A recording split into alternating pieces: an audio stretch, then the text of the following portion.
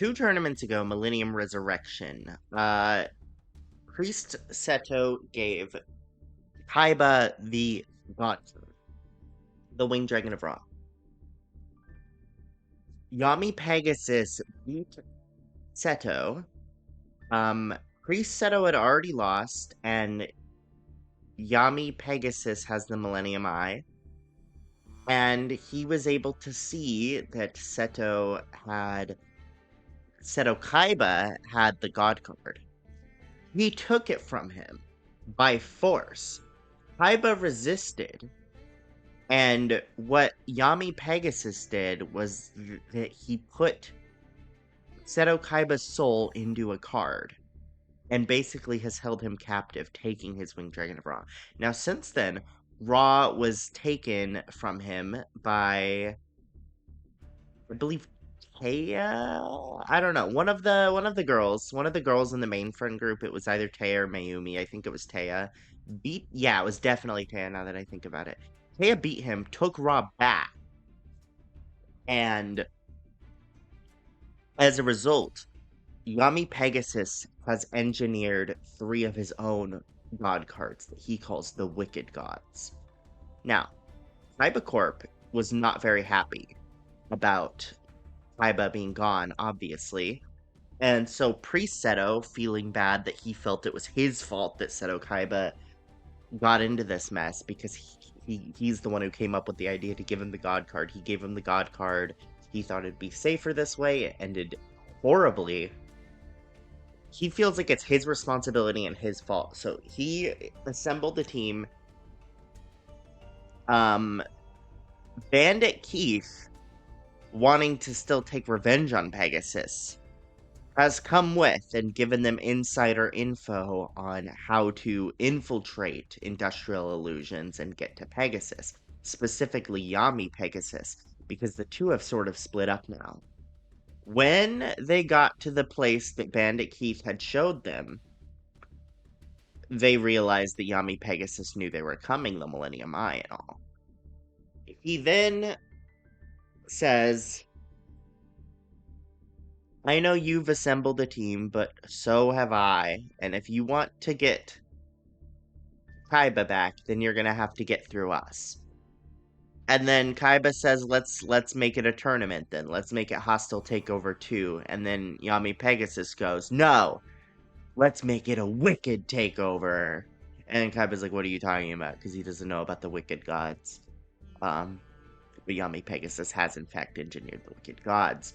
So, Yami Pegasus has his card professors and in general, his adopted children.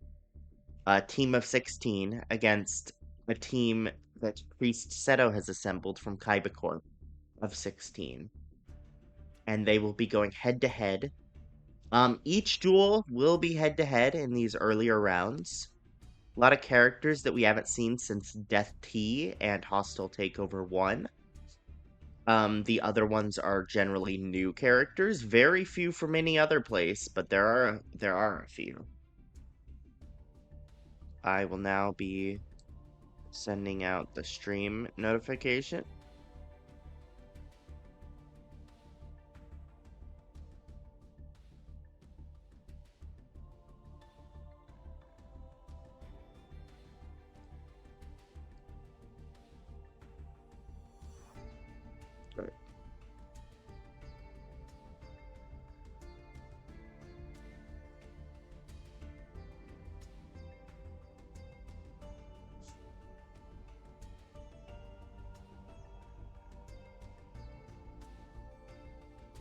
So, our first duel is going to be the number 1 seed is Hobson.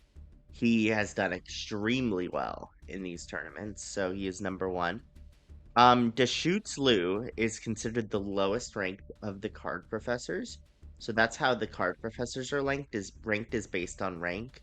Yami Pegasus being highest, because he's not a card professor, but he is an officially ranked duelist and he is their leader, with Gecko Tenma as number 2, because he is considered the perfect duelist, and Yakko Tenma as number 3, and so on. Pegasus's adopted children, Yakko and Gecko. Hobson versus Deschutes-Lou. Hold on. Gotta get the pictures.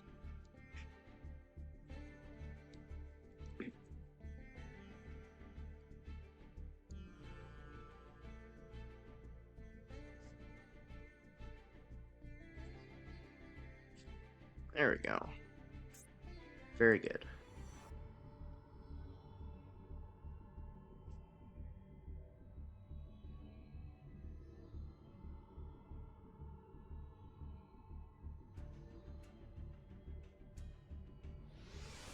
Now, Hobson is going to be tough to beat. If Deschutes wants a chance, he's going to have to work very hard. He has, I believe, yeah, he has a defensive deck focused on damage through things like Castlegate, Catapult Turtle, Mass Driver, and Cannon Soldier. We're having a floater battle. Classic.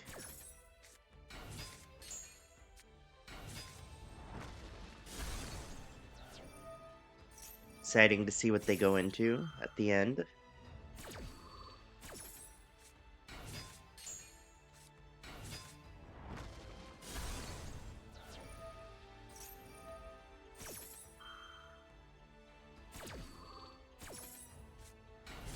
Blade Fly against Gear Golem. Ooh.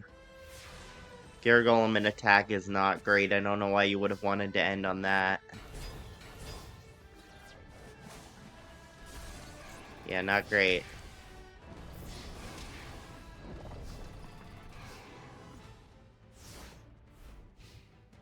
I mean, like I said, Hobson's tough to beat. Brain Control has a crash there. Continuous Destruction Punch is an interesting one.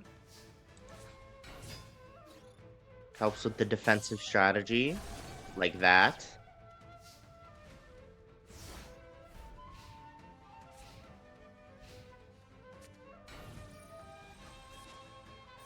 Tributes the Mother Grizzly. Interesting strategy. When Garuda can just do that.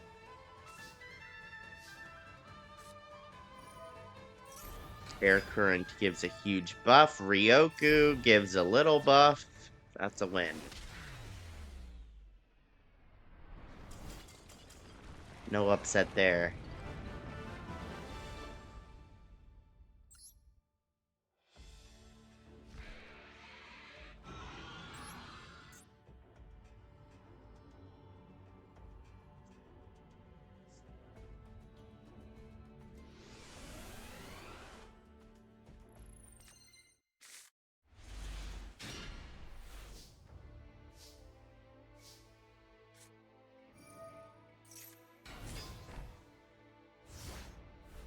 That's a big blade fly, all things considered.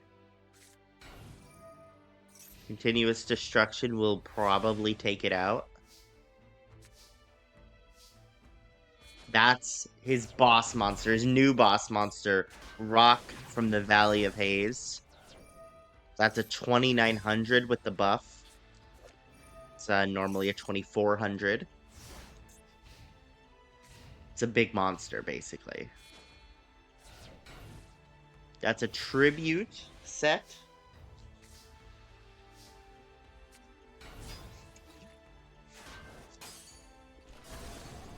Does end up outing the Sonic Duck.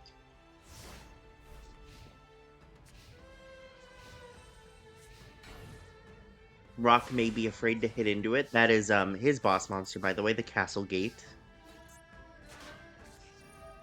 Gardna is increased to out Rock. Very good. Great synergy between cards there. Reliable Guardian getting the kill. Garuda counters this deck so well. It's funny how that worked out.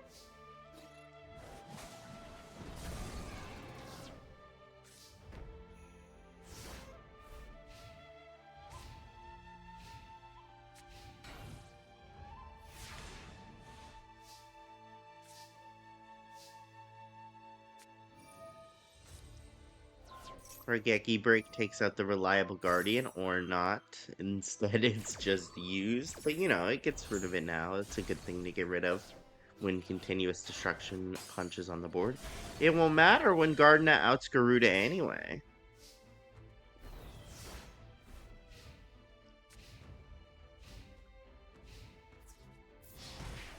Gardena attacks, which is pretty funny.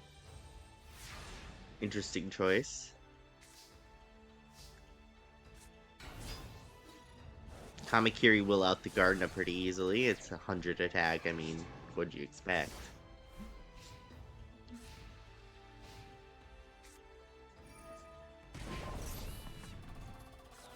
This is actually, these are the first two tournaments without players competing in both in a row.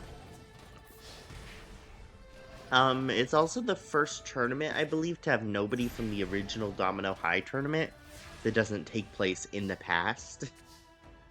You know, so other than Millennium Dawn, which literally takes place before that could even happen, really.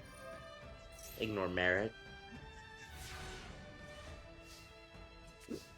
Darker with Nightmare for added burn. Speaking of added burn, there is a Ring of Destruction. Life points on both ends are similar but low.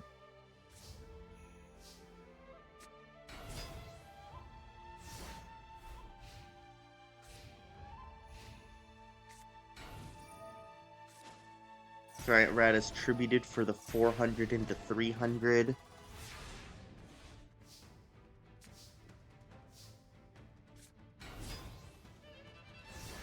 Bladefly puts Winged Sage Falcon above Castlegate. Oh! Why did you tribute the Castlegate?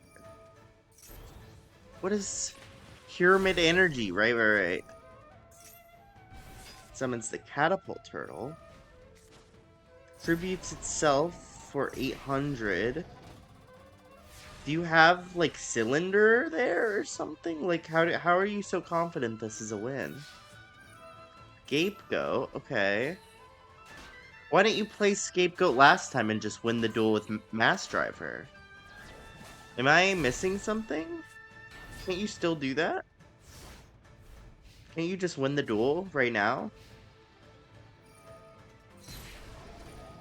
Yeah.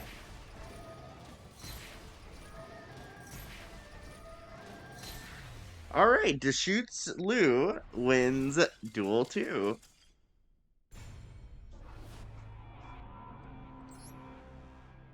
The fact that he beat Hobson in a duel at all shows that his deck definitely has potential. All the card professors should at the very least be pretty strong. You know, they're very, very strong duelists. Yami Pegasus has trained them.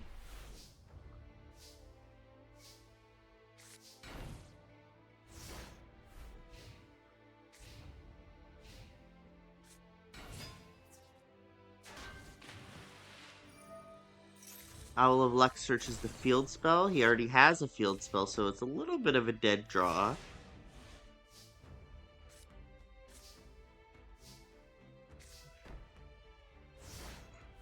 All things considered.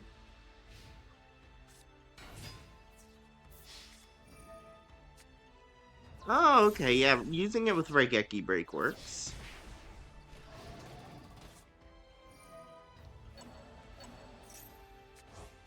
Dark Door is pretty good there to get Mother Grizzly back, and then Owl of Luck searches the same field spell.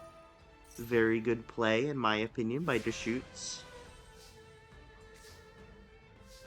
Oh, that's a really bad draw there. Flips Owl of Luck, I guess biting the bullet, not great. Looking good for Deschutes. Kaiba Court may struggle in this tournament if this is how the top seed versus the bottom seed is going.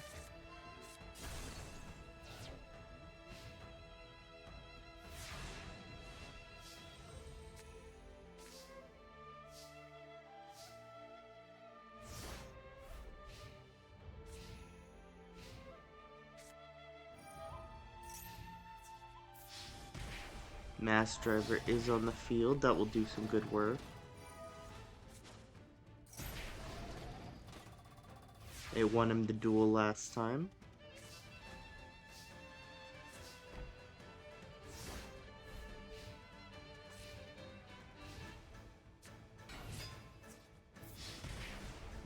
Yeah, that's a win. Wow. Huge upset. But I'm very happy with that.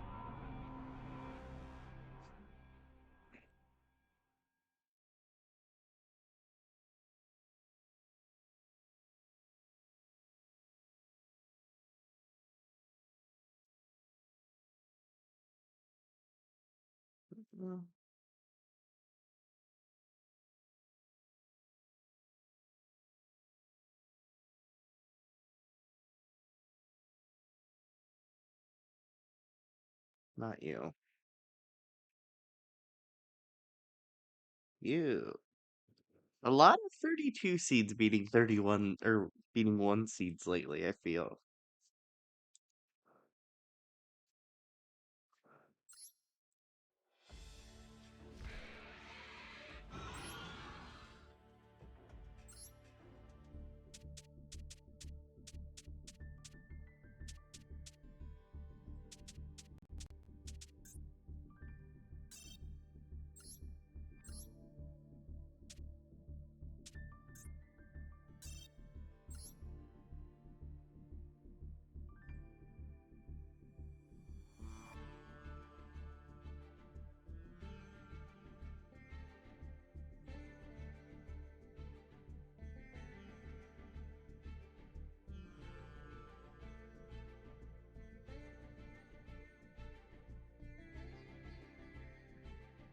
Next up is Ridley Sheldon against Yami Pegasus. Ridley Sheldon is one of Kaiba's. Oh god, what are they called? It's been so long since Death Beat. His game masters. The 4 game masters. So is Hobson. And Hobson lost, so.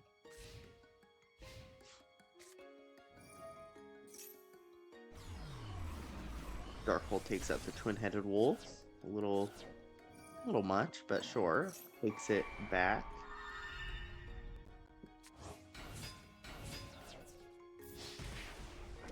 And goes in with Scientist. Interesting.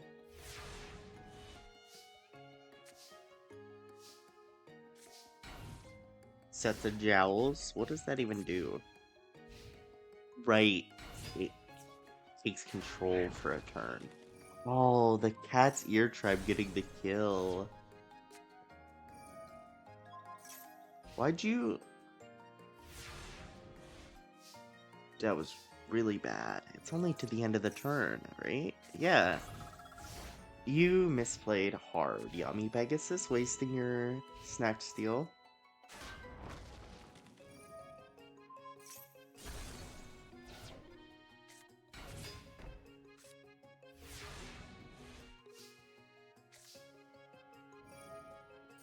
That's his boss monster, Zoa. He also has Visor Shock, which returns all set cards to the hand. That's not great. He does get his Zoa off with the Tribute Doll, which is what his big combo is, really.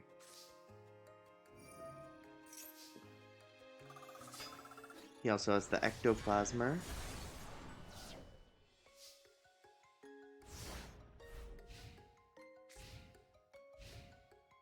That card changed hands so many times.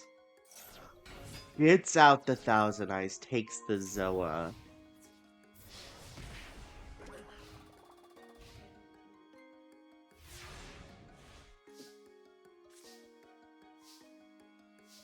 And now he's bricked.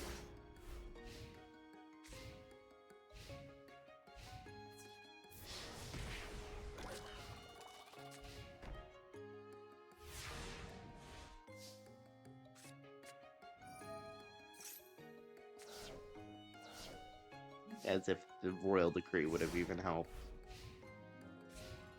This doesn't look close.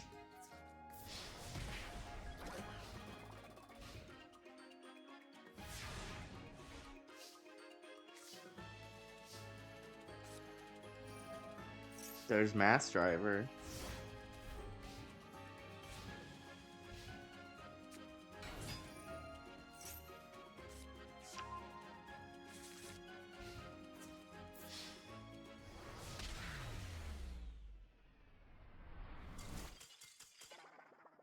Yeah, Yummy Pegasus wins that one easily after taking Zoa.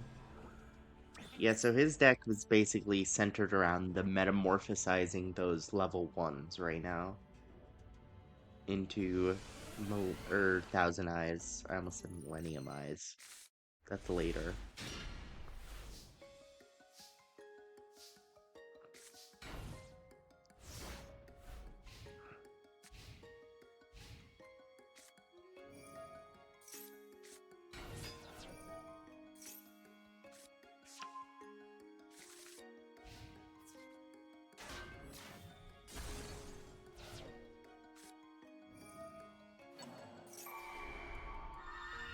Again, Monster Reborns. Some monster. Immediately. MST's the Bottomless. It's another pretty dead hand, all things considered.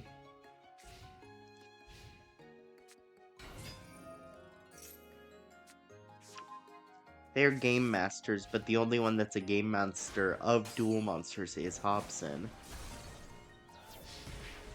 The others are all different games. Actually, is Hobson even dual monsters in like canon? Probably not. I don't remember.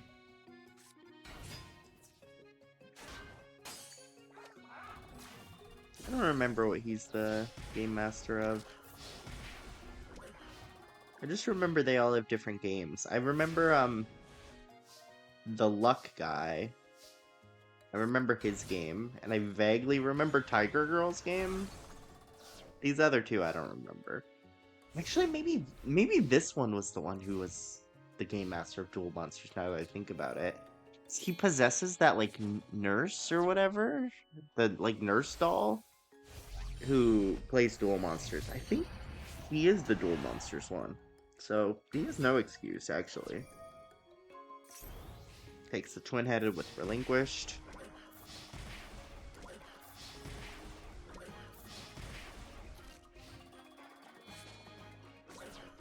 Tributes for the Wicked Eraser. This is his god card. Now, it's a weird time to tribute it, because if your opponent doesn't control any cards, then it's not really going to do anything. But that is his god card that he created to combat the Egyptian god cards. And naturally, Pegasus 2-0s.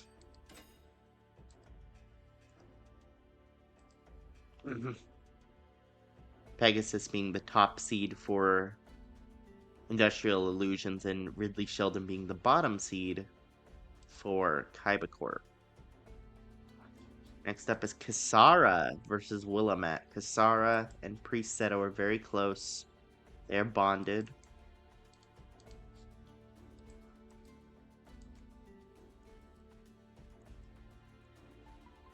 Willamette, one of the card professors.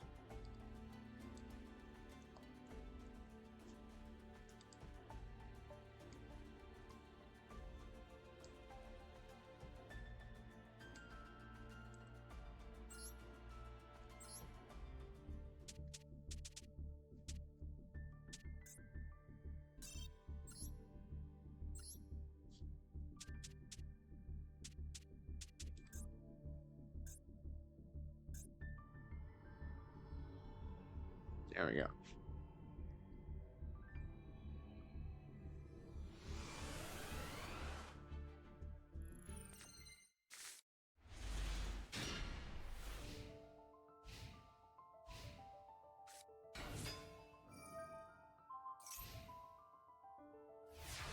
Starts with Axe Dragonute with Mist Body. Dragonutes are the central part of Willa's deck, whereas Kisara's is about getting Blue Eyes Shining Dragon out.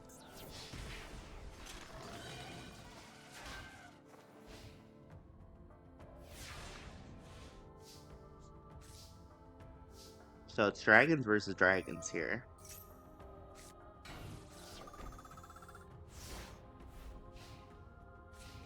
A big thing would be to be able to get the Blue Eyes ultimate out and then defusion it to get 3 Blue Eyes on the field.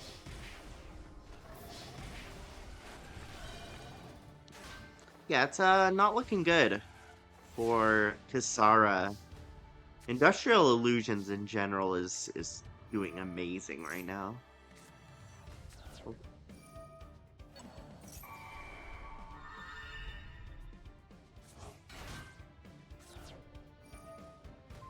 Goddess into Blue Eyes. She gets another Blue Eyes and another Goddess. She could get the Shining off.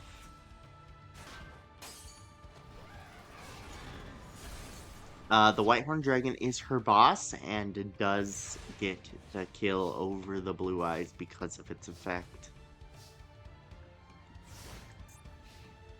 Yeah, Whitehorn Dragon is just straight up stronger than Blue Eyes right now. Easily wins it.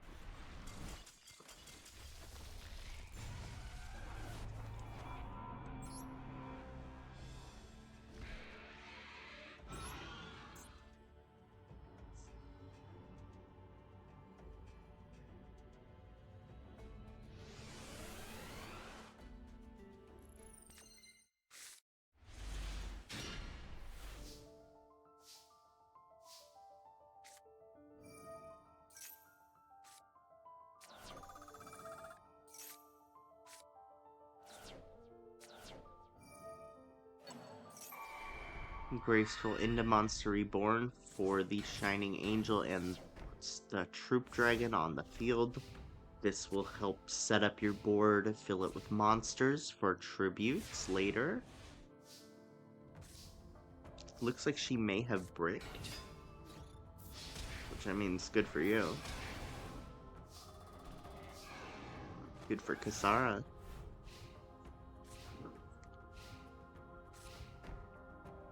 Wow, major brick.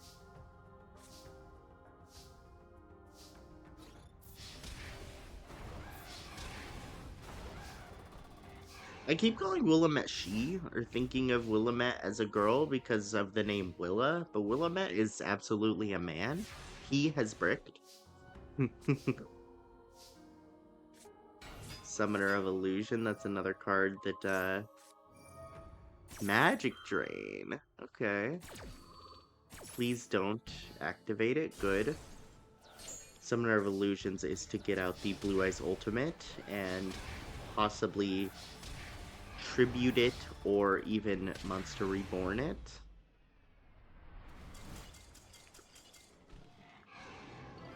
That's an easy win for Kisara. It goes both ways.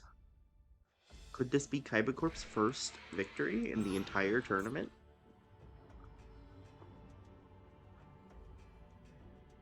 If not, then it guarantees Industrial Illusions goes to round 3 in this part of the bracket.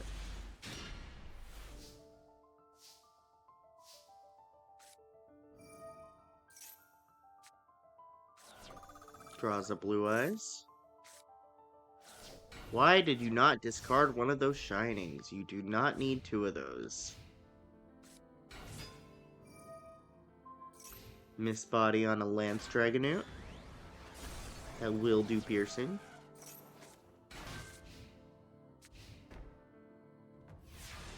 Feel like she's gonna ride Geki.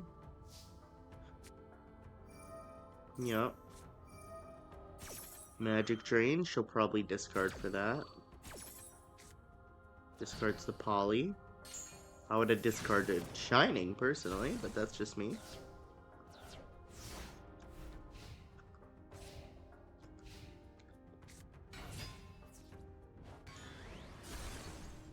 This is Pitch Dark Dragon, which unions with Darkblade. This is when unions get introduced, so you expect to see some. One-headed behemoth takes out Pitch Dark.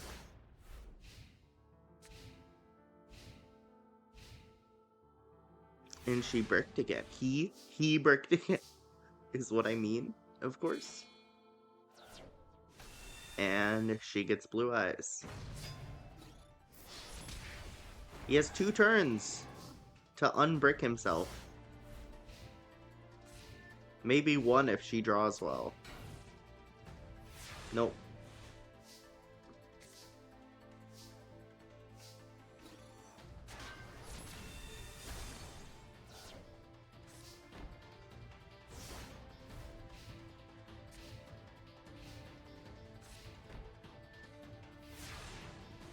That's not promising.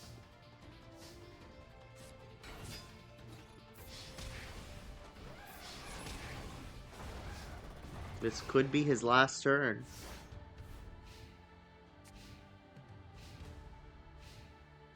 And it is. She draws blue eyes? Monster reborn on blue eyes? Huh? Oh, you don't have blue eyes in the grave. Okay.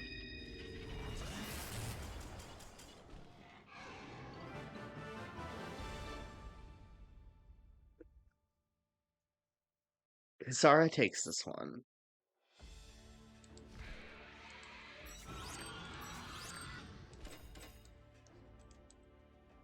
Oh, this is only the 3rd one. I forgot there was another duel. There's Ryuichi Fua. Another one of the Game Masters. They're coming up real often early on. Ryuichi Fua against Kirk Dixon. Ryuichi Fua is the luck one. His deck is all about getting lucky. Kirk Dixon plays Machinas.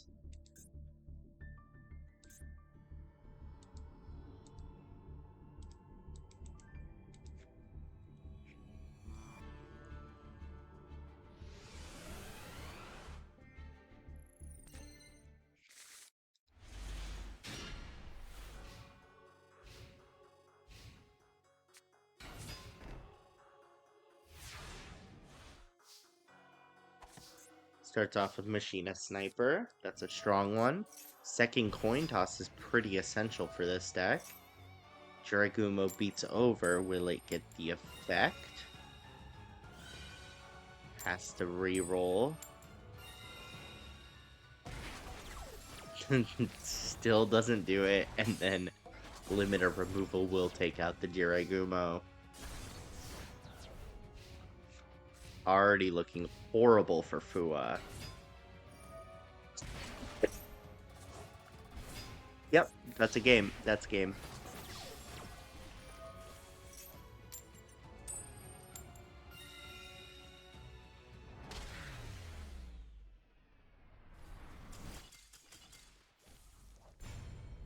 And even gets luckier with the coin toss. Wow. That's a quick one. Huge power disparity here.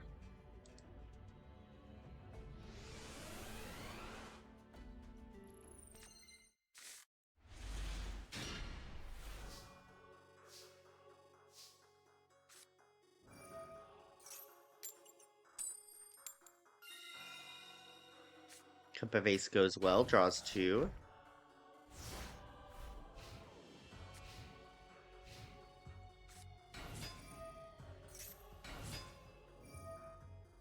Seven completed on the Sniper and rare gold armor. I mean, you didn't really need that already. That already did that. Oh, Ryul gets so lucky with that effect. That's huge. That saved your life points majorly. The luck is going in Fua's favor this time.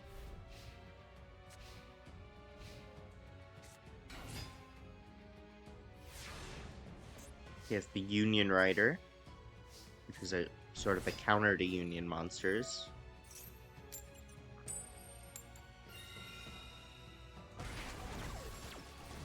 It's unlucky with the Jiraigumo.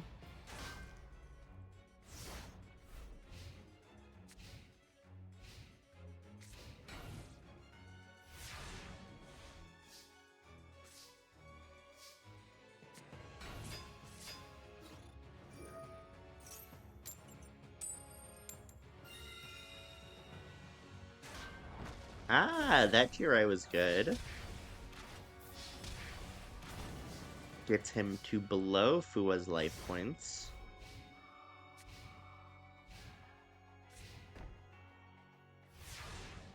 It better be Mirror Force, otherwise you lose.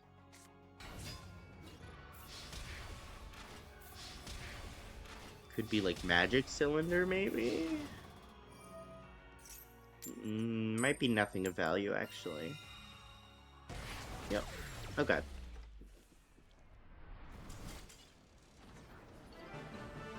Fua got lucky that time. Took a game on Dixon. Very impressive.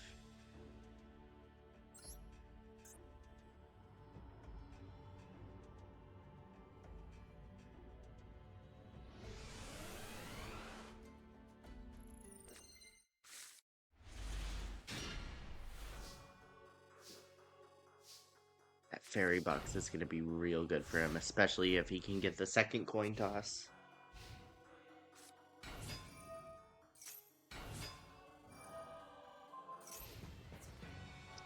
He loves rare gold on the snipers. Like, you know that card already has that effect, right? You don't need rare gold for that.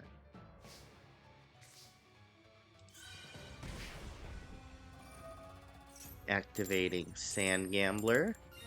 Does not get it, unsurprisingly. Now he's gonna try for Time Wizard. Does not get it.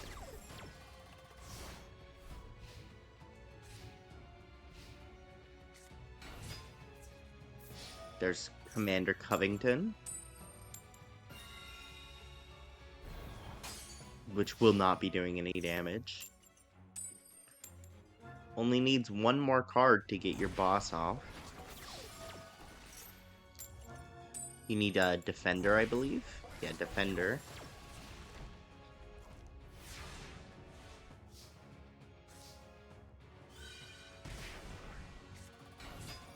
Sand Gambler in attack to go for the kill and the fairy box.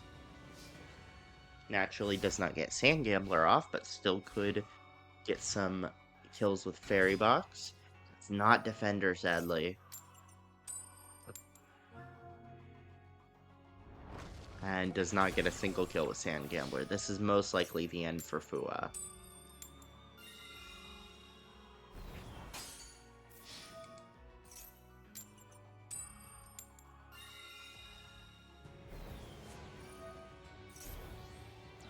Limiter removal to go for the kill. Yep, it's good. Yeah, limiter removal made it so he won that turn, but it made it a lot more risky. He decided to gamble, playing Fua's game, which means Dixon moves on. Next up is the Dual Computer versus Mendocino.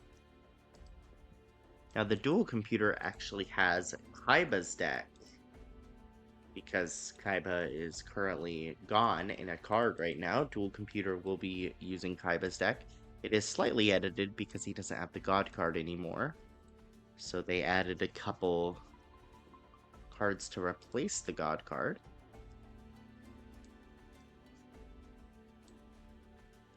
But other than that, it is his deck. I believe they were cards that were in his last iteration of the deck. So they knew they were cards he used anyway.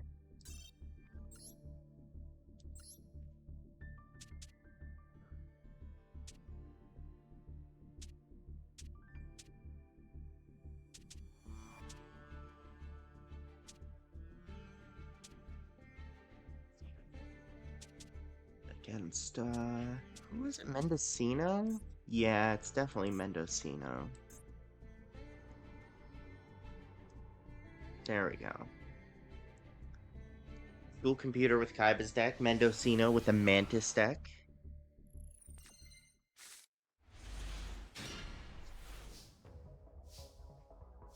And, I mean, dual computer starts off with a great hand.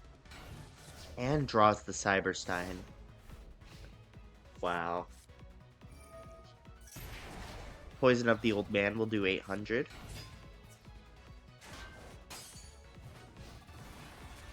If he runs burn cards, that's going to make it real hard to get off that Cyberstein. MST takes out physical double. He's going for the Cyberstein anyway, naturally. I would expect nothing else.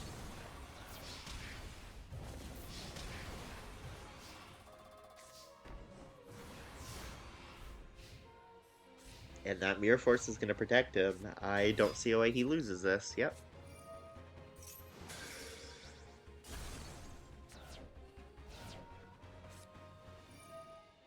Train energy won't do anything.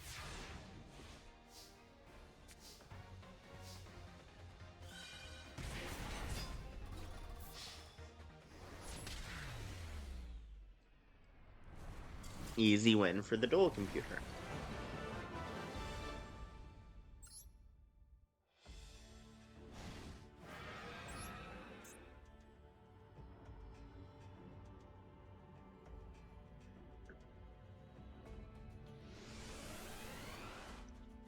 Kaiba programmed the dual computer so it knows how to play his deck. He simulates and trains with it all the time.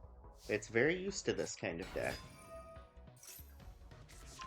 It was the one who originally demoed Paladin of White Dragon before Kaiba decided it was good enough to use in his main deck. The dual computer helped him make that decision.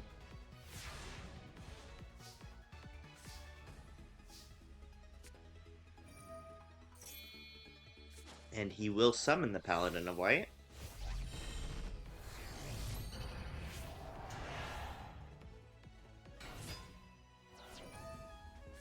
Use this effect to bring out Blue Eyes.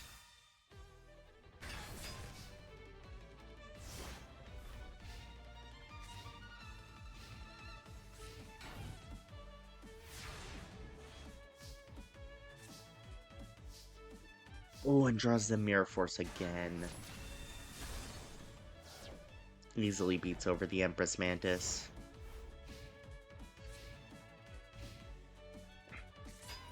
Parasite will go off, funnily enough. Very rare that that card ends up going off.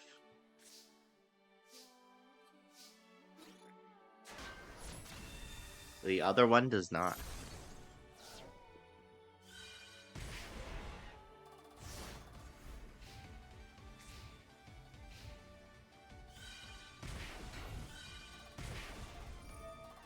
Share the Pain will tribute Drillbug and Blue Eyes. That's very bad for Kaiba.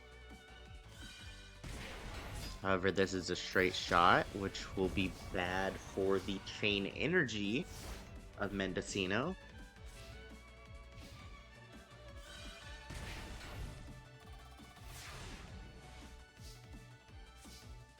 I don't know if you run Man-Eater Bug, but that better be a Man-Eater Bug. It's... Whoa! Guard Mantis. This thing has a lot of defense.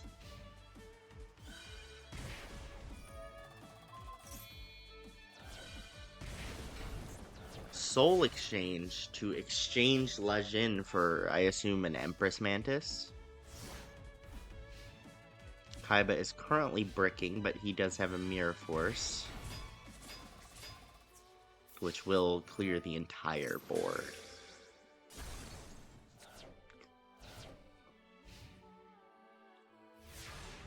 Kaiba has advantage, but it's a top deck war, and the Sonic Bird will definitely be good enough. Mendo does not have many life points left.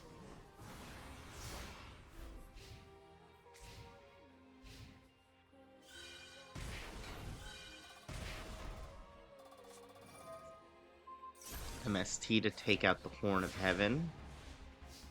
Wouldn't have done much to save you either way. That chain energy is good for Kaiba here. That is another Guard Mantis, which will do 1,000. But Mendo only has one more card play. And that's the only card it could have been that could actually help him win the duel. That Heavy Storm will take it out. Yep. That does mean he has more time and more card plays. If he gets another Wave Motion, that'd be huge. Any other kind of burn, it would be huge. Why did you put Guard Mantis in attack? Wait. Huh? Because of the battle position change or so? Like, that was a bad play. Very bad play. Dual Computer wins that one. 2-0.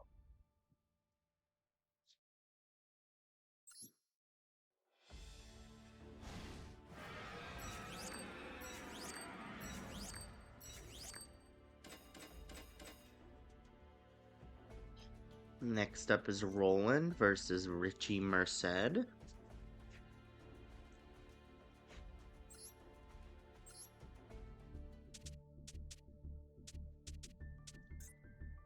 Roland has kept some aspects of his deck the same and changed some. It's very different than before, but with the same, it still has that core. It wasn't very successful last time, so he knew he had to change it drastically.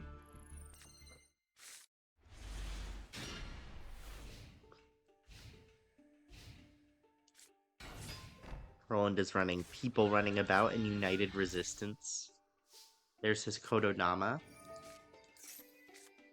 Grenades into the X-Head Cannon. Richie Merced has a XYZ Union deck. XYZ Cannon.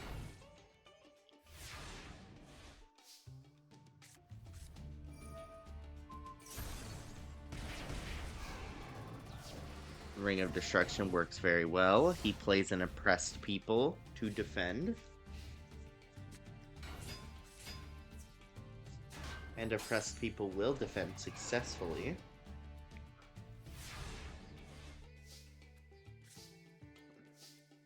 Draws another Oppressed People, but plays the Kododama to destroy. I mean, clearly Roland's deck is a lot better now. Giant Orc will take out the Oppressed People. However, Giant Orc is now very vulnerable. The United Resistance will take it out just fine. Kododama is then put in defense mode.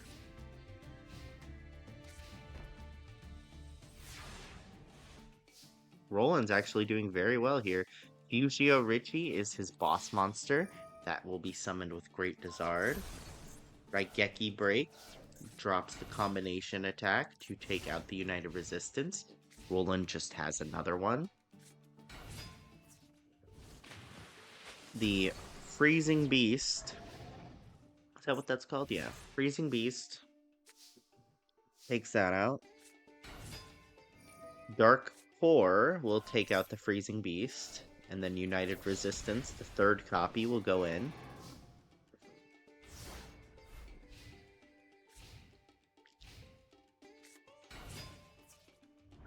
Zombie Tiger takes that out. There goes his dreams of getting the combo off with those 3 cards. Well, Reborn. Reborn takes the Giant Orc because that beats over the Zombie Tiger. Very smart.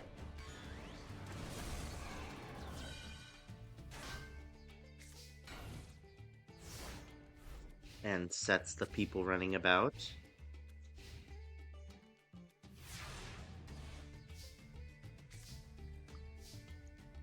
Dark Blade is good.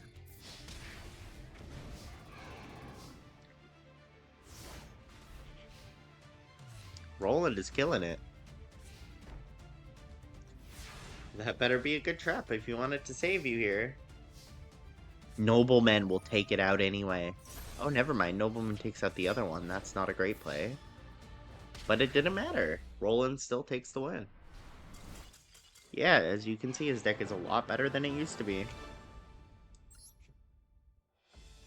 Even being able to take out Richie Merced, who is seed 20, which means he's one of the higher ranked card professors. He is the number 2 ranked? No, number 1 ranked. He's the number 1 ranked card professor. Because Yakko and Gecko don't count as card professors. So Richie is number 1. Noblemen will take out 3 copies of Formation Union. Not great. Not great to get rid of those.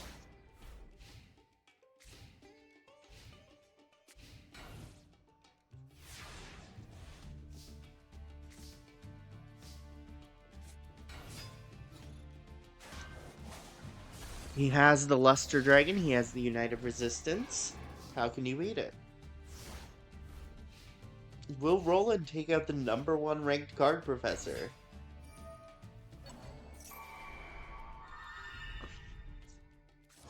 He has 2 of them. He gets out one of the bosses, XZ Tank Cannon.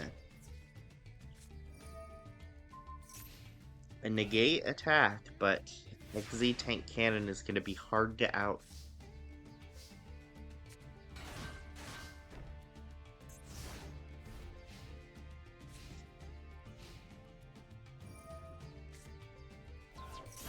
And goes for the other destroy. Takes out the Luster Dragon. The Great Dizard is in hand.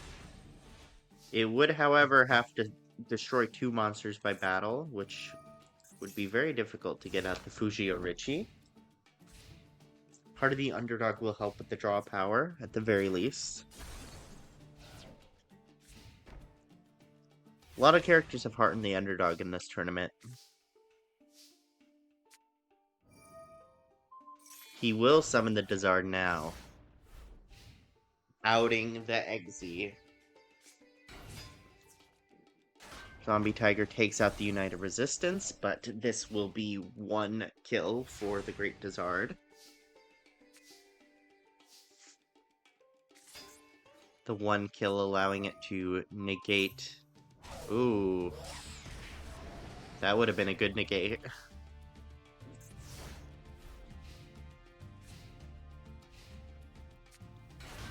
There's 2.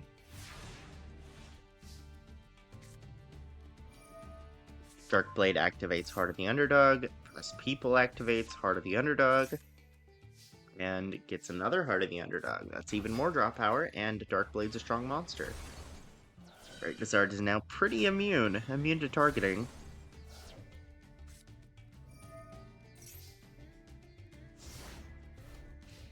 If it gets off the other effect, it can special summon Fujio Richie, the boss monster. But it looks like there's not another monster to destroy right now. Oppressed People is even going in.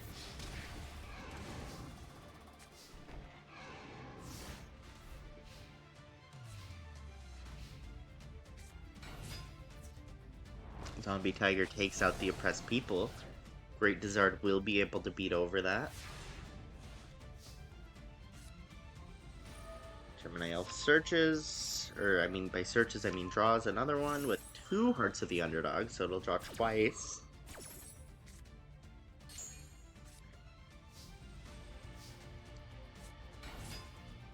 Uses the Dark Core, just goes for the win, doesn't care about Fujio Richie. The Great Dizard's effect is already so good. Yeah, wow. That's a 2-over roll, and good for him.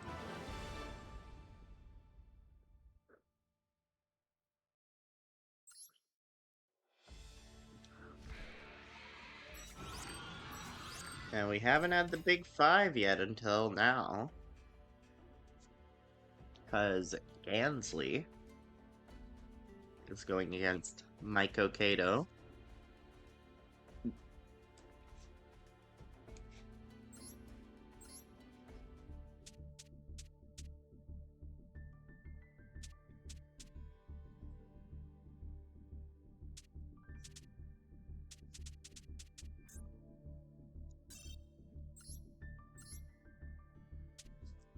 Gansley's water deck against Maiko's, it's like a forest baboon deck.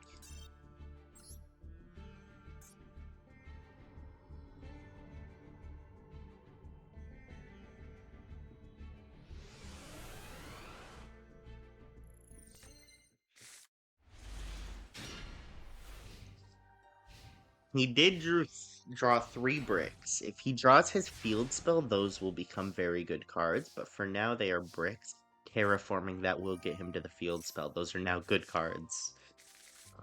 His boss monsters, Deep Sea Warrior and Legendary Fisherman. Giant Rat will in fact search. Searches Giant Rat.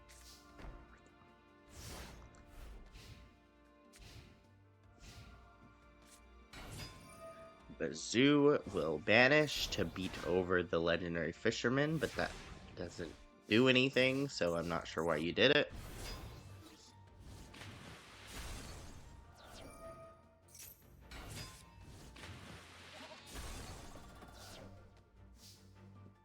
Like,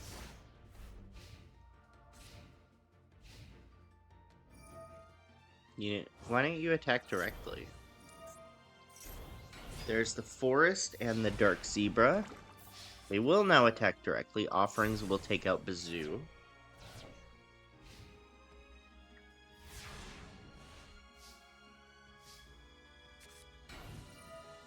Messenger of Peace will prevent the Dark Zebra from attacking.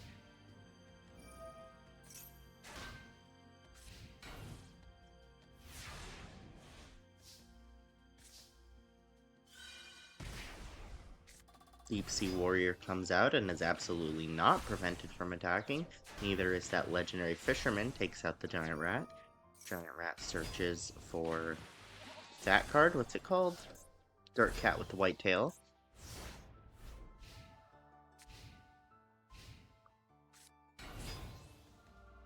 Dark Zebra will hold off the field until it's forced into defense mode.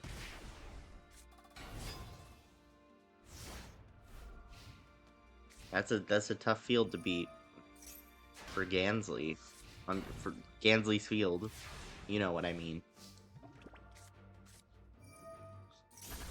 What? Needle Sealing. That was crazy. He Needle Sealinged him. It destroyed his whole board. Including 3 of the boss monsters that can attack through the Messenger of Peace. Plays Yowie. Yowie prevents the opponent from drawing next turn. Pretty nice. The cat brings everything back to the hand so that they can attack for damage.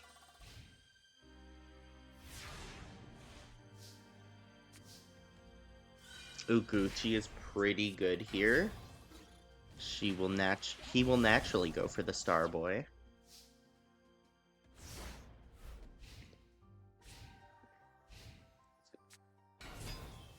Great Angus is weakened. Oh, never mind.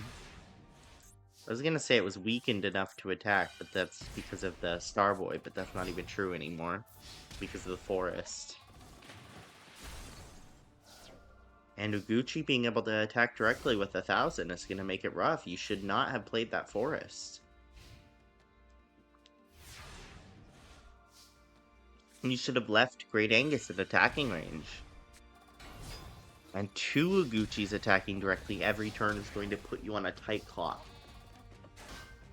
Starboy goes in defense, since it can't really attack right now. That trap better be Needle Sealing. Premature will grab the Legendary Fisherman for game, unless that trap is something real good. Offerings will take out the Great Angus. That was a big, big mistake. Oh, never mind. It doesn't matter. You can attack through the baboon. Doesn't matter. That's a win for Gansley.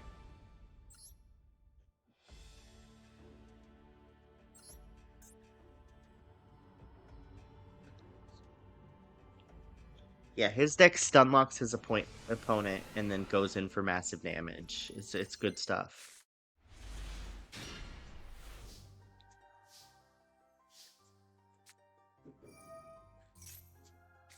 Terraforming will grab a legendary ocean. An important part of the strategy, really. Dark Zebra will beat over the Grizzly. Grizzly searches Grizzly.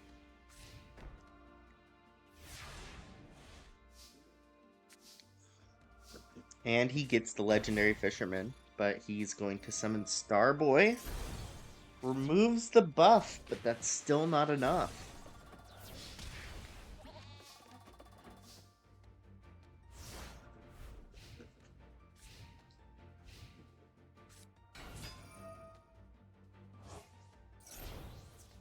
Bazoo gets one banish to beat over the Starboy.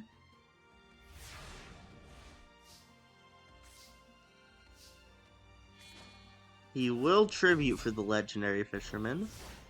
Bazoo doesn't have any banished targets anymore, so cannot beat over that.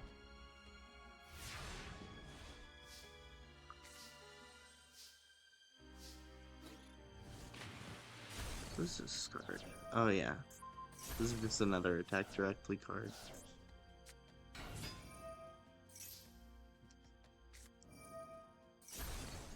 Infinite Dismissal takes out the Yowie. But Yowie will prevent you from drawing. Infinite Dismissal is a pretty good counter. That Royal Decree will negate that though. Later. It will negate that later.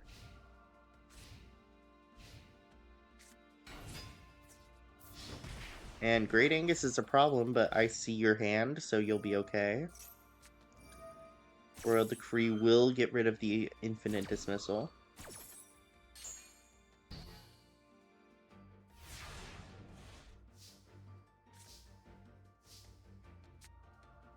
Terraforming searches the field spell, which will be good for when you draw a monster.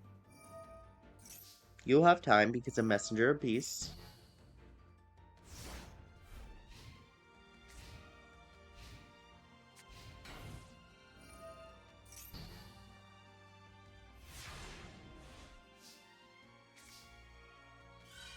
And Uguchi is a great play here with that Royal Decree out. I don't know why you played it in defense mode, though. That could have done good damage. Well, I guess that's why.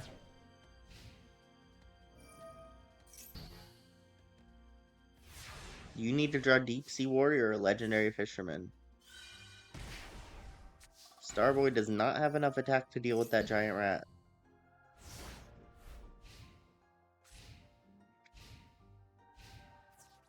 He will defend your field and protect your life points, but you need Deep Sea or Legendary Fisherman.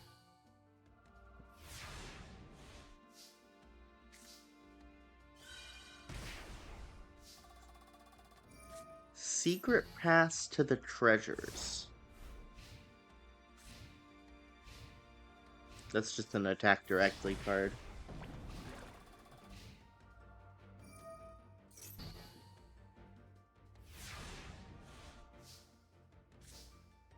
There's the Deep Sea Warrior, finally. Just in time. And getting rid of those giant rats will be huge. Because they are very dangerous under Messenger of Peace. It is tributed for Baboon, actually.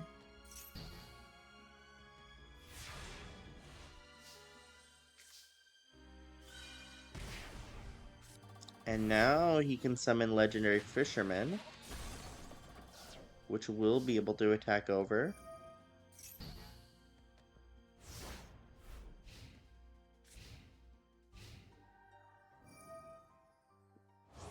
Baboon banishes 3 for the, added defense.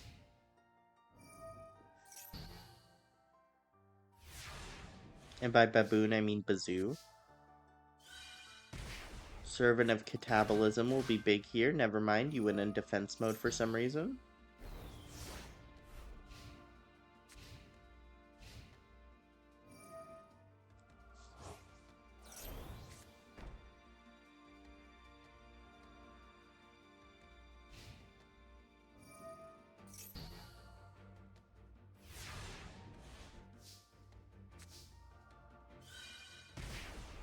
Draws a second decree just in case.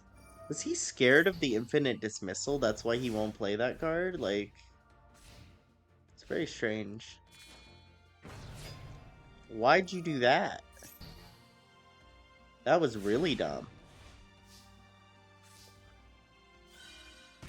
Maiko making some bad plays in her old age. Maybe she's senile.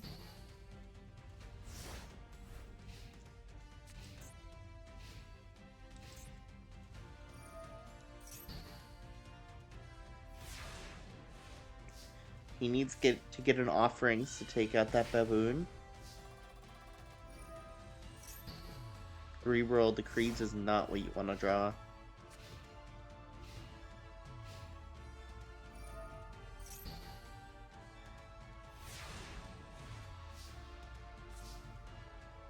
The Messenger of Peace life points could actually become relevant if it takes long enough. Does not play the Aperia for some reason.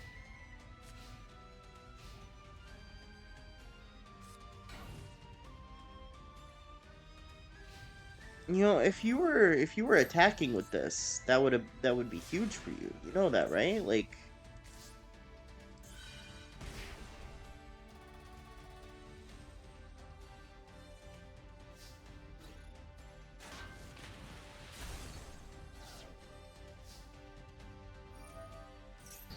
he has the infinite dismissal negated, but he's still scared. Gansley playing too defensively when he does not need to be.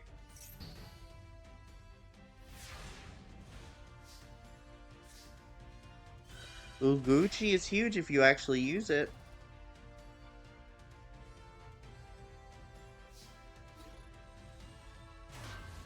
For some reason, he thinks it's a good idea not to. He really doesn't want the draw one card effect.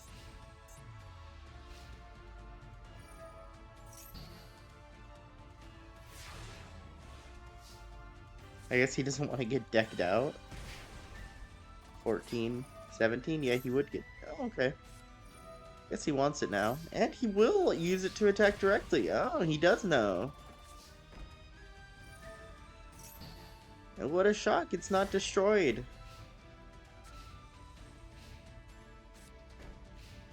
Only you did that with one of the ones that can attack her directly every turn. You might get decked out at this rate.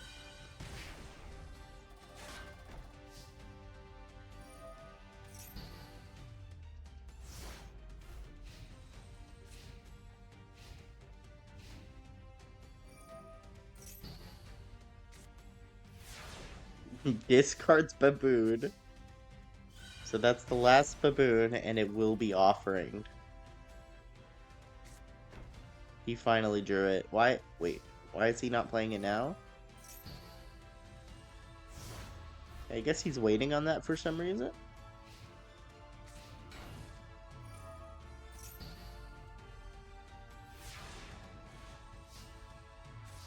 Yeah, you can play that, right?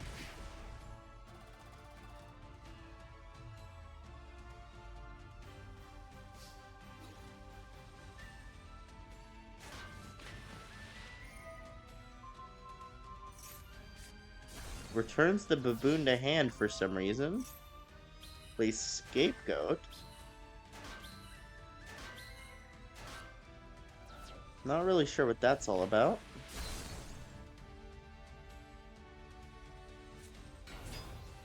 Some interesting plays here. Starboy will help with the attack points at the very least. Discards repeat copies of cards he has on the board. The Floodgates.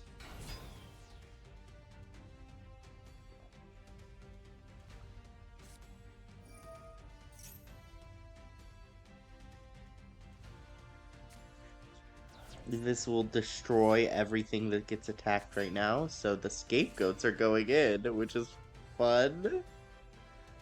Not really sure why you would do that. Wait, why are you then attacking? Your scapegoat already attacked it. Whatever, it got him to waste offering.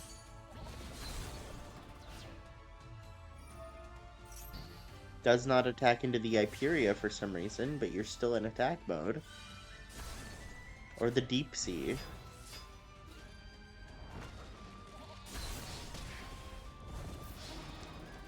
Yeah, Gansley wins 2-0.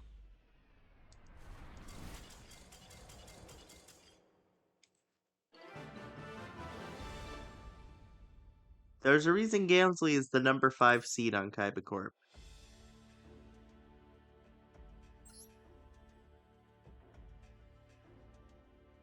Next up, we have another one of the big 5. It's Nesbit.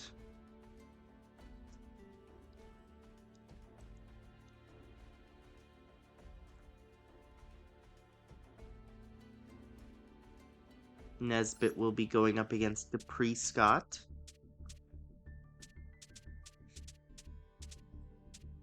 Nesbit has Machine King deck.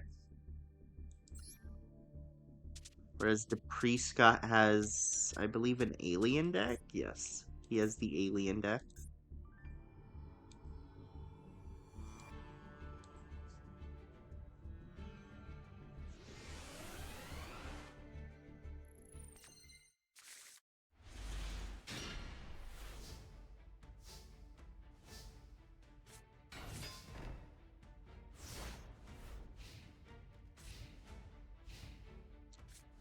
The Scott is the number 2 rated card professor. He does not have the black dual disc like Richie, but he is still number 2. And yeah, his monsters get the A counters, they do the thing. Bottomless will take that out.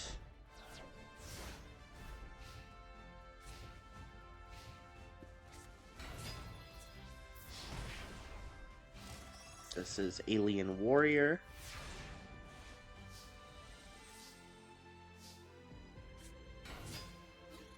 Helping Robo will use Limiter Removal to beat over. Helping Robo's effect activates.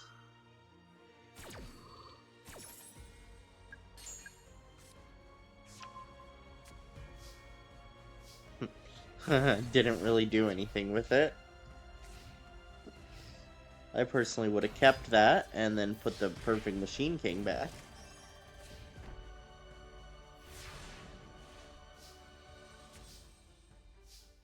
Seven completed would have looked really good on that Robotic Knight.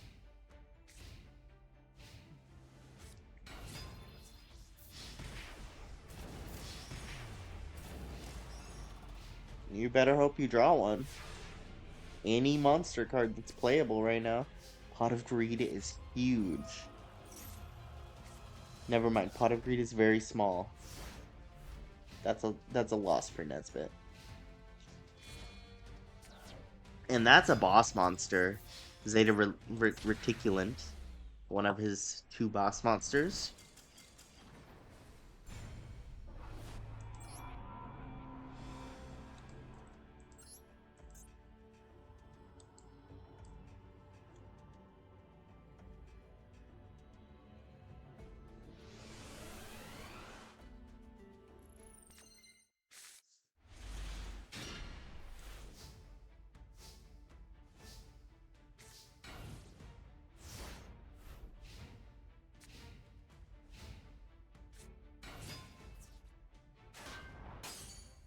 Alien Warrior will not beat over Robotic Knight.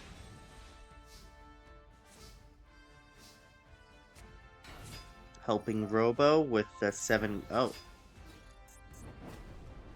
Okay, I don't know why not use that on the Helping Robo, but sure. I guess it's because you like Robotic Knight more, because it's your, like, tech master. Sure.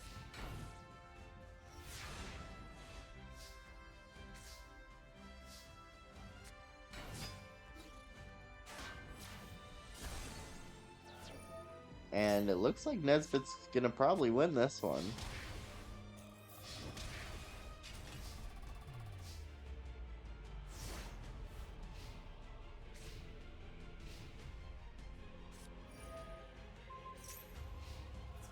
Takes control of the Robotic Knight with the Brainwashing Beam.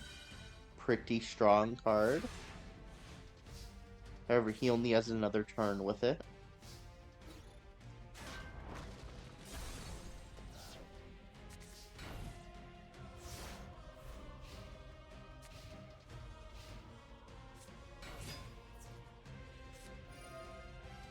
Negate attack will make sure it doesn't do anything on that last turn.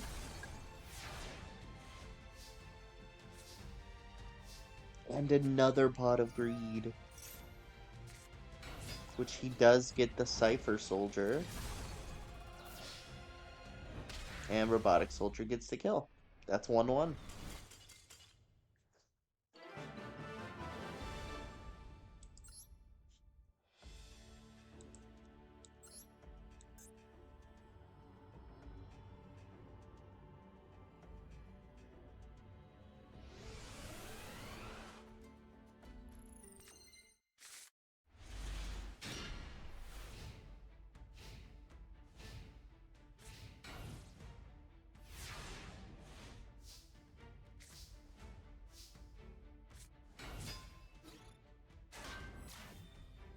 Helping Robo gets the kill, and effect goes off.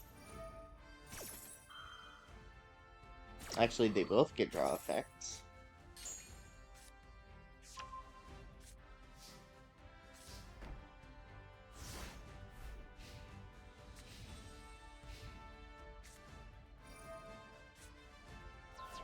That will banish the Helping Robo with the Dark Core.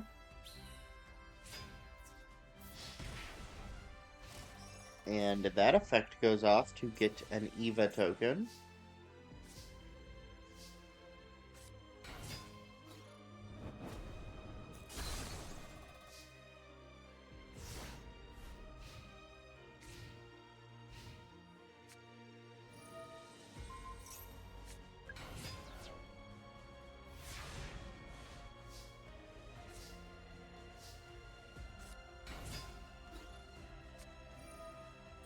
He could have tributed for Machine King, instead he goes for the limiter removal for massive damage.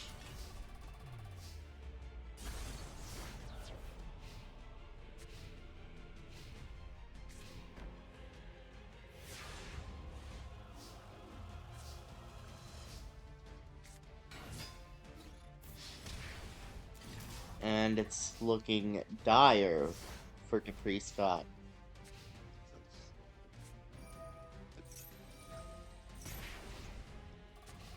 Yeah, that's not going to do anything.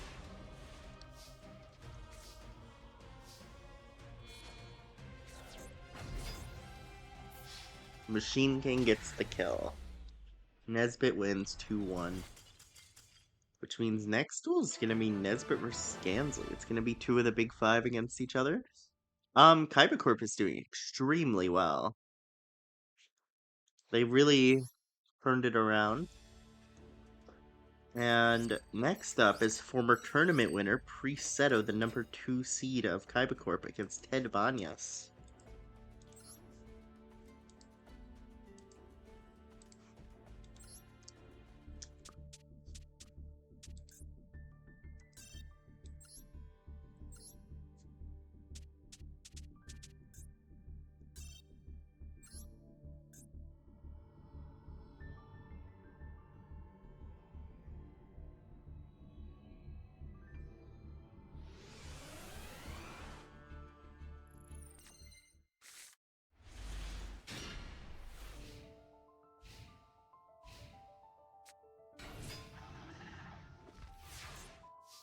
Rhino Taurus.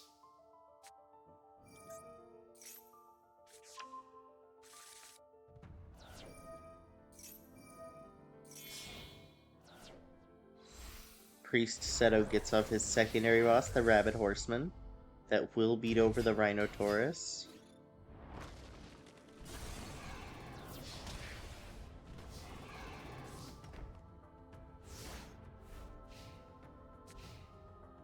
And now he has a fusion gate out that only benefits him because his opponent does not have fusions.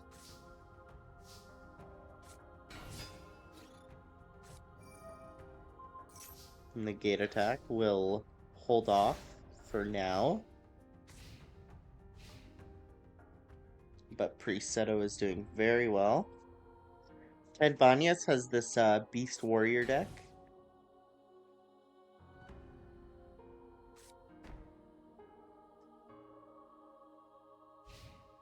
We may or may not see his boss monster.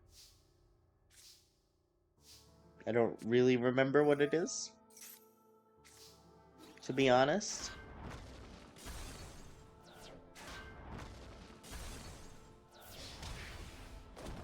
But it's really just like Beast Warrior beatdown. I think he's the second lowest rated. Yeah, he's the second lowest rated Card Professor. Which is why he's, again, such a high seed like Priest Seto.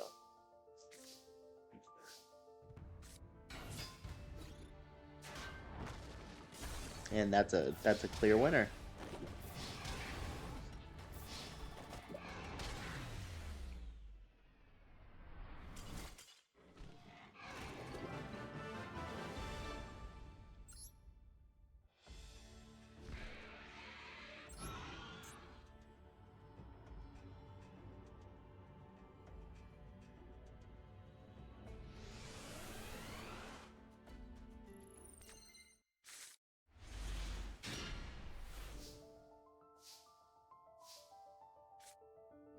Priest Seto starts with bottom grade as if he wasn't strong enough.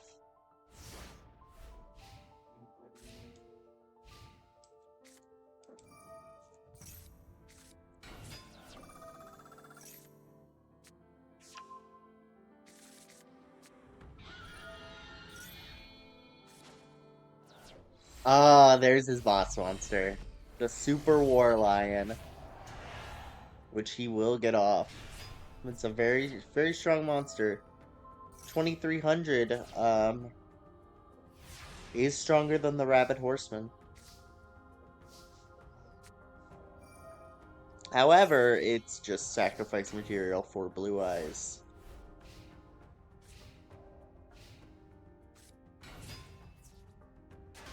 Why would you attack into that? You know it's a Blue Eyes.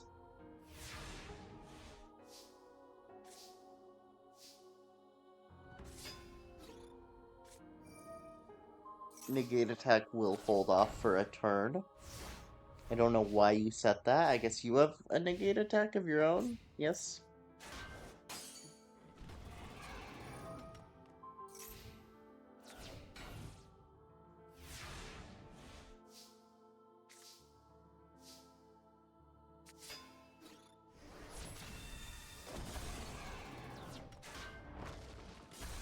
The Horseman does beat over the Tiger Axe, I'll give you that.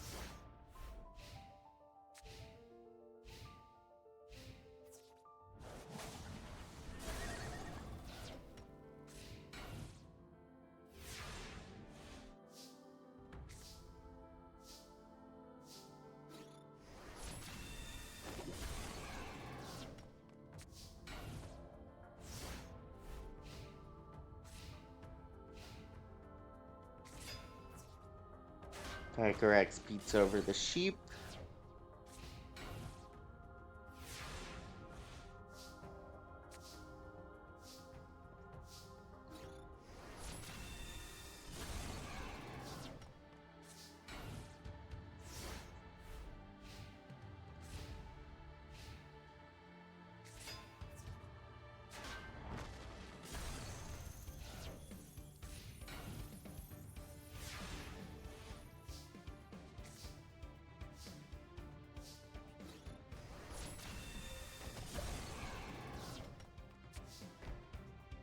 Yeah, not much Ted can do against this.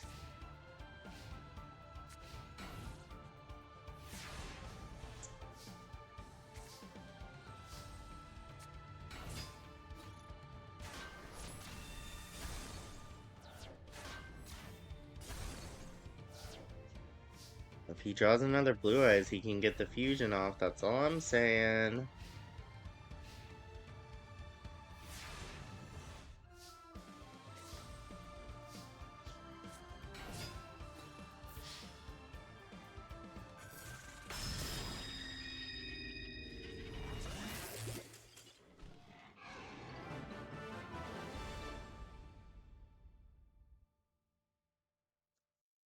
Yeah, pretty sweet.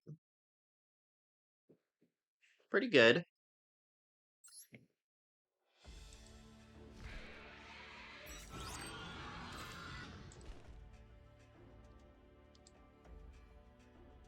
Priest Setter does get the win.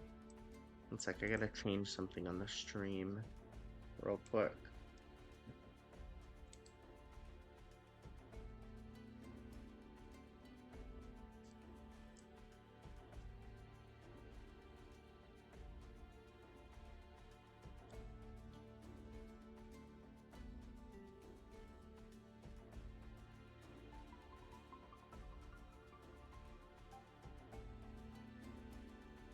There we go.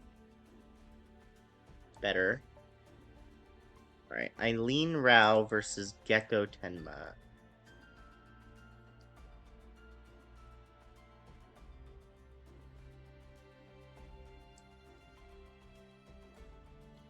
Good luck, Eileen.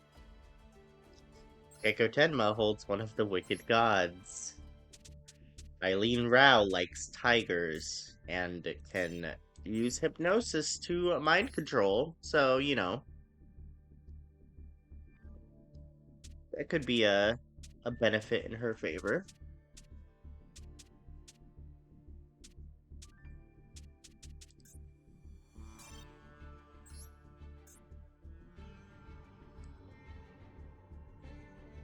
Gecko Tenma has sort of an elf deck. He also has the wicked Dreadroot, one of the 3 wicked gods that Yami Pegasus made for himself and his sons, his adopted children, Yakko and Gecko.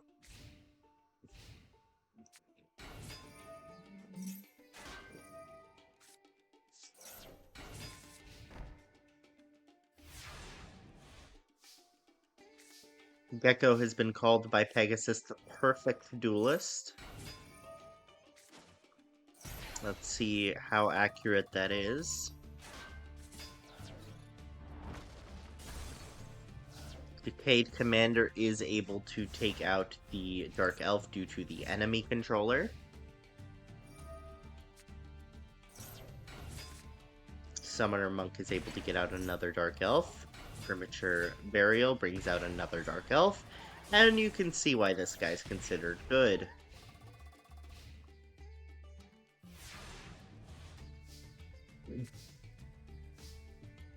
Suddenly he has a whole field with a lot of attack on it.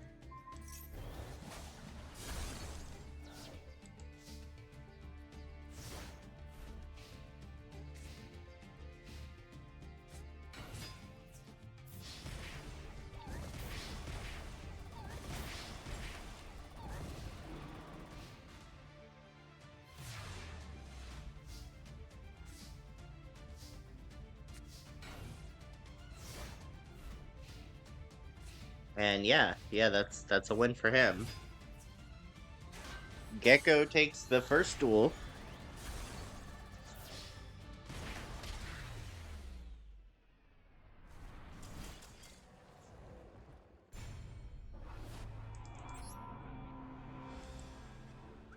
And he will be one of the big threats to win the whole thing, being the number 2 seed for Industrial Illusions.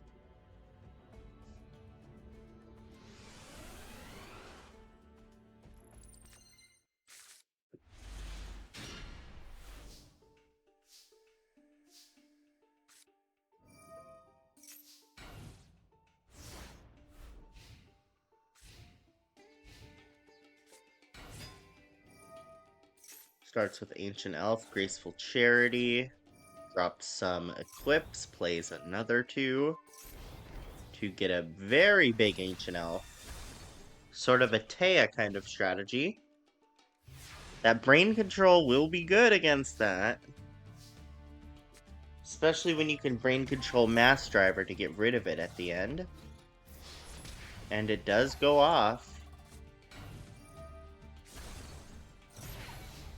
That's one of her big combos, is brain control Mass Driver into big attack.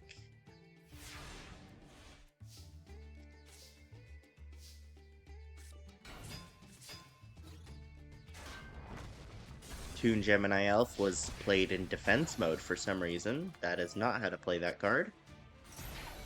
Master Driver will do 400 with that Tiger Axe.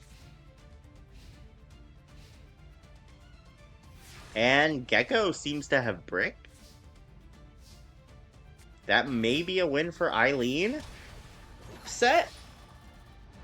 Upset win for Eileen Rao. Which brings them to a game 3.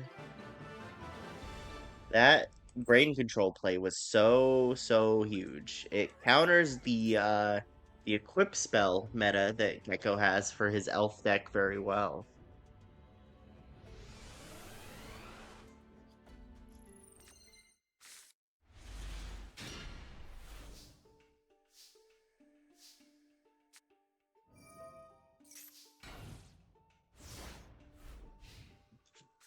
Sets an Amazoness Tiger. Dark Elf will beat over that. Mind Control can out the Dark Elf because of the Mass Driver. She will not be using it for some reason. Why? Okay, with Metamorph, huh? I guess he's playing a Mystical Elf with Metamorph now. Interesting. That needs to be outed immediately. Which this will do, and I assume share the pain the Dark Elf? Yes.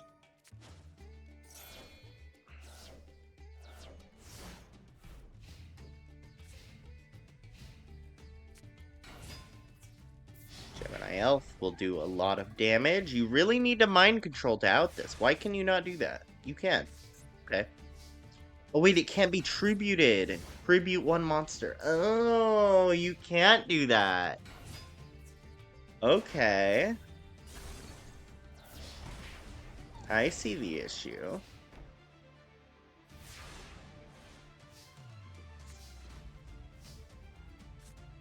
Now this will work.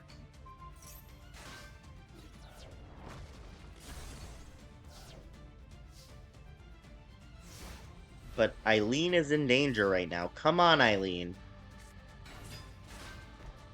That Toon Gemini Elf is going to be really bad for Eileen.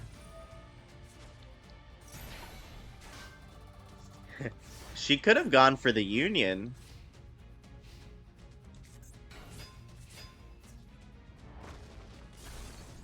Would have had a 1500. Not a great Union. Yeah, Gecko Tenma and the Elves win. But Eileen got a win off against Gecko Tenma. Very impressive. Next is Lecter of the Big Five against Tillamook.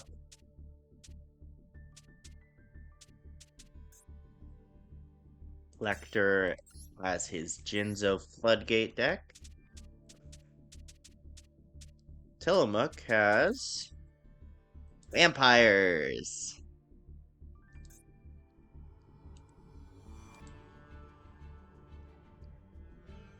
Our first look at Vampires, since they were very recently released.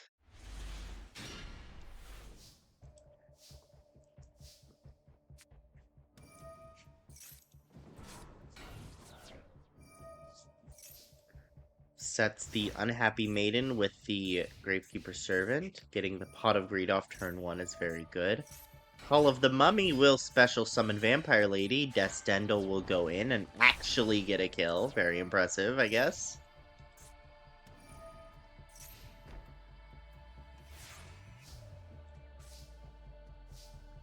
They both are playing Gravekeeper Servant and have it on the field right now as we speak. Getting rid of that Gravity Bind is pretty good. They both had their 2000 defense monsters in attack and beat monsters with them. A lot of similarities going on here. Grave Robber used for the Pot of Greed is huge.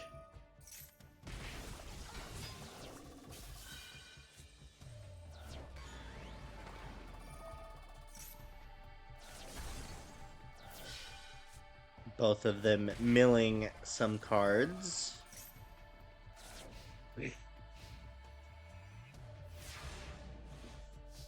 All Lecter needs to do is get that Jinzo out somehow. Reasoning will be very helpful, but... Oh! Spell Canceller into Jinzo! Wow, that actually worked out. That worked out really well.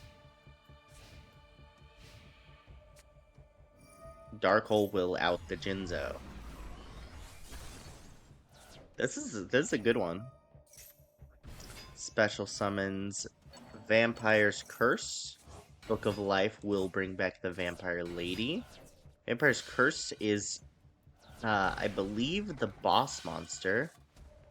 That is her boss monster.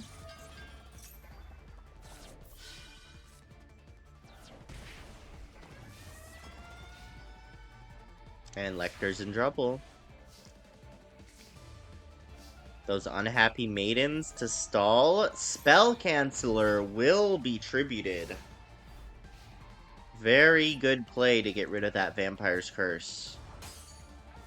Pyramid Turtle searches something better. Searches the boss monster, Vampire's Curse. Vampire Lady goes in for the kill. Very impressive showing from Tillamook.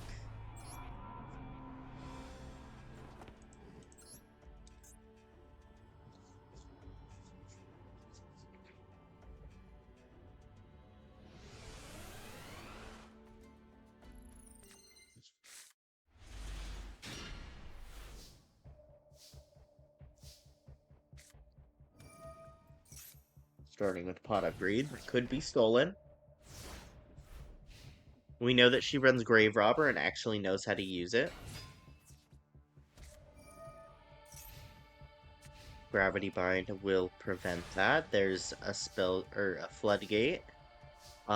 This is here basically just to stall for Jinzo. I don't know why you also played Swords. That felt like a little bit of overkill, but sure.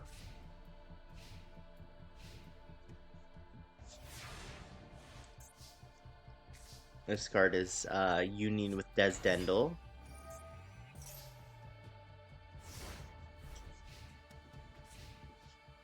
Doom Caliber will prevent one effect. And it has been Dark Chord. Call of the Haunted Dark Chord combos to get the Vampire's Curse off the boss monster. That doesn't mean much when Gravity Bind's on the field. And Swords. The boss monster gets tributed for the Spell Canceller. The Swords was negated. And another Doom Caliber. You really need that Jinzo, though. Can't really do much till you get the Jinzo.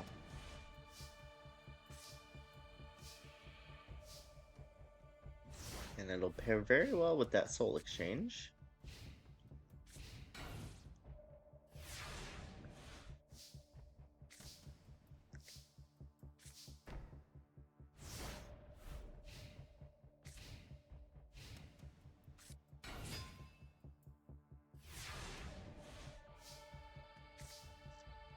Still no Jinzo. Have you lost any? No. No, because she hasn't really milled much from you.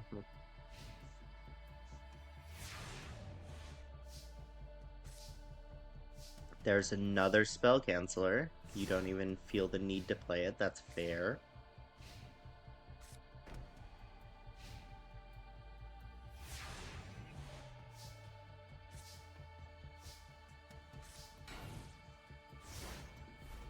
And they're both filling up their fields until Jinzo was drawn.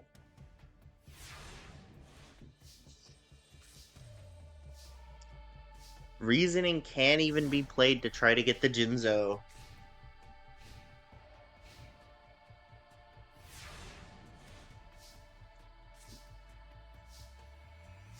Jinzo number 7 would have been very helpful here if your field was not full. Sets the field spell so as to not discard.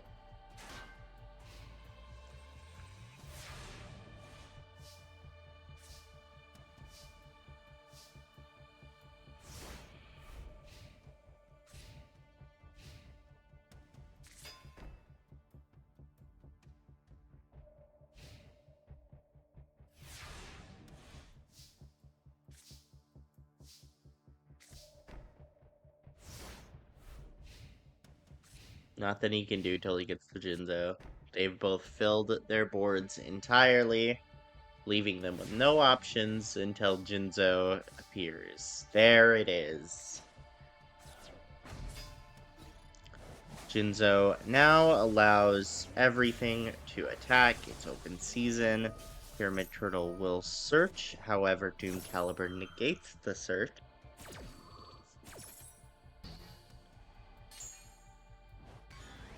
And now Tilla is in trouble.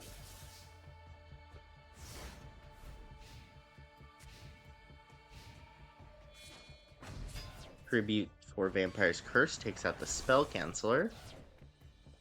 That allows her to now use spell cards, which allows her to out the Jinzo. She can also now, because she can play spell monsters, use that to summon the Vampire Baby, called Haunted, will summon the Vampire's Curse because Jinzo's off the field. Book of Life will summon the Pyramid Turtle and banish the Jinzo. But that Gravity Bind is still on the field. Even though spell cards are legal now, Jinzo was drawn in defense mode, which means the monsters can't attack it. Okay. Because Gravity Bind is still in play when Jinzo is face down. Jinzo is flipped face up. You don't play Spell Canceller for some reason. I thought you would. I guess you do know Vampire's Curse would definitely come out there. Mystic Plasma Zone will also buff the Jinzo.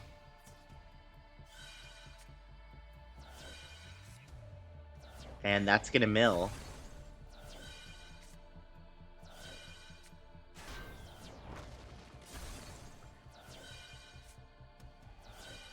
Wait.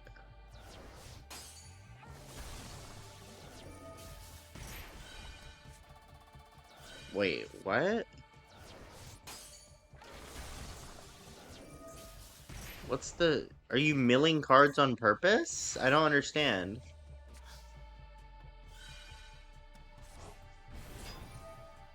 Oh, if you do, it gains 500 attack. Okay, I see.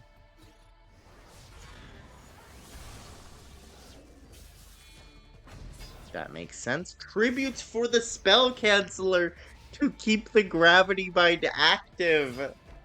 I love that, actually. And he might win with his mill strategy. They both have a bit of mill strategy, but his is clearly doing better in this duel. There's a Bloodsucker. The second one. Oh no! Doom Caliber. Okay. Doom Caliber could have negated that Cyberjar, but that Cyberjar could win you the duel. I think you should definitely be Cyberjarring. And not negating it with Doom Caliber.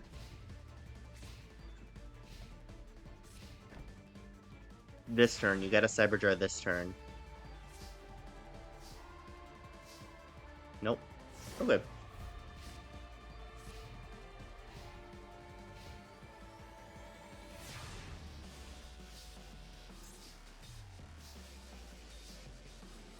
Just a bunch of floodgates.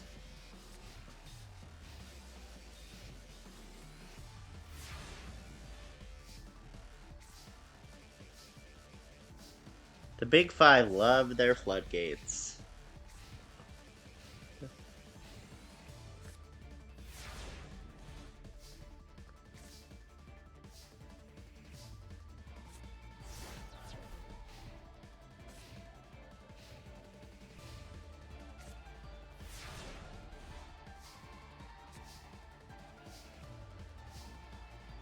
Tilla will be losing to the mill.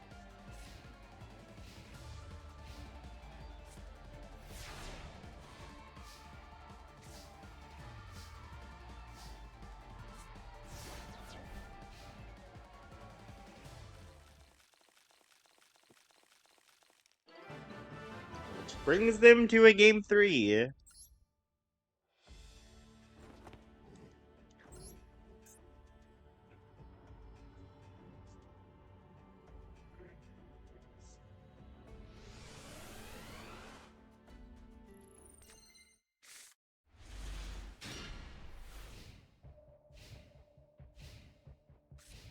He starts with the Pot of Greed. That's very good. What's this card? Oh, yeah. Negates flip effects. Floodgate. Shocker. Pyramid Turtle gets negated by Doom Caliber.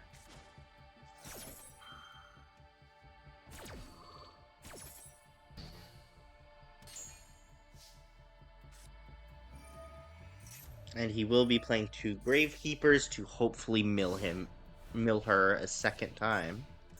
He also gets the Gravity Bind. Banishes the Doom Caliber to summon the Pyramid Turtle. And the Desdendel. But the Gravity Bind, right after milling 2 cards, will be successful. This gives him the ability to attack with Jinzo number 7. Okay, never mind. He doesn't know that strat, I guess. He could also Trunade whenever, which would allow him to be able to attack again if he gets a better field than her. She also has her own Gravekeeper's Servant. Some good tributes for Jinzo on his field.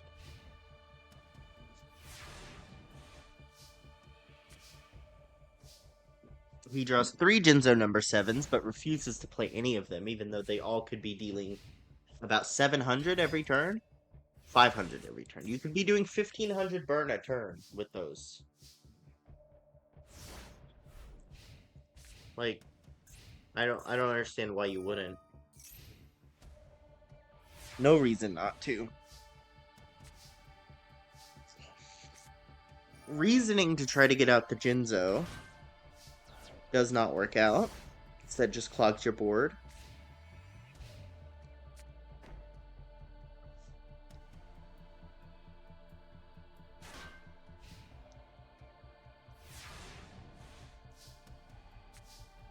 There's the Jinzo. Soul Exchange on the Desdendel.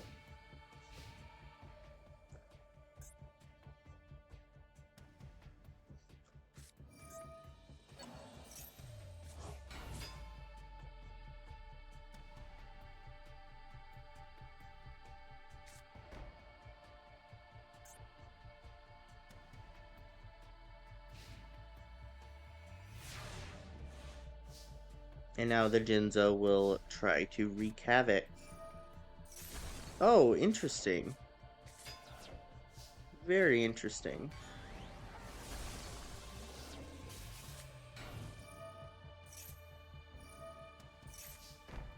So he does that and gets rid of the Gravity Bind altogether. I guess he can play that again when he feels like it. I guess that's like protection? No, it's not really protection against the Jinzo at all, actually.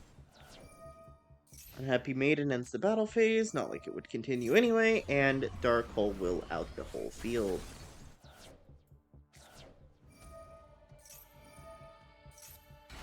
Special summons Bloodsucker, Book of Life brings back the Vampire's Curse, gets rid of the Jinzo, and plays the Gravekeeper cards, and sets a Call of the Haunted. Banisher of the Light prevents her from attacking without using the Gravity Bind.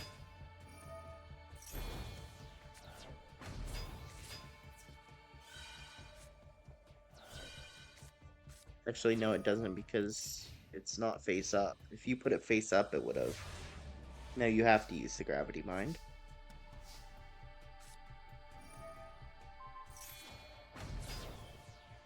Bringing out the Spell Canceller.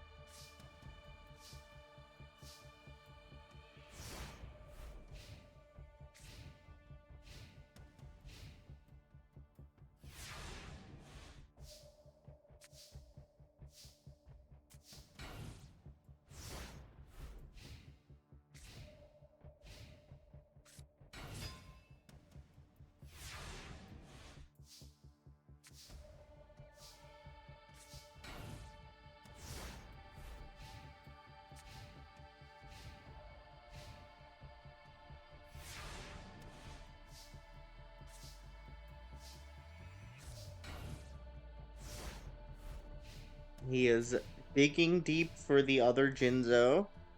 How many?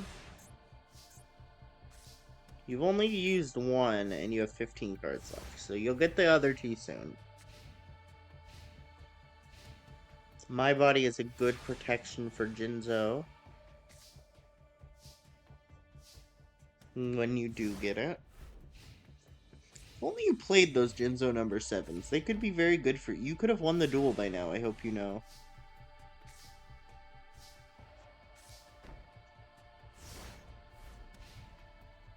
That Spell Canceller negates those Gravekeeper servants, so you wouldn't even have to mill. I don't know, he's winning either way. He has way more cards than her. And she can't play anything.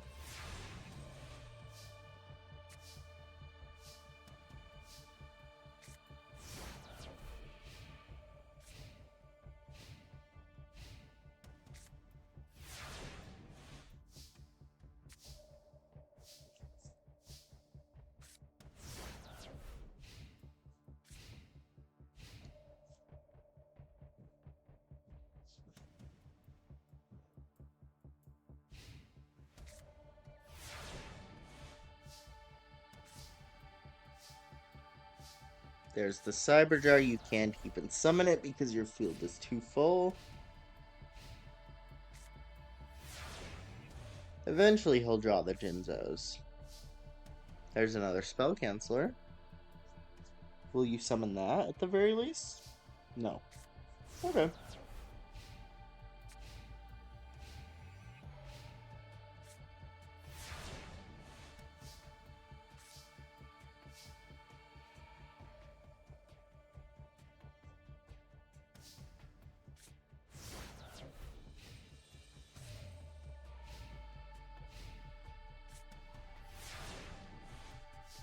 Where are his Jinzos? There's one of them, finally.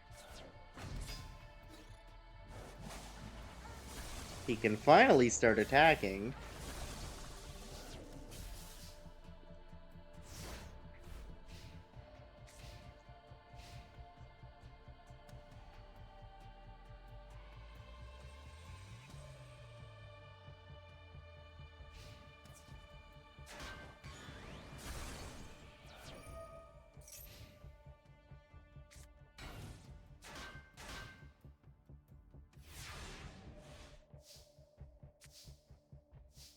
And there's another Jinzo.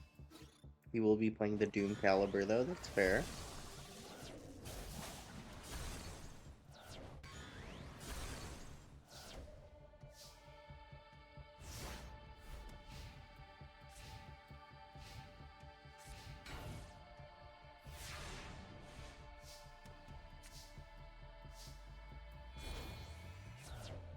Why'd you tribute Spell Canceller for Spell Canceller? Of all the plays, that's a confusing one. Poor Tillamook. I like her deck a lot. She should have had a better opponent.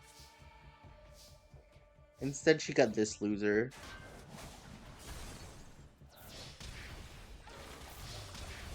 Take your bets. Will she lose to deck out or damage? Why do you want those Prevent Rats so bad? Or the Banisher of Light so bad, I should say. Plays the Mystic Plasma Zone twice. And now he gets his choice of how to beat her. He will choose deck out. He thinks that's funnier.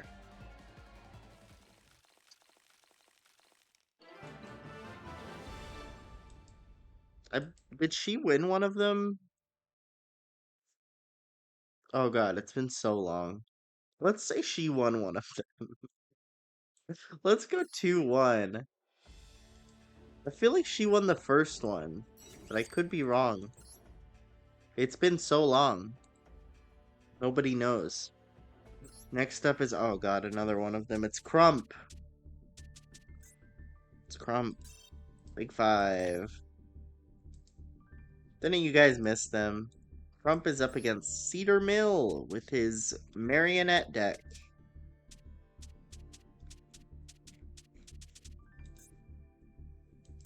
His spell counter marionette deck. Crump has his penguin deck.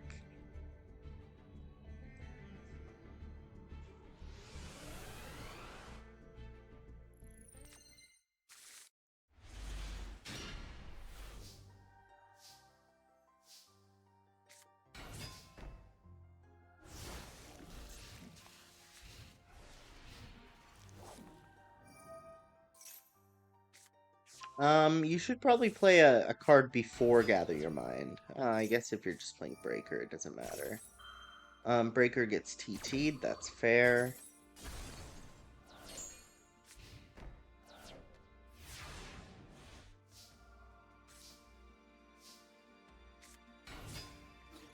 He plays Flying Penguin.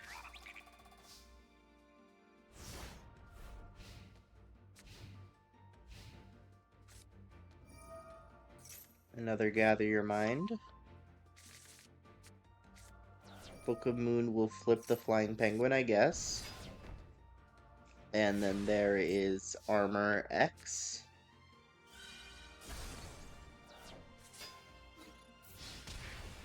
Yeah.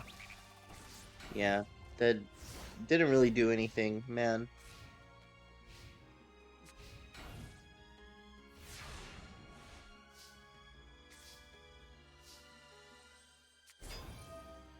Nightmare Penguin will bring that card back to hand and go in.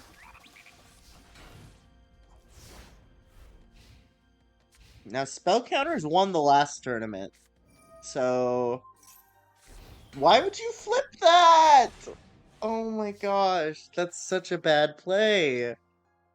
You just want to lose? That's crazy.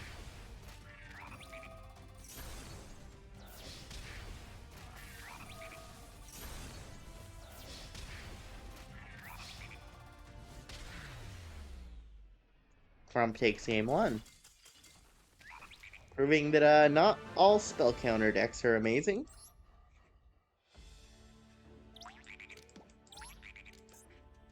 Just Anzus.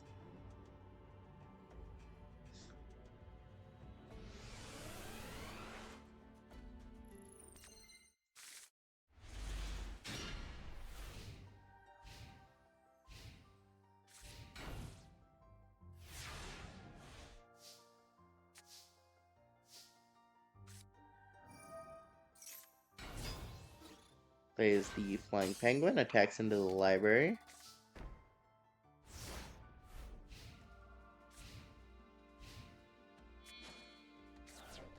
Tribute for the Marionette, that's his boss monster.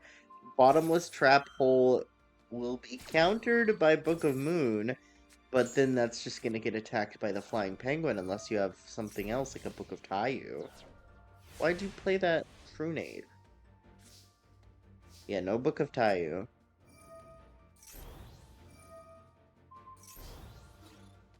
And it would have beat over anyway, even in attack mode, so the Taiyu wouldn't have mattered. The theoretical Taiyu that I don't think he runs in that deck. Armor EXC will do nothing and then die. Yep. Cold Wave for some reason. Sure. Fine.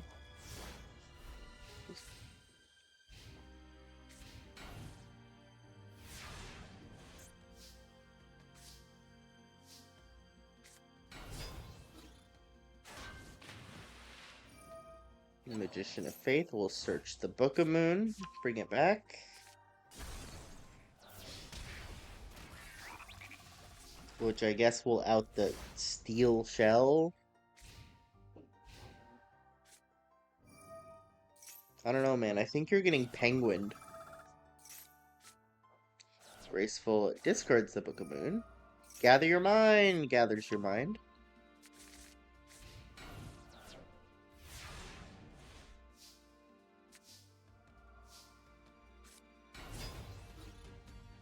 Even the Bolt Penguin's 1600 with Umiruka. Magician of Faith searches Trunade for whatever reason. Doesn't matter. Crump 2 O's.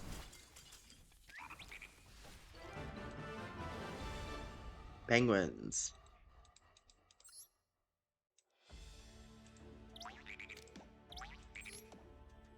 Next up is Bandit Keith, who helped organize this raid against Pete Coppermine. Bandit Keith is, of course, the number 3 seed on Kaiba Corp's side. He is not a member of Kaiba Corp, but he is who helped them orchestrate the raid. Bandit Keith against Pete Coppermine.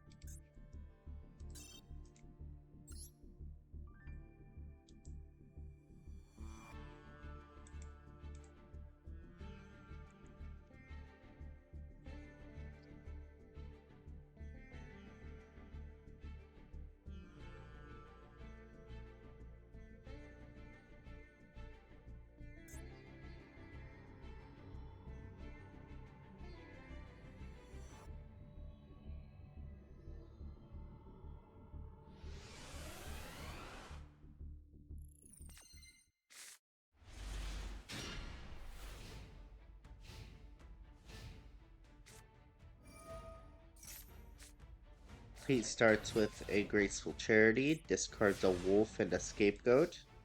As you can see, he has a Wolf-based deck. His boss monster is Lycanthrope, and he runs a lot of normal monsters, like Silverfang and Wolf Axe. Brain Control is negated, but the Mechanical Chaser goes through. Not sure why you were Brain Controlling even. Just for damage, I guess? Didn't seem like a great play to me. Pot of Greed lets him draw 2 cards.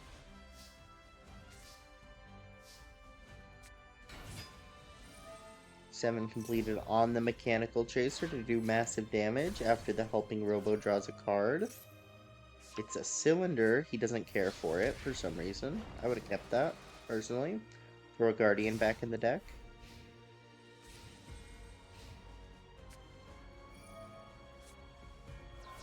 He will discard and take out the Mechanical Chaser. He discarded the Mutant Mind Master, secondary boss, which controls enemy monsters. It's the only non-normal monster in his deck other than Lycanthrope. He keeps the Monster Reborn naturally, and uses it to take the Wolf Axe Wielder. Interesting choice. Not your Mechanical Chaser? Seems strange. Green Warped Warwolf! One of the stronger cards in Pete Coppermine's deck. Still not strong enough to beat an X-Head Cannon with 7 completed, though. So that's going to be a win for Bandit Keith in round 1.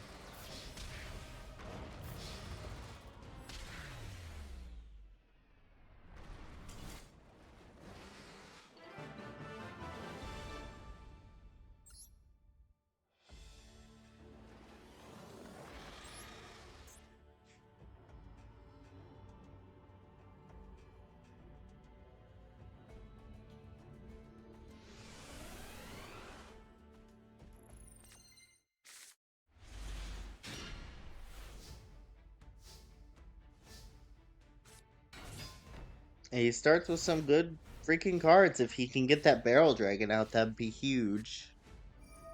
Part of the underdog early is the best time to get that. That could end up making him draw a lot of cards.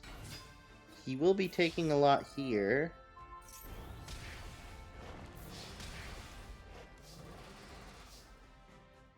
Weird time to use Metal Morph, but sure. Kick Attack Wolf is another draw. And it looks like he's got nothing, actually.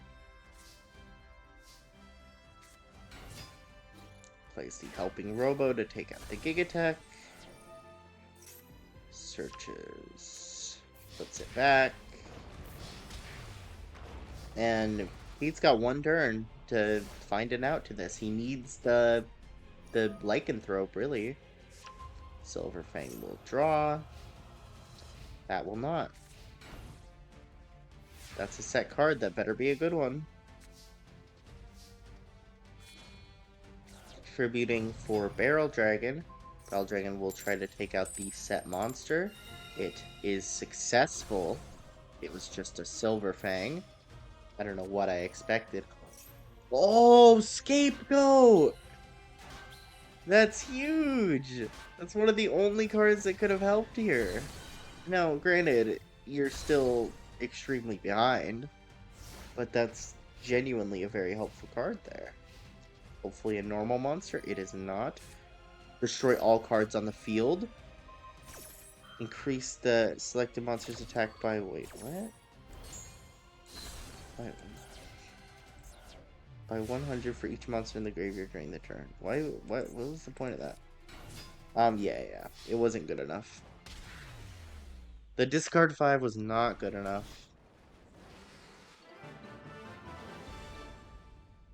He never got that Lycanthrope.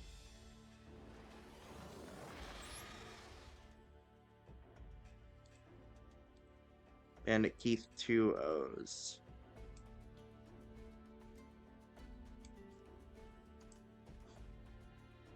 Next up is Scott Irvine versus Yakko Tenma. Scott Irvine's anti-dragon Buster Blader deck.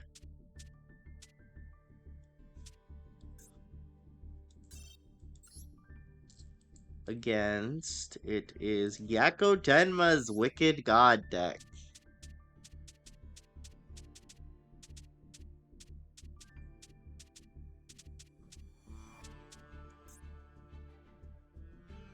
Yakko Tenma has a lot of boss monsters in this deck. I would be scared.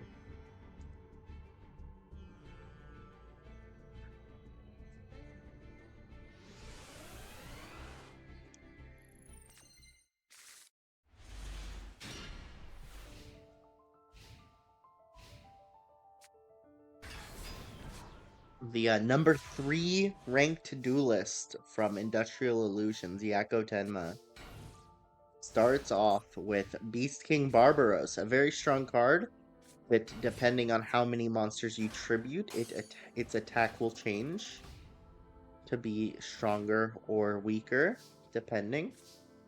He also has Laraj, the god of archery. Upstart draws a Dragon Capture Jar. Tributes for Dragon Seeker. Doesn't really do much other than beat over, because his opponent, of course, doesn't have any dragons.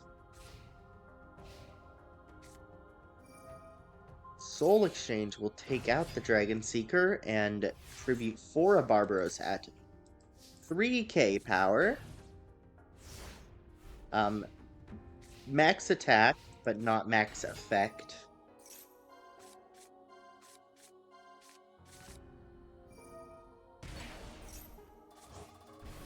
Takes the Dragon Seeker.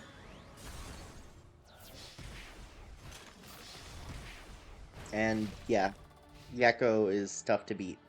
This guy's good.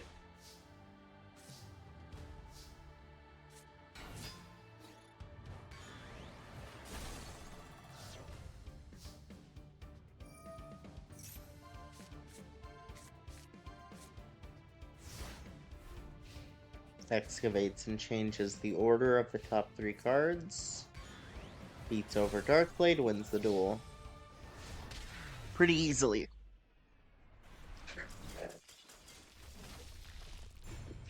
Scott Irvine is no match for Yakko Tenma.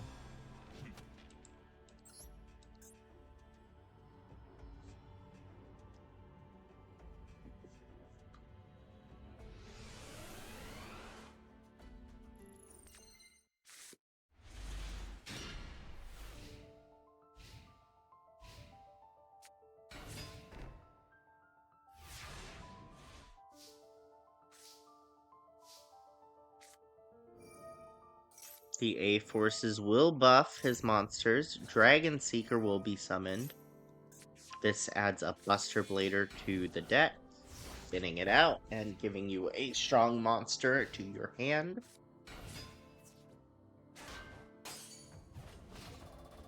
Dragon Seeker naturally defends against Cassie Moeller. Skilled White is a very strong card. That's the one that summons Buster Blader that Anzu just won that last tournament with. Anzu's one of her boss monsters is Buster Blader, and she runs Skilled White, so it's clearly very good. Intruder Alarm special summons one monster but turns it to the hand, and your opponent cannot target other monsters for attack. So basically, it's just if you have a strong monster in the hand, you can have a negate. That was Belias, Marquis of Darkness. It's the only one that can be targeted for an attack or spells and traps.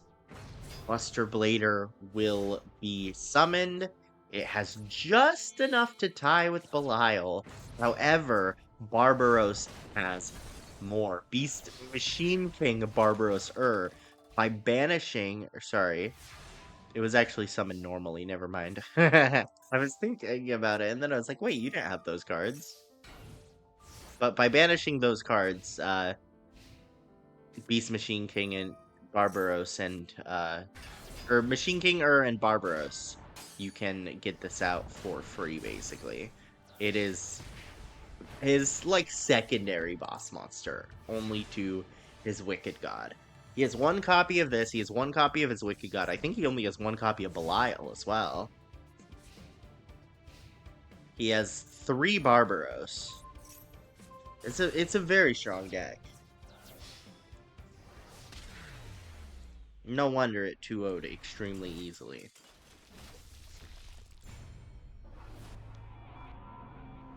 Yakko Tenma versus Bandit Keith is really in round 2. That's kind of crazy. This tournament's a little crazy. Next up is Johnson versus Calamith Osler. Johnson of the Big Five. He is the one with the Judge Man deck. The Judge Man Fusion deck. And Calamith has his Antlion Insect deck.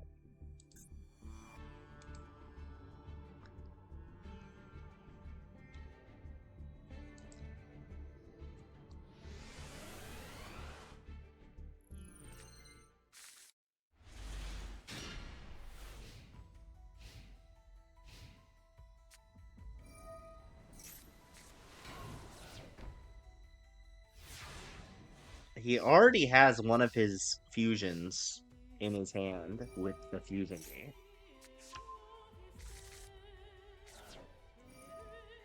Painful Choice will get rid of a bunch of trash. Searches the Judge Man.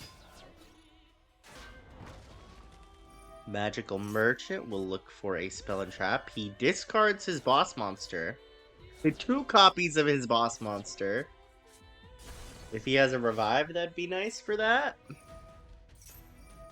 Fusion Gate will go off now, naturally, into the Empress Judge.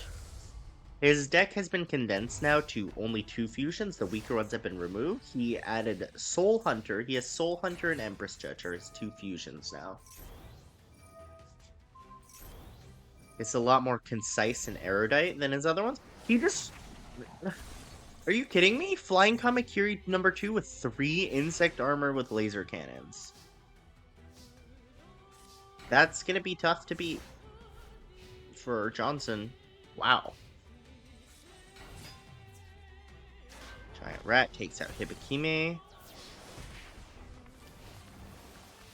And Kamakiri's just gonna win the duel by being a 3600 normal monster. Yeah, that's not gonna defend you.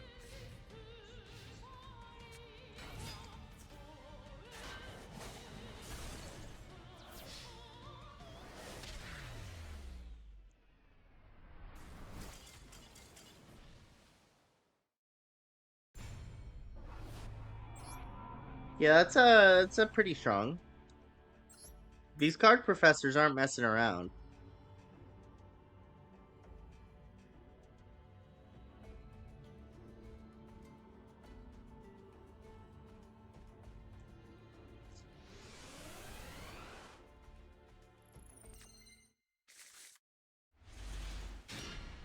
I'm going to my Twitch real quick. I want to see who actually won that first duel that I didn't remember who won. It was the one with the floodgates.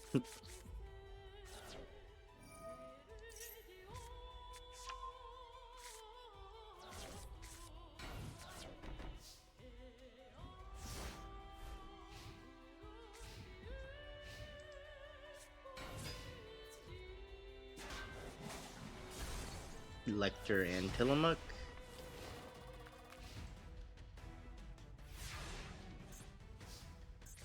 Alright, how's this going? Arsenal Bug is out and has the good stats. Painful Choice got rid of the same cards as before.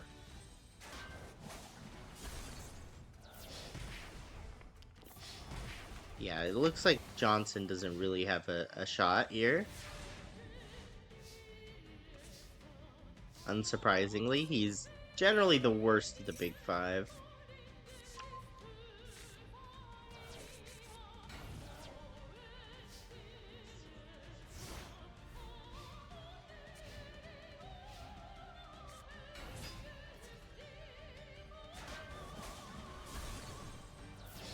Okay, okay. Tillamook did beat Lecter in Duel 1. That's what I thought. Okay. And naturally, Klamath destroys.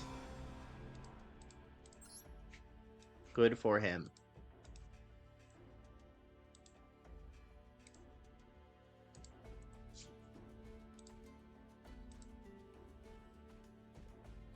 And our last duel of the first round is Mokuba Kaiba, Seto's little brother, who runs a Thunder Dragon deck, against Reiko Kitamori. Oh no, really? He has to be against her? Really? Reiko Kitamori is a brand new duelist. She started a month ago. And she is already a card professor.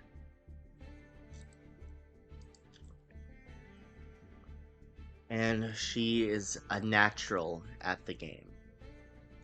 Despite not being completely sure on all the rules all the time, she is extremely skilled. And that makes me concerned for Mokuba, because she could win the whole tournament with her skills.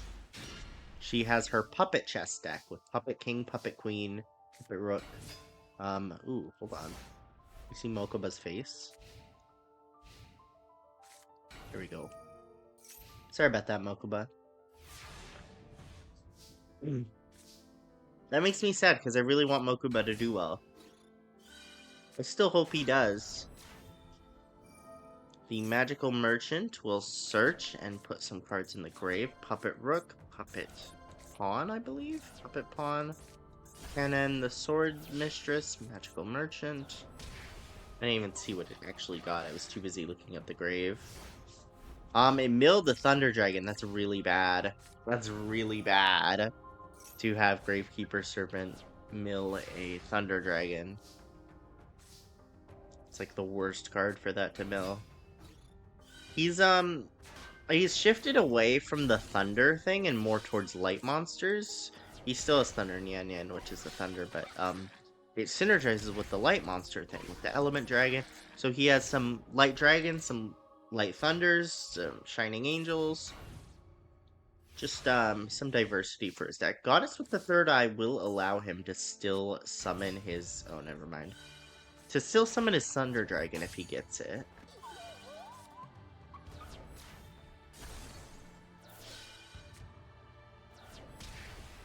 Drops to heavy. But, I mean, she has one turn. This is very good for Mokuba. Yeah, he most likely has it won here. He could Dark Hole if he wants. He does not want. It is a Puppet Rook. An Element Dragon will go in for the win for Mokuba. Good for him. She bricked. Good for him. Yeah, she has sort of a mill strat as well. That's why she runs Gravekeeper's Servant.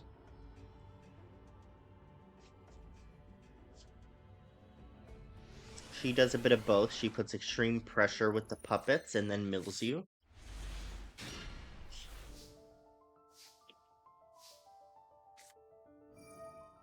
Draws 2 into Shining Angel. Very good hand. No Thunder Dragon, sadly. MST will take out the present card, which makes your opponent discard your card of the hand and then draw 5 cards. Part of the mill strategy.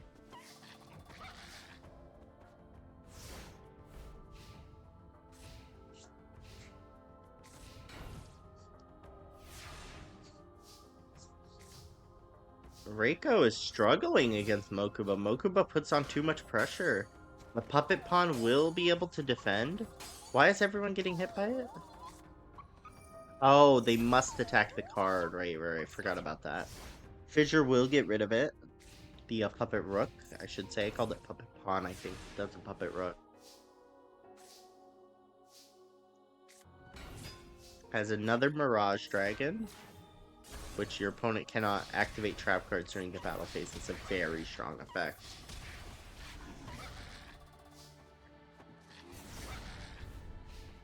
And it looks like Reiko's inexperience is going to hand her a loss. Good for Mokuba.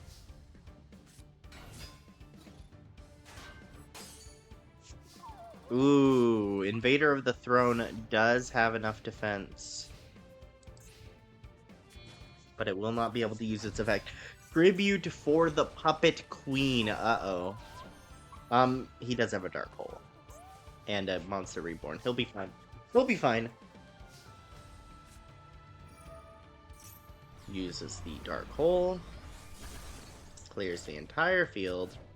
MST on the face down. It was a present card. Should have used that. Should have used that.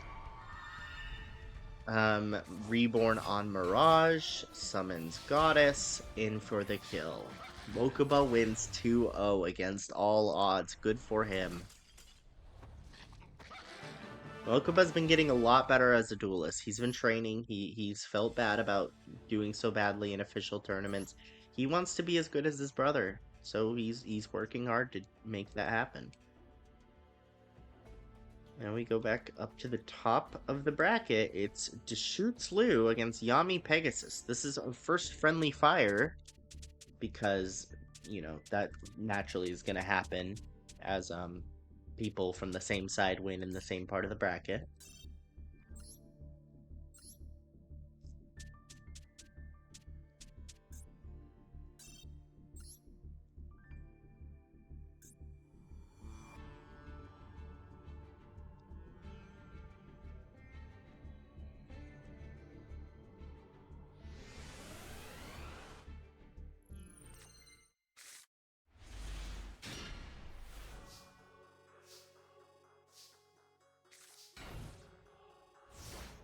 It'll be interesting to see how this plays out because Deschutes monsters generally don't have that high attack, so they wouldn't work that well against Relinquished.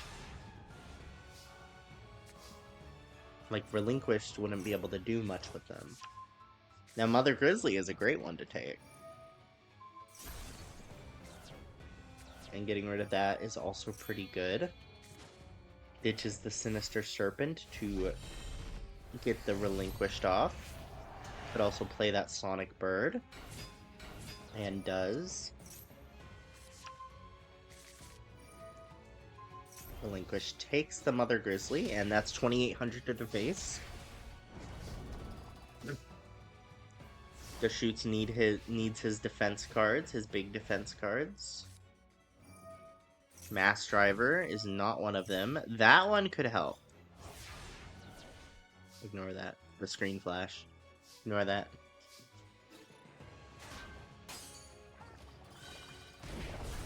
That will out the Relinquished. You should have attacked with the Sonic Bird and then the Relinquished. The Relinquished is more valuable. But it's good to get rid of that, at the very least. It's another card that's most likely going to out your Sonic Bird. And does. That continuous destruction punch is very strong. Tributes for the catapult turtle. Interesting choice, but I mean, I guess it works. And tributes itself for the 500. Okay, that leaves his field vulnerable. But, I mean, Relinquish can't do anything against that, and he refuses to use Scientist. Granted, Scientist wouldn't be good right now either, but he like, literally won't use that effect. Reborn on the bird.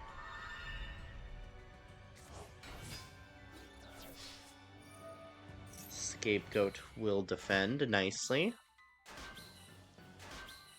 And could also make some good mass driver sacrifices, especially if you get Dark Room Nightmare.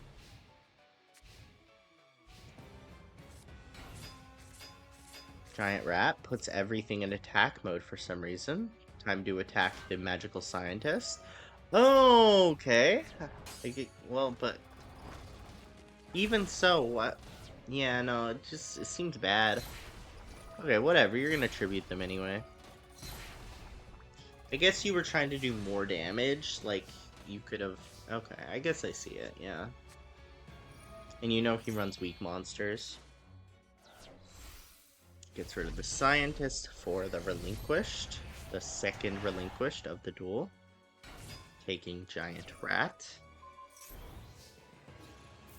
Which is, again, one of the best targets in his deck to take with that.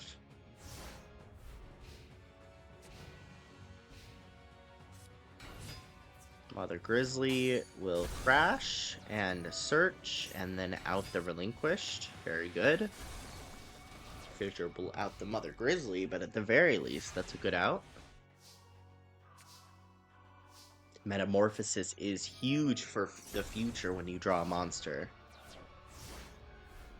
And almost everything in your deck works with Metamorphosis. Pretty much everything.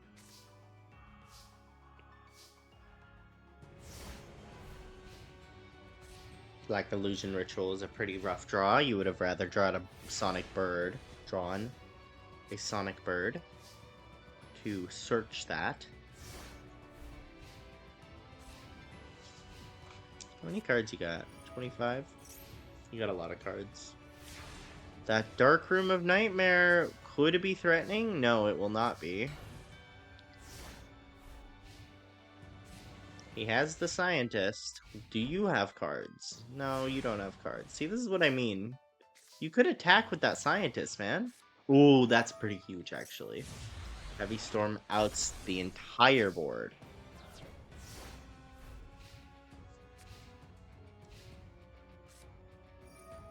He does have another Mass Driver, but that doesn't mean as much without all the support. Thousand Eyes could search... Could be a good Metamorphosis target. Hopefully... Okay, that's an interesting one, Gardena. I don't know why you haven't been attacking with Scientists this whole time. You know his deck is not a very offensive one. I guess it could be... Yeah, I guess it's fair not to. Anyway, Sonic Bird for the win.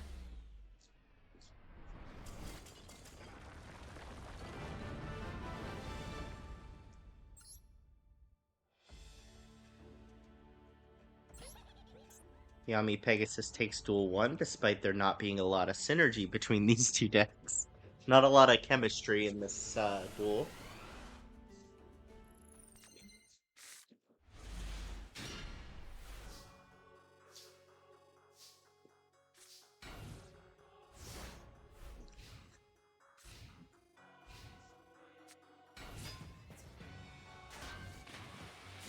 Mother Grizzly attacks the Serpent. The Serpent will come back.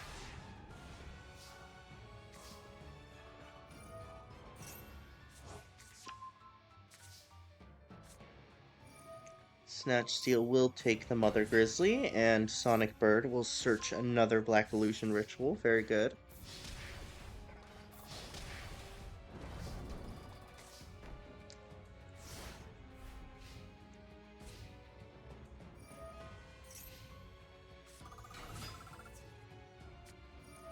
Cannon Soldier with the attack increase attacks the Sonic Bird. You could have got a search if you attacked the Mother Grizzly, but I guess you want the life point gain, which is fair. Fissure will out the Cannon Soldier. And sets the Scientist.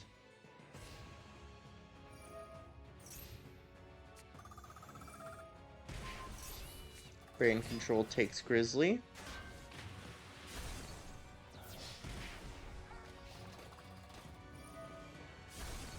And naturally, Cannon Soldier tributes that. Senju will search the Relinquished. Black Illusion will get out the Relinquished. And that will out the Cannon Soldier and do 2,800 to your opponent. Very good.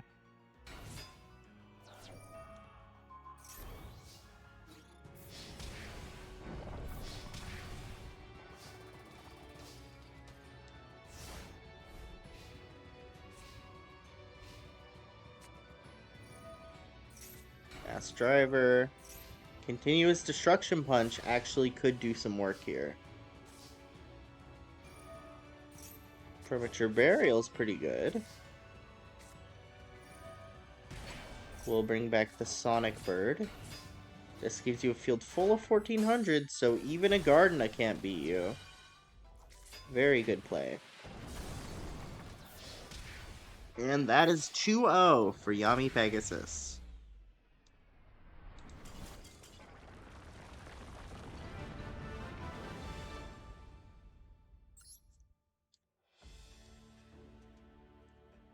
Next up is Kasara versus Kirk Dixon. This is Kybercorp versus Industrial Illusions here. One on each side. Machina versus Blue Eyes. Both very strong duelists. I think I would pick Kirk Dixon to win here if I had to choose. In terms of who I think would win. I would bet on Kirk. He's very strong.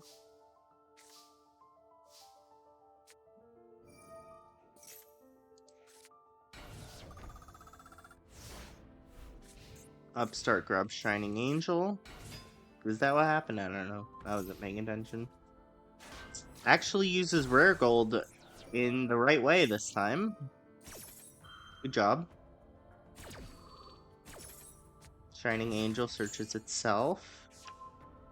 Helping Robo does stuff that I can't see anymore, so I can't really talk about it anymore like I used to.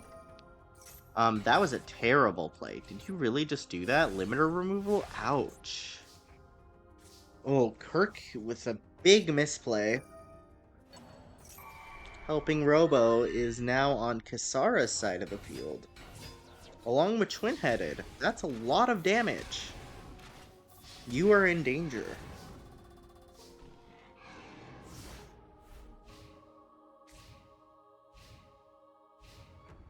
Yeah, wow. That's a win for Kasara already. Good for her. She's clearly a good duelist. Being able to beat a card professor like that.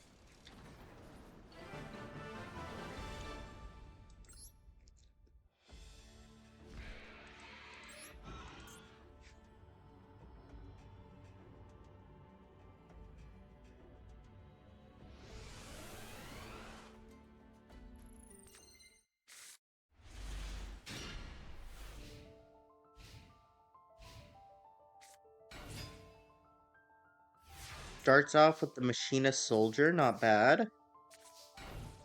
The Cyberjar will out that. It will out the Helping Robo as well. Limiter removal.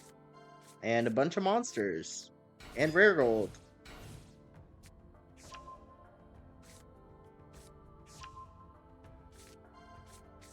Upstart, blue eyes, shining angel, negate attack. Oh, those two blue eyes with a poly in the hand, those could become something big, and you have an upstart. Limiter removal will take out the shining angel. It searches a shining angel. Limiter removal is not very good on shining angel. I don't know why you keep doing that. Let's see if you can draw a third blue eyes, or a fusion substitute more likely. You're not even going for it for some reason.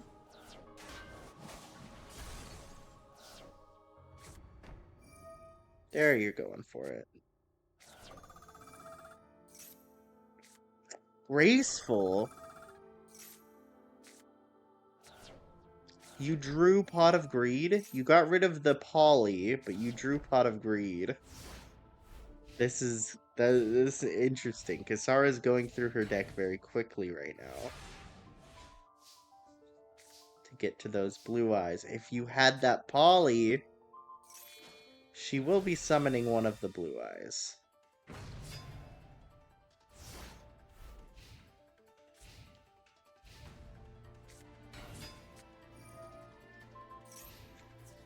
Uses the Buster Rancher on this. That would have outed the blue eyes if not for the negate attack. Very, very good negate attack. Stamping Destruction will take it out. You didn't really need to do that, but sure, that's fine.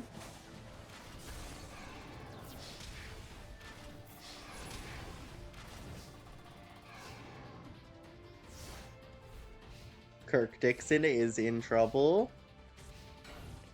He doesn't seem to have anything. Oh, there's the third blue eyes. If only you had Polly still. Why'd you get rid of Polly? That's fine. Would have been cool, though.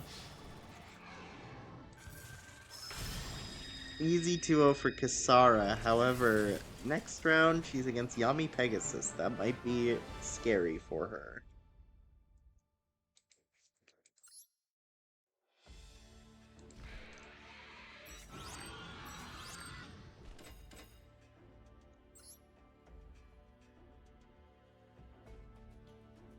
Next up, hope you like Blue Eyes, because we got the dual computer against Roland.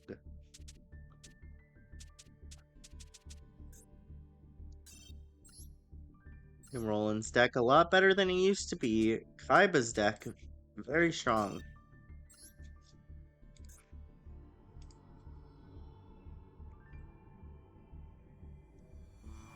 Both members of Kaiba Corp, of course.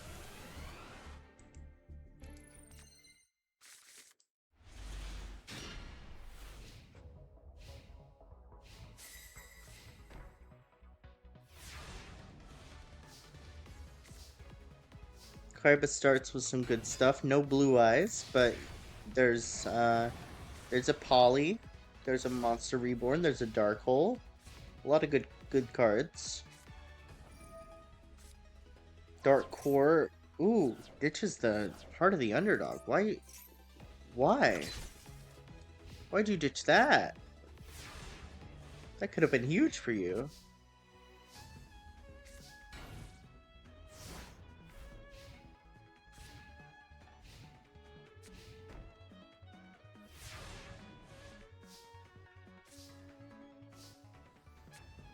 Pot of Greed lets him draw 2 cards. He draws Sonic Bird, which will search the Ritual spell.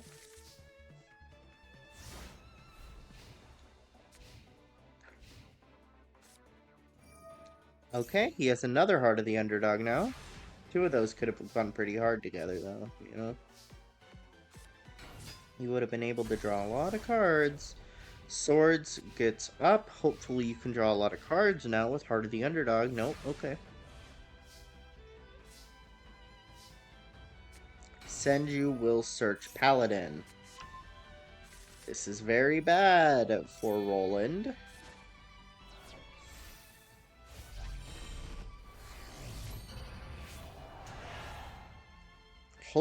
Hopefully he has a negate attack. He does. That still allows Dual Computer to get the blue eyes off.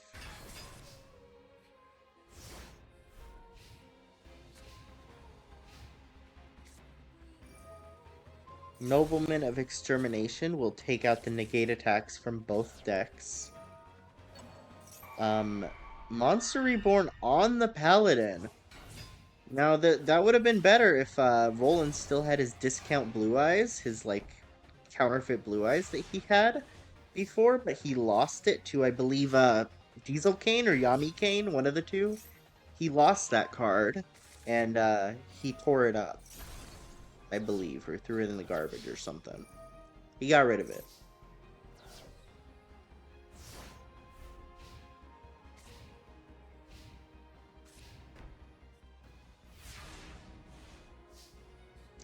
Actually, you know what? I forgot. Hold on. I forgot some things that happened before. Let me...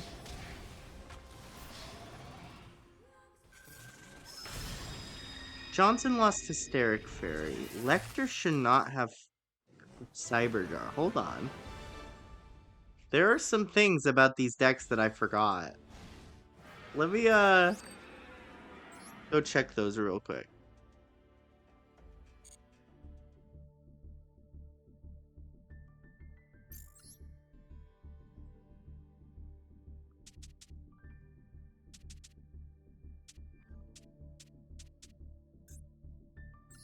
So Gansley lost Premature Burial to Tristan. He should not have that card anymore. I'll take it out of his deck.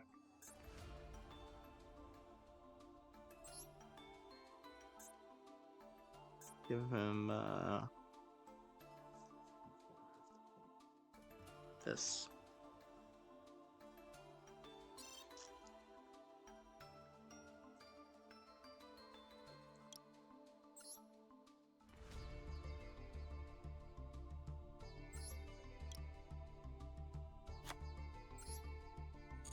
Okay. Good. Lecter lost Cyberjar to Chalkman. I haven't used these characters in so long that I forgot about this stuff.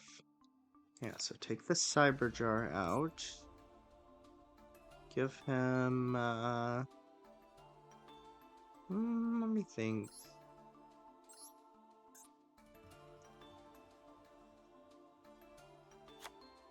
I think this would be good for him, to be honest.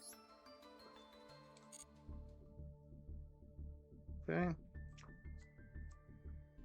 Crump lost Cold Wave to Yami Miho.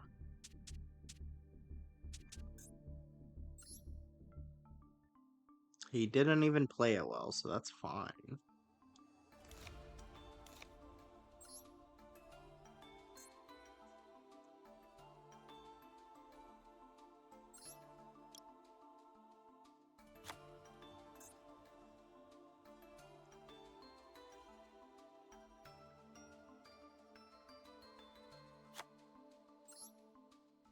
Okay.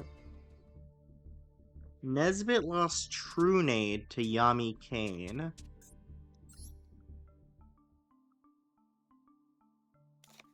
So Nesbit should not have Trunade anymore. I could give him...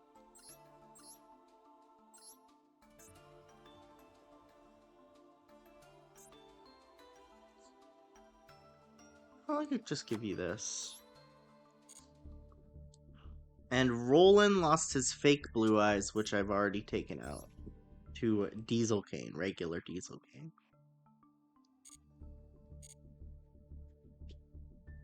Okay, all fixed.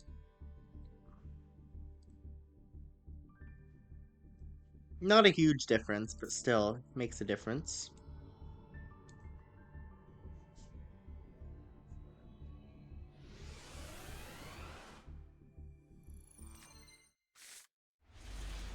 Oh, that's a really, really, really bad hand for dual computer. Wow.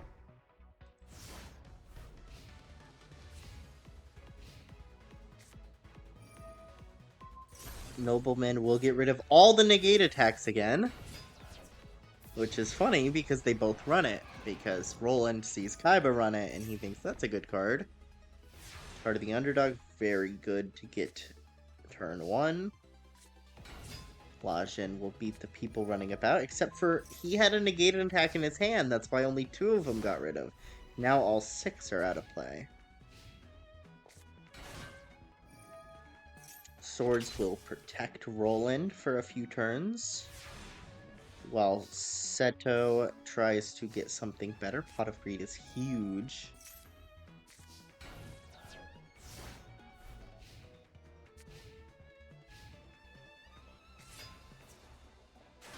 Aquamador does 1400 rebound. Cyberstein, wow. That'll get out the boss. I don't know why you didn't wait until Swords was gone, but that gets out the boss.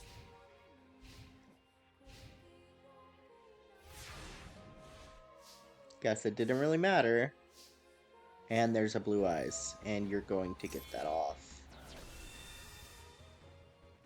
Blue Eyes and Blue Eyes Ultimate are now on the field together. Roland needs an out. Gemini Elf is good. That'll take out the Lajin, at the very least. Soul Exchange is an out. And he takes the Cyberstein for some reason? Wait. Huh? Why didn't you Soul Exchange and then take the Blue Eyes Ultimate? Okay, well, he's not very good at dual monsters. But if he was good, he would have done that.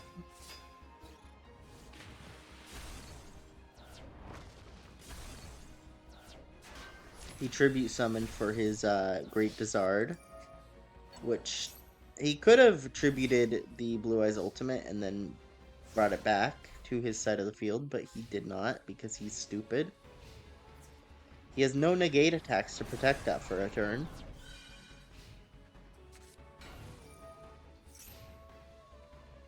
Blue Eyes is just going to take that out pretty easily.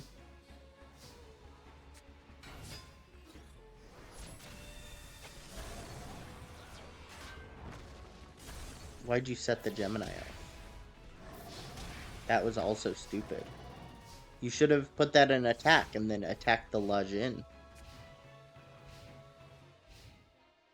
Oh, not being a normal monster was a huge, huge blow. Either way, you were losing, so it doesn't really matter, because of your blunder of not taking Blue Eyes Ultimate. Go Computer wins 2-0.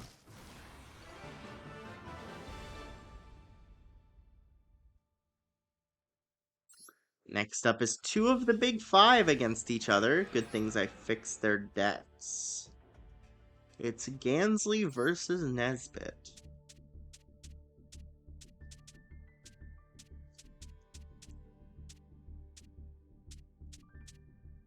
Right, their decks are all at the top because I just fixed them. Yeah, I haven't had to worry about that tournament affecting who took whose cards in a long time. Because it's been so long.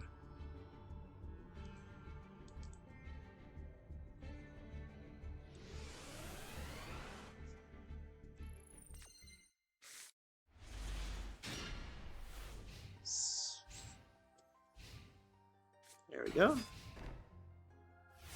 Alright, Gansley versus Nesbit. Two of the big five against each other. On the side of Kaiba Corp, fighting to see who can represent Seto Kaiba. Changing the monsters to machines does not matter a ton when Legendary Ocean buffs the attribute, not the type. They both can attack directly due to Legendary Fisherman's effect. Legendary Fisherman will take out the Robotic Knight. He does play Yowie to prevent a draw for Nesbit.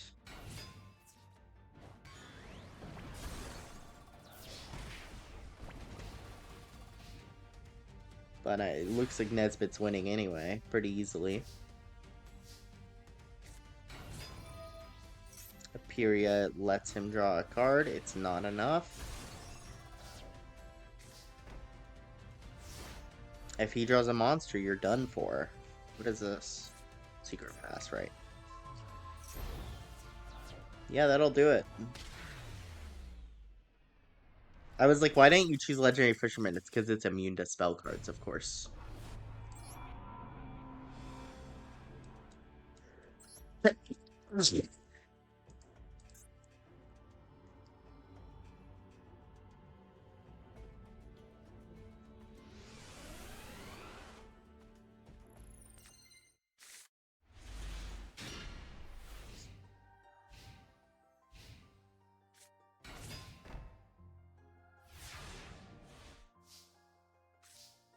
Mechanical Chaser is gonna be hard to out. That's gonna be very hard to out for you if you don't get your Floodgate.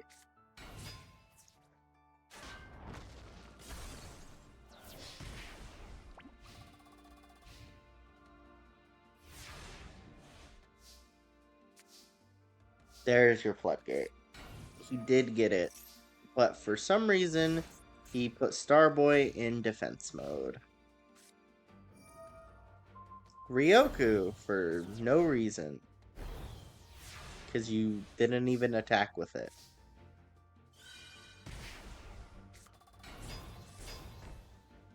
And both Starboys being up actually means they cannot attack through Messenger Piece.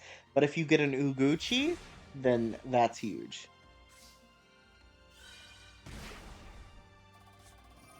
Offering will take out the Mechanical Chaser. Yaoi will prevent a draw. I love Yaoi. That's perfect Machine King. Sacrificing the Yaoi and not the Starboy.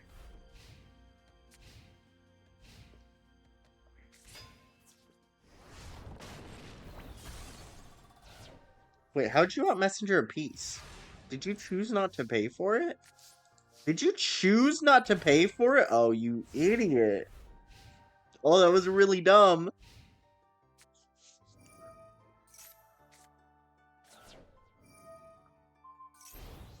Perfect Machine King with the 7 completed.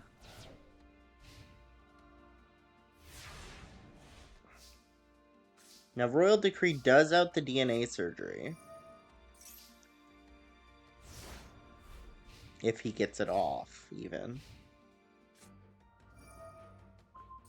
Tribute for Machine King. This is a terrifying field. You need another Messenger of Peace if you want a chance. But I don't think you're getting that. I don't think you'll have the time. Oh no. Look at that perfect Machine King with 7,800 attack. 7,800 to the face. Nesbit wins 2-0.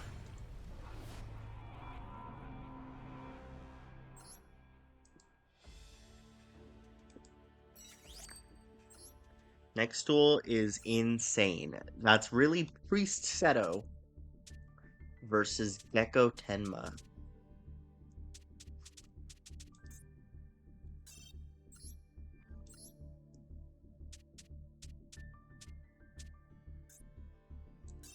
I don't know who's winning this. Could go either way. This is two of the strongest duelists in the entire tournament. Priest Seto, the number 2 duelist for Cybercorp, and Gecko Tenma, the number 2 duelist for Industrial Illusions. It's really seeing whose second in command is better. Or I guess he's not. I guess he's like Kaiba's second in command. Yeah, sure. Let's go with that. He's like Kaiba's right hand man, whereas Gecko is like Pegasus's right hand man. And by Pegasus, I mean Yami Pegasus. You know what I mean. Seto starts with La Jin. Summoner Monk is on the field for Gecko. It searches Dark Elf. Dark Elf gets bottomless. That's pretty big. Mage Power will keep the Summoner Monk strong enough to defend against the La Jin. But the fish. Oh, the Heavy Storm actually will out that. Yeah, Blast with Chain. Wait.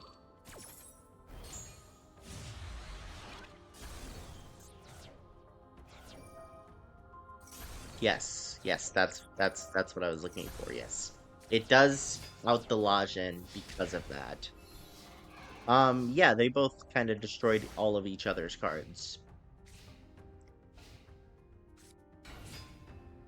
Toon Gemini Elf waits a turn to be able to attack. If you draw a Poly here, that would be huge. You do not. Poly would save you. Toon Gemini Elf attacks the Goddess. And he has another one. That's rough. Those are going to be very, very strong. This is looking like Gecko's game with 2 Toon Gemini Elves on the field. That's not the monster to attack with, but I get why you did it. Because you want to do that. But he only had 1 card to discard, so why? La Jin is good enough to beat the Mystical Elf, but not the Toon Gemini Elf.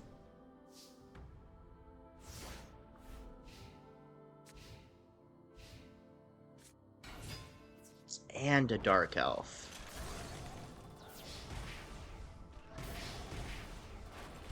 Yeah, that's very strong.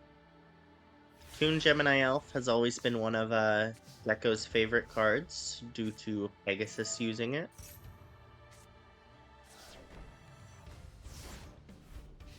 Pegasus came up with Toon Gemini Elf after Gecko used Gemini Elf, and he liked it. That is the boss monster, Wicked Dreadroot, which halves the attack of all other monsters on the field. MST will get rid of that, and whatever monsters come in here, it's gonna be weak. That's a goddess. If he draws a monster, he wins the duel now. Any monster, even a mystical elf. Yeah, Wicked Dreadroot is menacing. Even a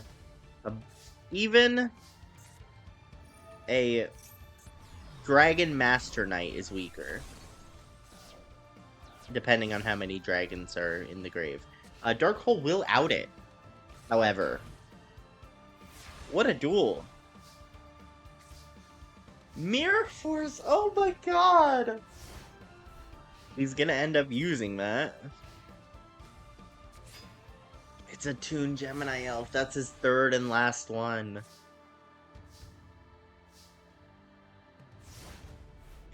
He's gonna attack with it, and it's gonna get Mirror Force right now. He doesn't get to rip a card.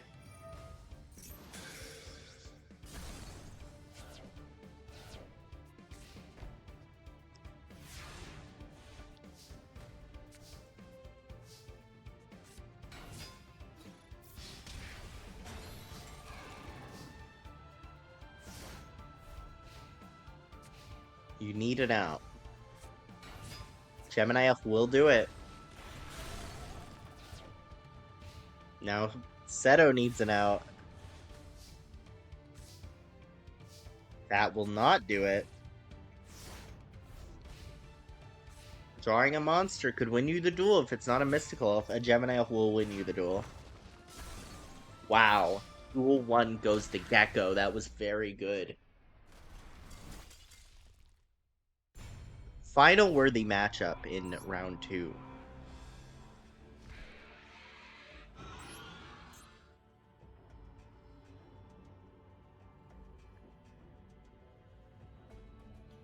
He didn't even really draw his equips that game. There's a lot of his deck that remained unexplored there. That's a powerful defense. Pot of Greed lets him draw 2 cards. Fusion Gate will bring out the Rabbit Horse. Oh, wait, sorry, you had BLS. That'll bring out the Dragon Master Knight. That's the boss monster. That is the big boss monster. And the Rabbit Horseman. A field with 3 big monsters on it. One of them bigger than the others. That'll be the one that outs the Mystical Elf. You wouldn't have been able to out it otherwise. And yeah, Gecko needs Dreadroot. Premature brings back the elf. Mage power on the elf is only good enough to beat the Rabbit Horseman.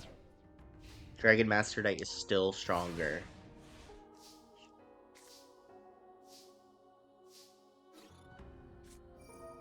Kunai will change Dragon Master Knight to defense, which is good for a turn, but you have no way of outing it still. The negate attack will negate the Mystical Elf's attack.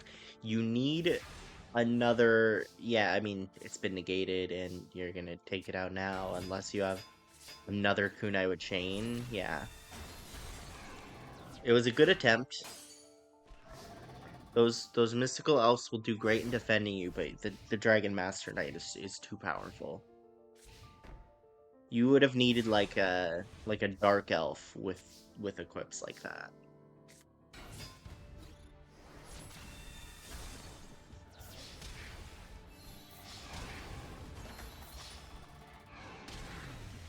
Yep. Good win for Seto. They are now 1-1. It's hard to beat him when he has the Dragon Master Knight out. The first duel, Gecko got Dreadroot. The second duel, Seto got Dragon Master Knight. They're both getting their like really hard to summon monsters. Because the thing is, he only has one Dreadroot, right? Like that's a card there's only one of in existence.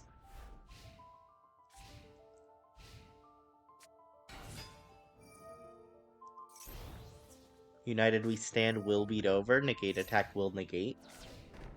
If he draws Fusion Gate, he gets the boss off again. He does not draw Fusion Gate, but he does out the Mystical Elf.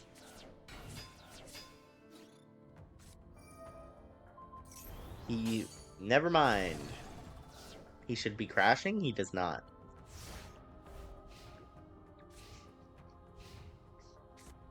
Definitely should have crashed there. If he draws Polly, he's good. If not, he's in serious danger. What's this card? Divine Evolution, right. It's one of those wicked cards. Yeah.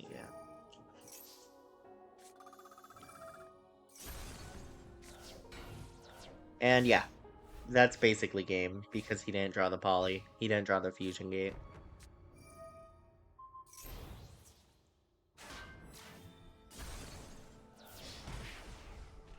4K Dark Elf goes in.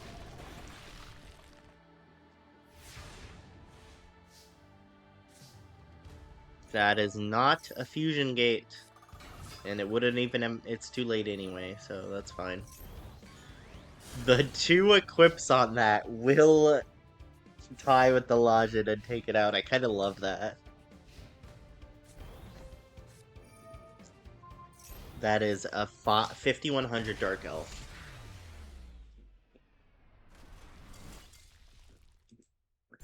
Gecko wins 2-1. Seto put up a fight.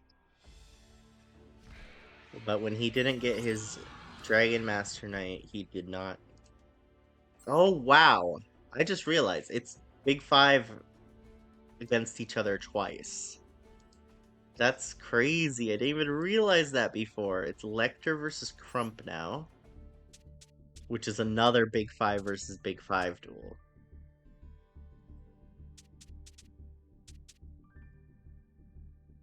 Very funny how that works out right there at the top. They're at the top. I remember this. Johnson's always left out because he's the worst one. He's not on the same level as the other 4. The other 4 like actual duelists. Johnson is not.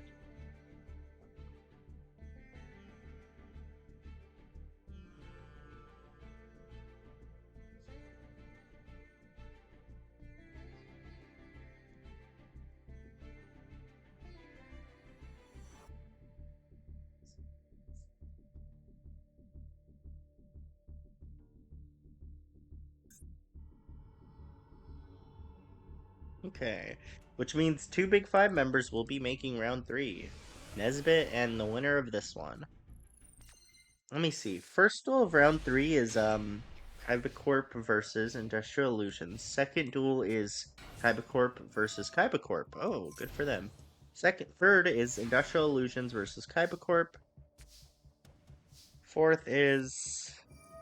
Could go either way. They're both 1 versus 1. Okay. He gets the Kaiser Coliseum out, which is an interesting floodgate that he's never really used before. Gravity Bind is the other floodgate that he gets off. Crump can attack directly with his penguin torpedoes. That also works. The Penguin Knight is weak enough to be able to attack, even with the Steel Shell.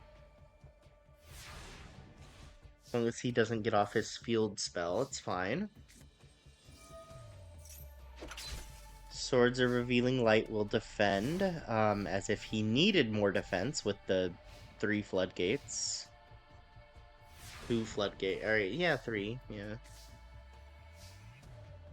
Because the Gravekeeper Banisher is pretty brutal.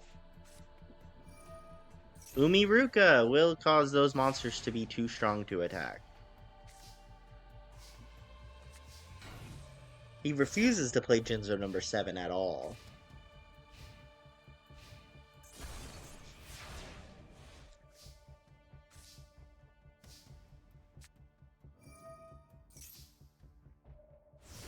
Which sucks, because that is a very good card for his deck.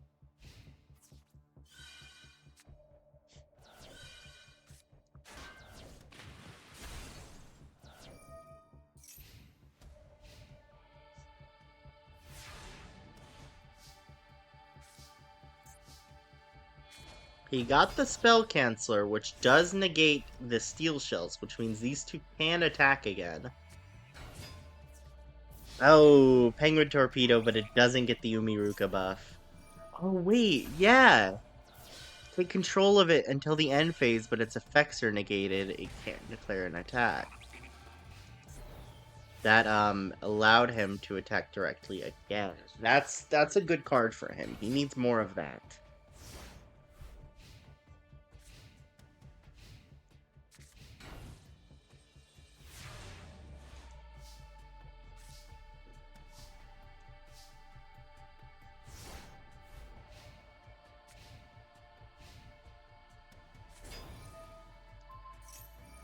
I am editing the decks that needed editing on the website right now while Floodgate Duel happens. Nightmare Penguin gets negated.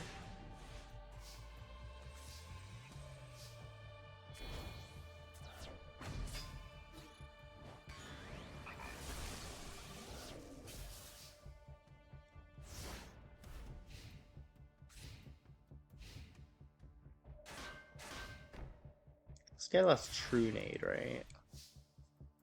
Yeah, True Nade.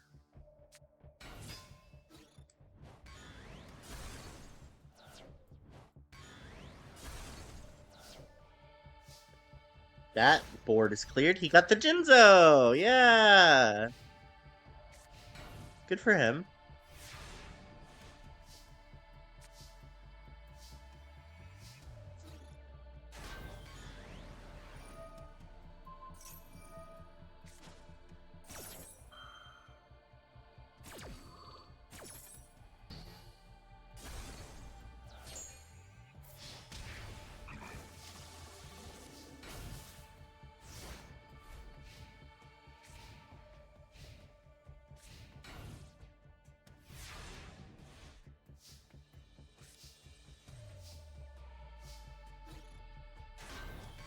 Penguin Soldier will bring the Jinzo back to hand. He actually played a Jinzo number 7. That was kind of impressive. Too bad it's back in his hand now, as usual.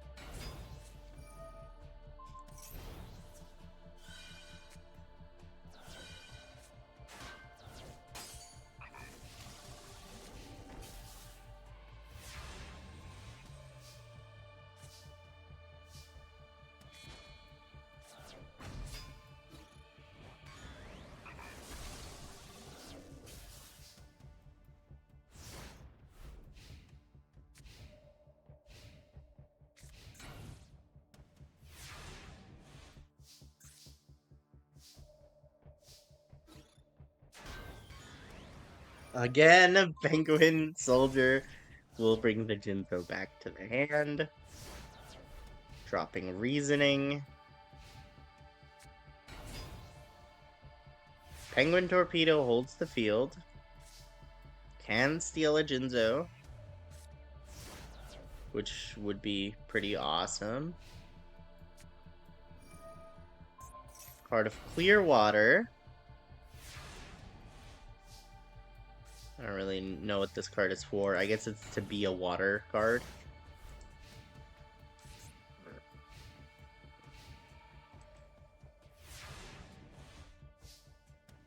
He doesn't play Penguin Sword, I've noticed.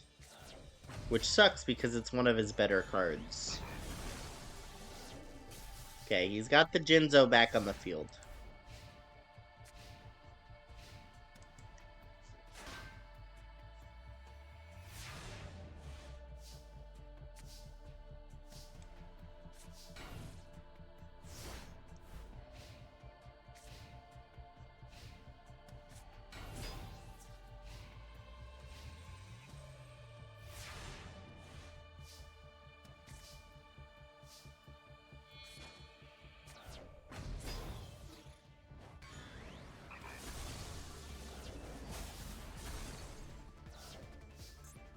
What did you just do? What the heck?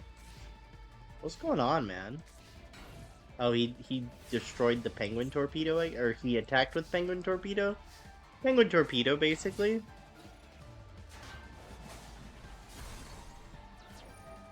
He's actually using Jinzo! He's actually using Jinzo number 7!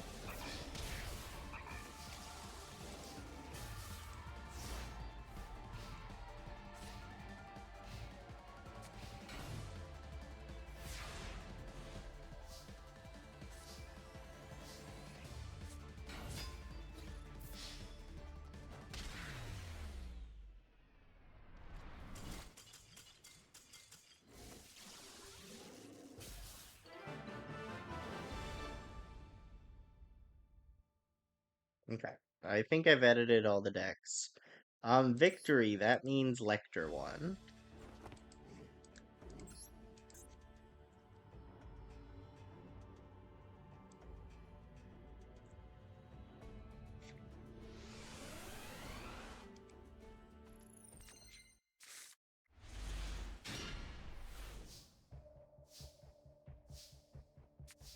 That was their first duel, right?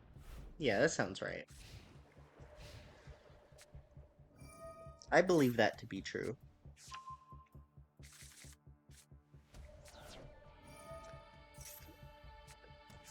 Two terraformings into two Umirukas.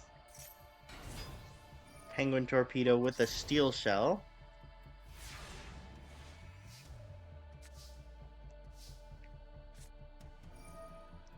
Soul Exchange will out the Penguin Torpedo for Jinzo in defense mode for some reason. If you can attack it... Ooh. That would have been a better card to set, man. Not great. And another Jinzo. That's two Jinzos. Uh-oh. Trump is in danger.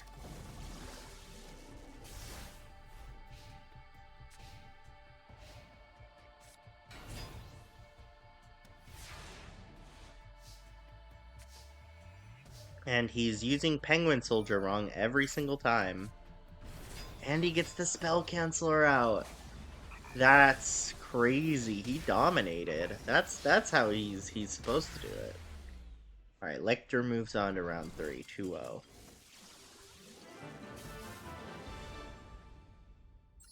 Are you serious? The next duel is really Bandit Keith versus Yakko Tenma? Well, I guess we're gonna see the number 3 duelists on each side against each other. I guess that's kind of how the bracket works, huh?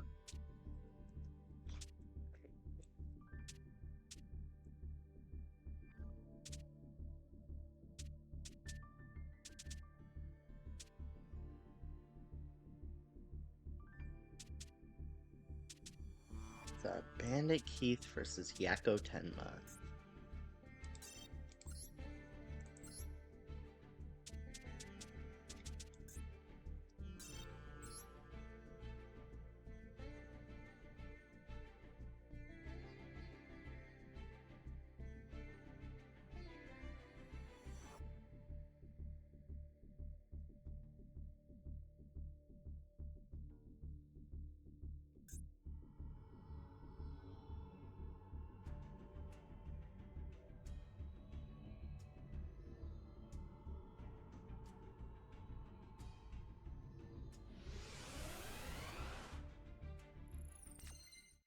Panda Keith has a lot of beef against Yummy Pegasus and the card professors. He is a card professor himself who is very powerful, but not with this group.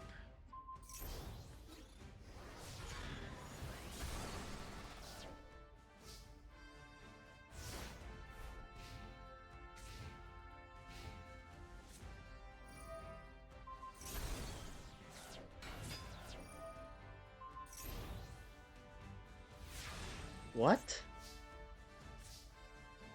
Okay. Yeah, but okay, sure. It can't attack?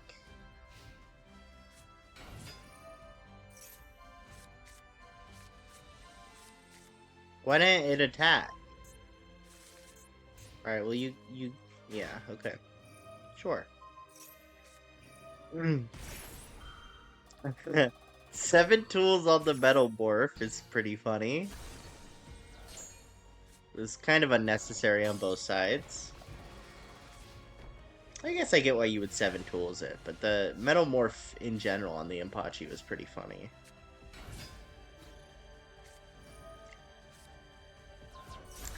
Raigeki Break to take out the X-Head Cannon. These are 2 favorites to win the tournament on opposite sides. 2 of the strongest duelists.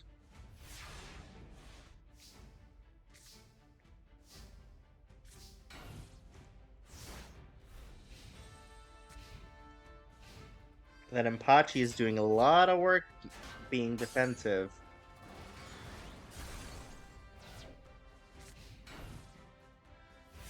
You really need a second one of those so you can get out the Barrel Dragon. Overdrive is not going to do it. You put it in attack? That's like giving up. Bandit Keith is losing this one. And he takes the Mechanical Chaser.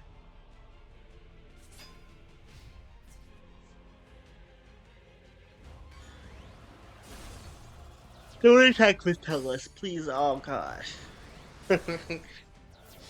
You know what? Maybe you're gonna. If he draws limiter removal, you lose unless you have a back row that can save you. Okay. Impachi, defense position? You could have sacrificed both for the Barrel Dragon, man. Are we kidding here? You just lost? Because you wanted to attack? With frickin' Tellus the little angel?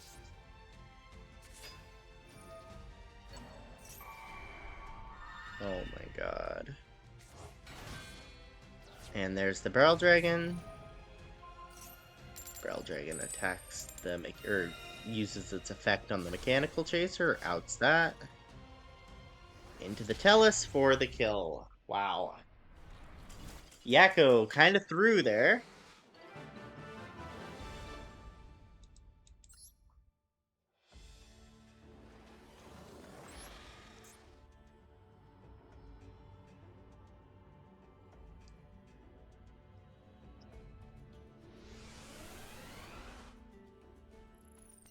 Yakko has the only Wicked God that we haven't seen summoned this tournament. So I guess we'll see if we'll ever see the Wicked God. The Wicked Eraser? No, Avatar. He has Avatar. Pegasus has Eraser. We saw Eraser already.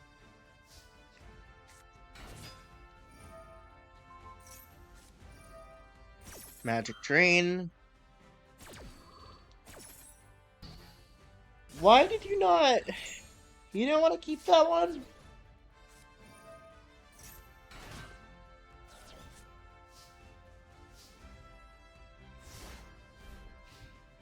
I would have wanted to keep that one.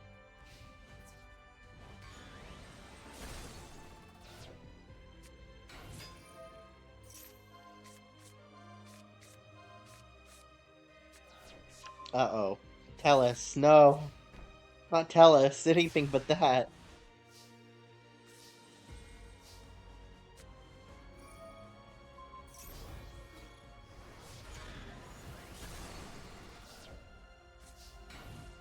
Plays Inpachi in defense mode.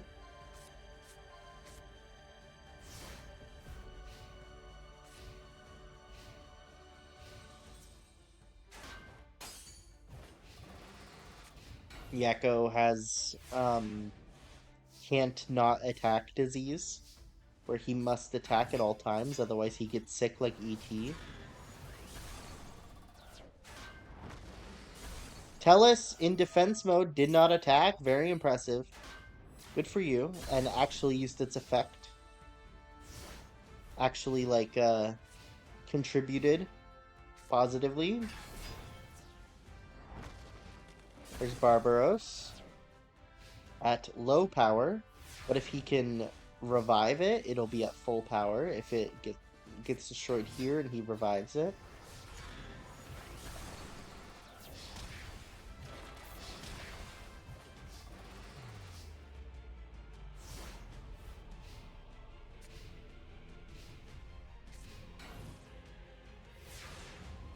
Uh-oh.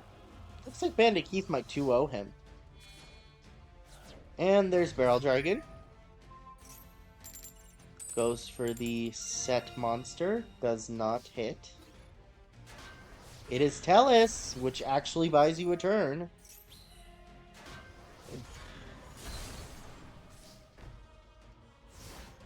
You need to get Barbaros out or something. That better be a good set card. Plays the Overdrive, goes all in. And a Metal Morph. Yep. Bandit Keith wins 2-0.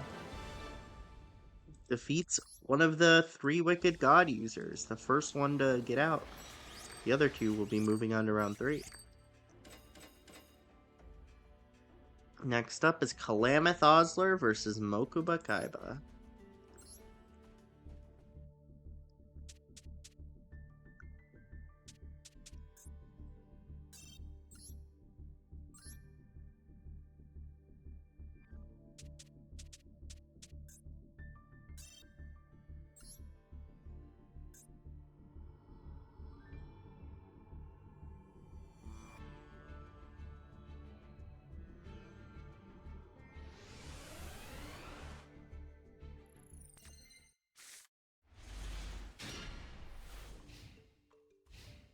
Here we go, Industrial Illusions versus Kaiba Corp.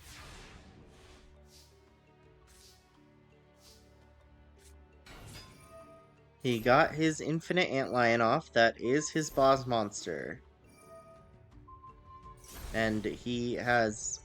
Ooh.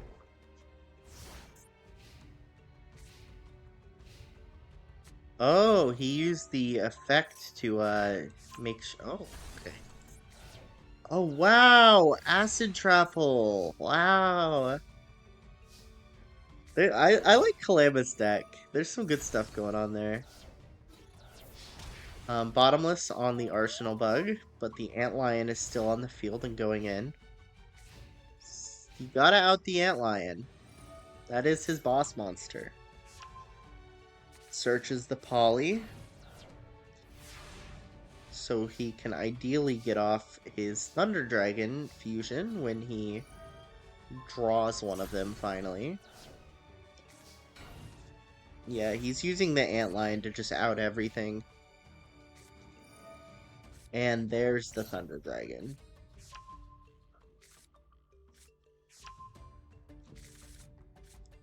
He uses the Thunders into Twin-Headed Thunder Dragon.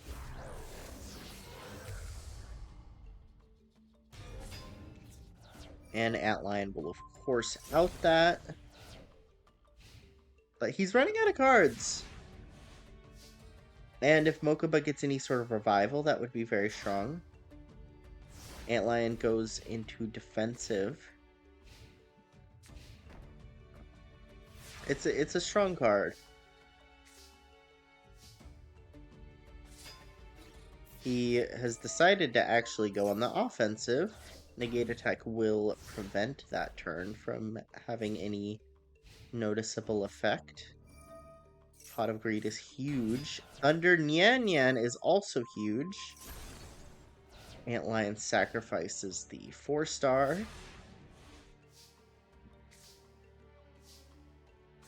And he gets a second Antlion, which is huge because it means the Arsenal bug as an equip comes back. He should be playing more aggressively. He could have won the duel by now. Palamith is very, very strong. And yeah, the 4-star will out that.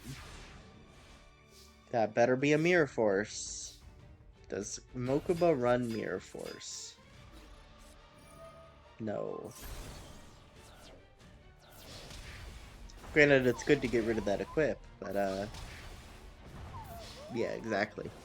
You've lost to exact damage now.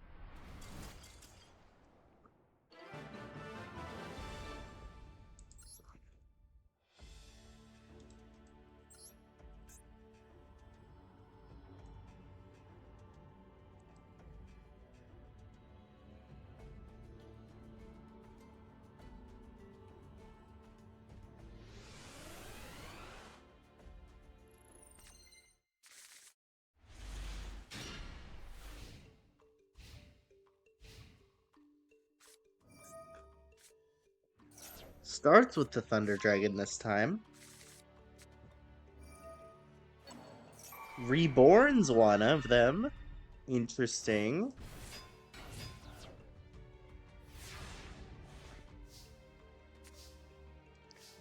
He did draw the Antlion, but he will not be playing it yet. Takes the Thunder Dragon for himself. A lot of play going on with this Thunder Dragon. The Kuwagata is taken down. Calamith has far less advantage on his side of the field as before that he used to secure himself the win last time. He's waiting on that Antlion until he does, and that Kamakiri will help him get there. He does get the fusion off, which is pretty big.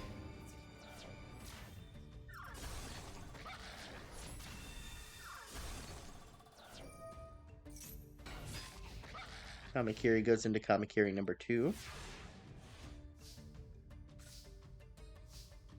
He gets another number 1.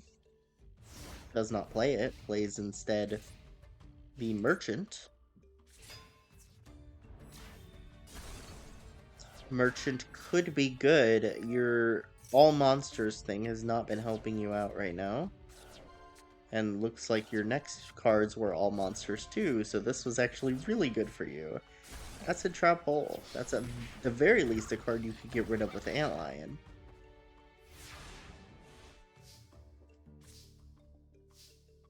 Another Merchant. He's not playing the Antlion. He might just lose here. He's losing here. Yeah, that laser cannon is a little too late.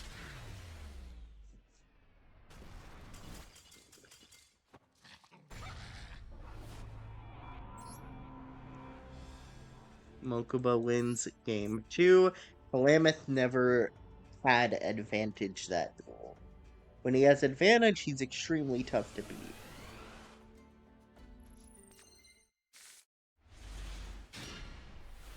Starting with the Snatch Steal is good, and 2 floaters. Those could help out a ton into getting your board set up for Antlion. He does have the Thunder Dragons, that's good. He had one of them in his hand already, that's bad. But he does get the fusion off. And it will be Snatch Stealed for sure.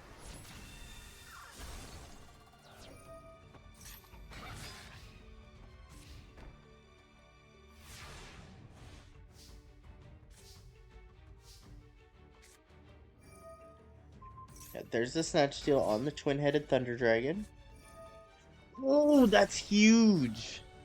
MST at the perfect time. to bring back the twin-headed Thunder Dragon to Mokuba's side of the field. He will out the Kuwagata like this.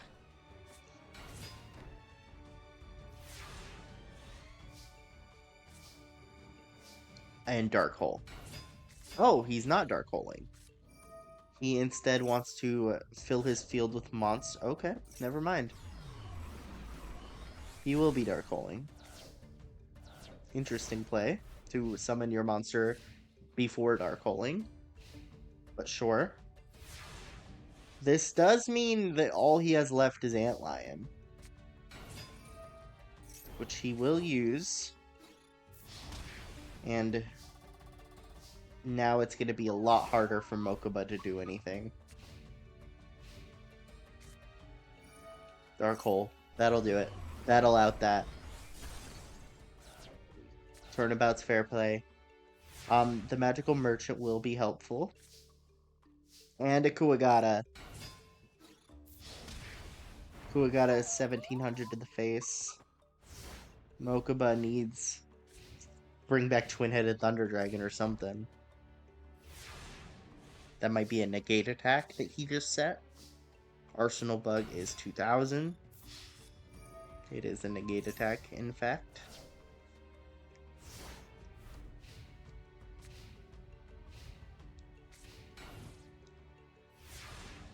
It's looking good for Calamith.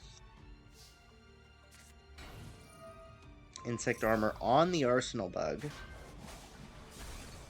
Gets rid of the Mirage Dragon. Mokuba has one turn left to find an out. I don't know if he has one. I was thinking Monster Reborn. That's not it.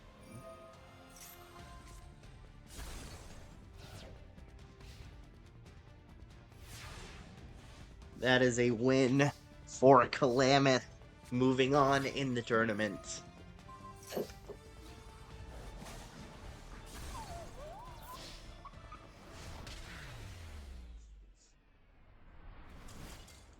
Mokuba put up a hell of a fight, though. And it's improving a lot as a duelist. Even beating one Card Professor.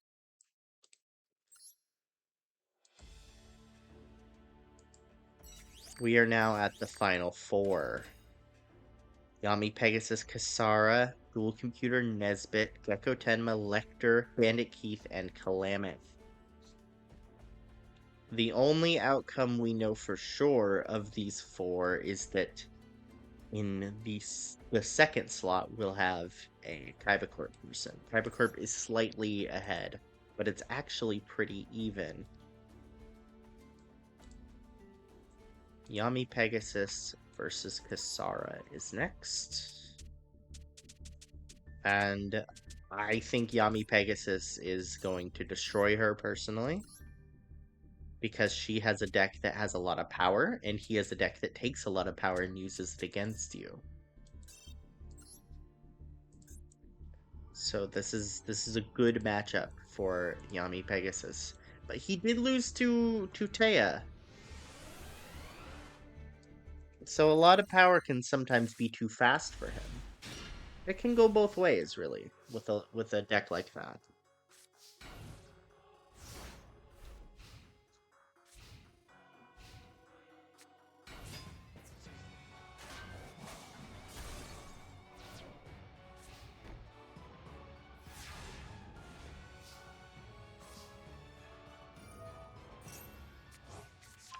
Serpent comes back.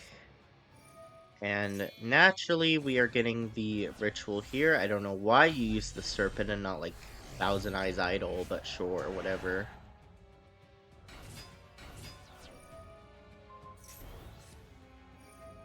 And Premature brings back the Serpent. Okay, sure. If it doesn't get attacked this turn, and you just want to do, like, 2100 burn, that's fine.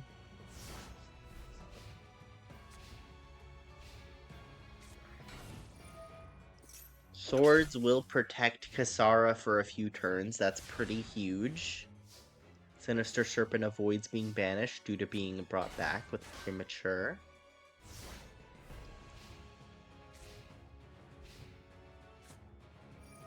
Kasara Feather Dusters, outing the Relinquished and the Serpent. Very good. Now, he does have Reborn. He can bring that back. Behemoth also comes back. Ooh, Eraser. Reborn will bring back the Relinquished and take the Shining Angel.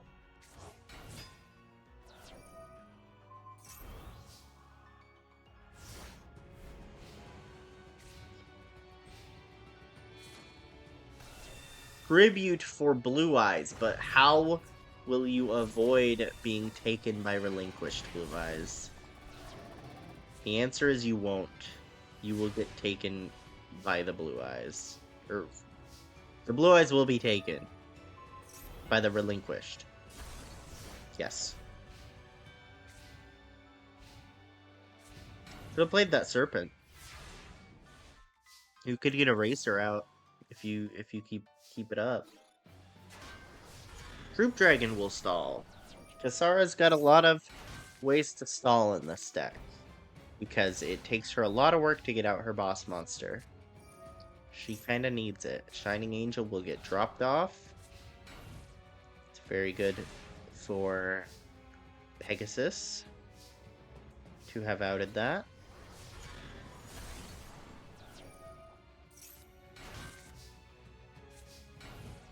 Okay. He is playing his cards. He could get Eraser if he summons the Serpent next turn. Oh, never mind. Oh my god. Oh my god. He got out the Blue Eyes Ultimate.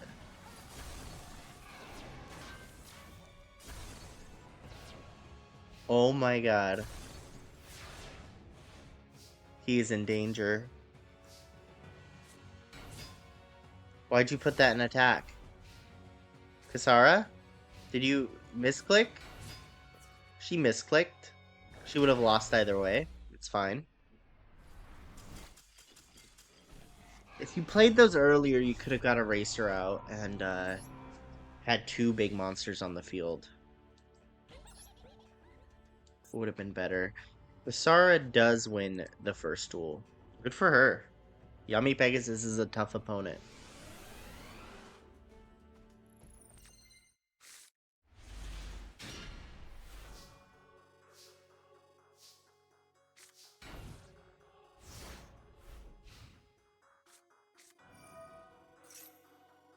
Drop off gets rid of Shining Angel. We've seen that before. Upstart into another Shining Angel. Serpent will go back to hand.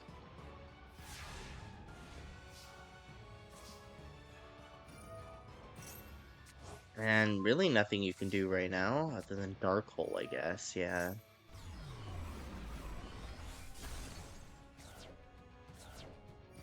Handstorm, okay. He's really going for it. Puts the negate attack in the grave. Graceful will get rid of Stamping Destruction. I know what these cards are called. Serpent does get banished. He needs his ritual or a metamorphosis or something. Uh-oh. It's looking grim for Pegasus.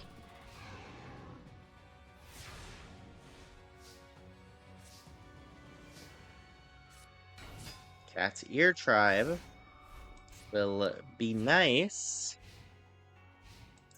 It'll out one of the monsters, but of course, because you let him choose, it's going to be Shining Angel, which just allows him to get another monster. Allows her to get another monster. I'm really good at pronouns. Blue Eyes. She summons the Blue Eyes.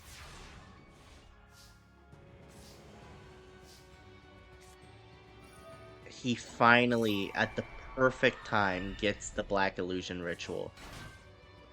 Using her monster summons the Relinquished, and takes the Blue Eyes, attacking the Goddess. She needs a way to out that now.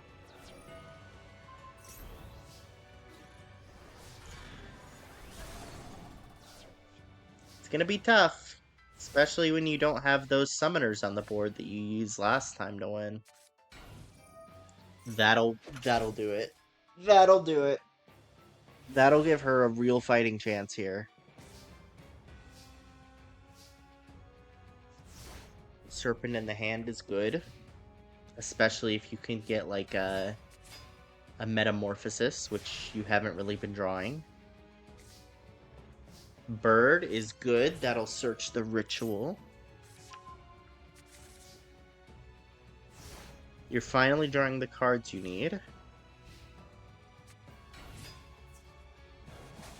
Twin Head will take out the bird, but it's already done its search, so that's not a huge deal.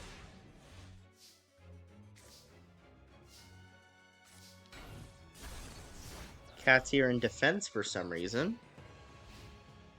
Could have at least outed a Troop Dragon.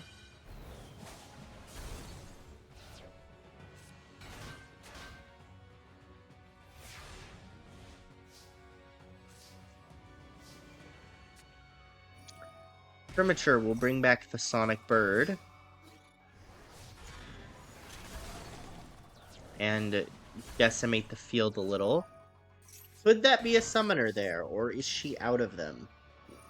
She is out of them, right? 1, 2... Wait, no, it could be a third one. It could be a third one, which would save her. Oh, that'll also save her. Wow, that'll do it. Yeah. That leaves him wide open.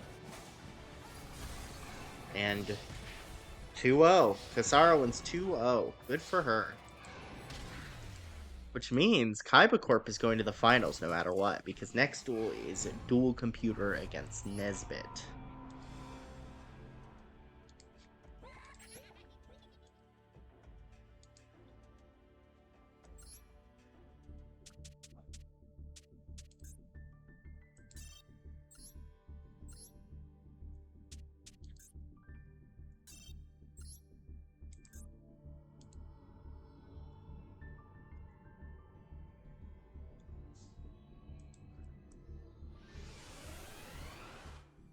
Kaiba's deck against Nesbit's deck.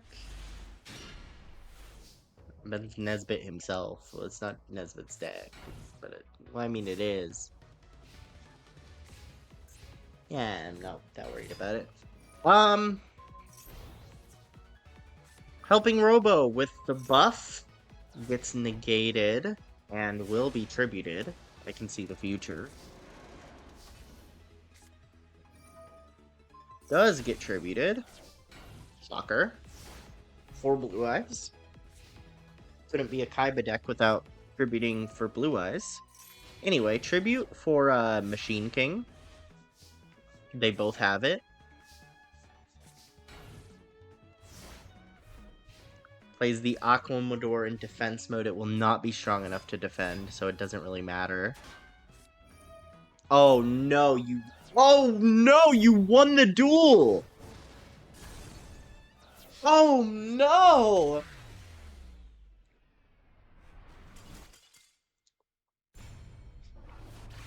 Okay. Yeah, that's one way to do it. One attack to end the duel. Show the duel computer that humans are better. Real Kaiba might be able to beat you, but you can beat the computer.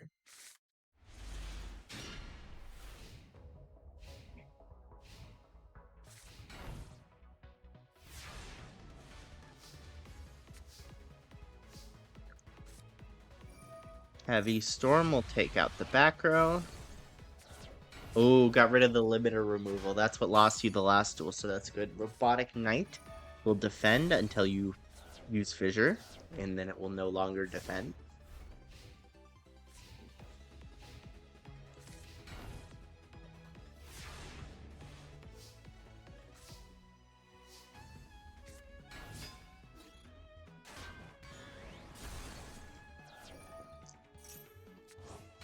Bugroth is brought back by Time Machine, which just stalls a turn, basically.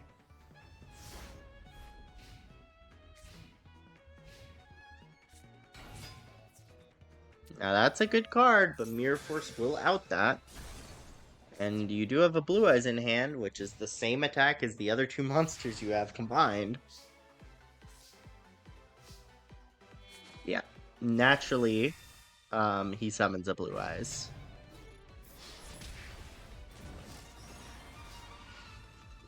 And you need a specific limiter removal combo to out this, really. That's kind of how you have to do it. You did not draw it, but that could be limiter removal, and that could out it next turn. Now, this is highly speculative, but you know, if that's like a, that doesn't matter. Oh, Dual Computer takes game 2. What a hand.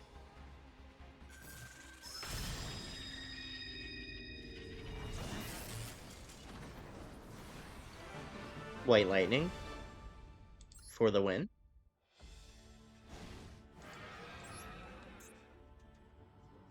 On to game 3. I do think Dual Computer will probably take it. However, Nesbit's limiter removals can be extremely deadly if he uses them at the right time. Pot of Greed does not help your case against Nesbit.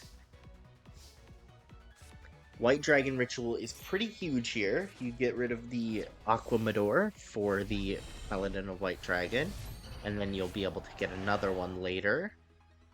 Those can both get you Blue Eyes, which of course you'll take, and again, that really needs limiter removal to out it. You're in a great spot. He could have it. He could very well have it right now.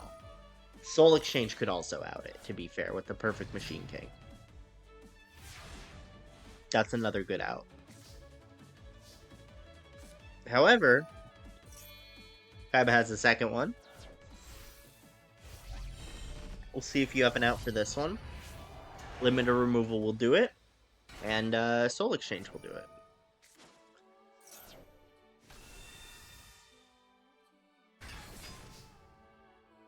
What do you got?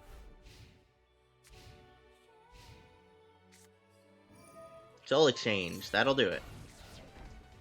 Alright. Kaiba has lost 2 Blue Eyes. He needs some sort of revival.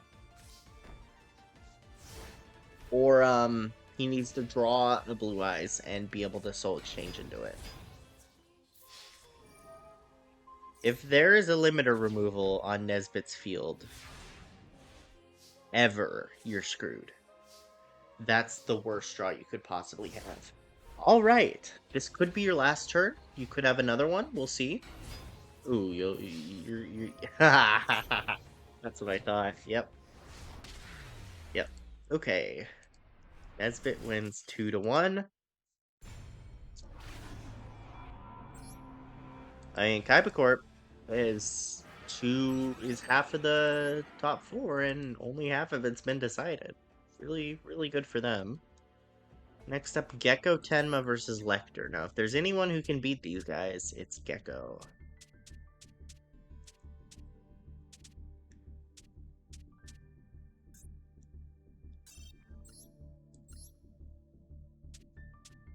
In the tournament for the soul of Kaiba, for Kaiba's card that has his soul in it. So this is a high stakes one.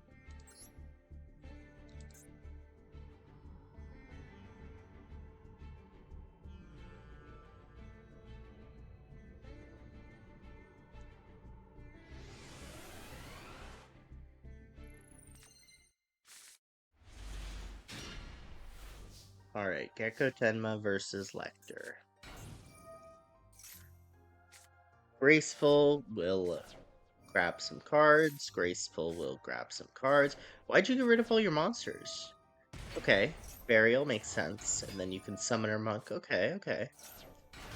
I understand. Mage Power on the Dark Elf.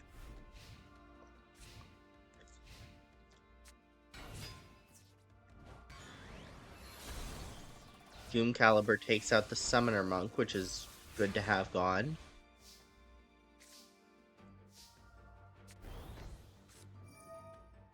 Another mage power on the Dark Elf. Gravity Bind will stop that.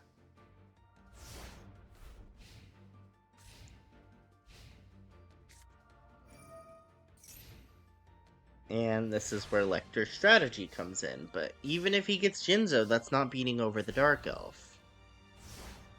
Not when it has 6,000 attack.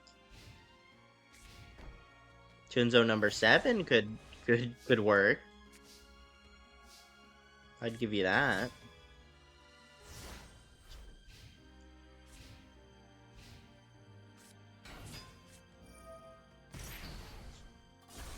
The selection destroys the Doom Caliber.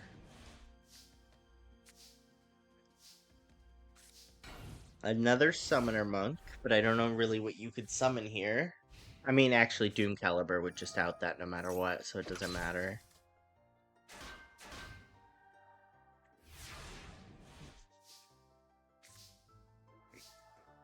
You could do it to get Doom Caliber off the field so you could start attacking. Oh wait, never mind. That's level 4. I was thinking of a like level limit area B.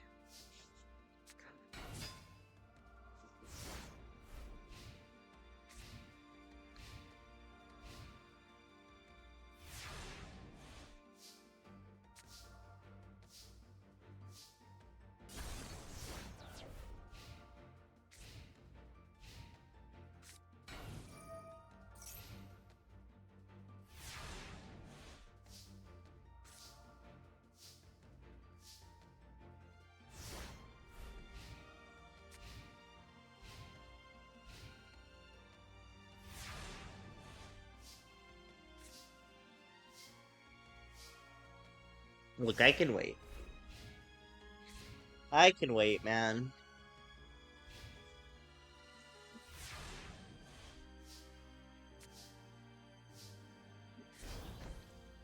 Okay. 7,000 attack Dark Elf. Will it ever be outed? Probably not. There's Jinzo.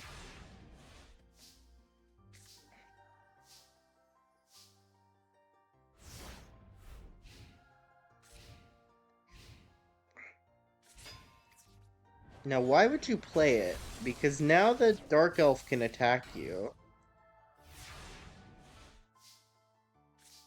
It's interesting. You took the Jinzo. Oh my god. Oh my god, you took the Jinzo. That's huge. Oh no, because that was Banisher, now you can't attack anymore.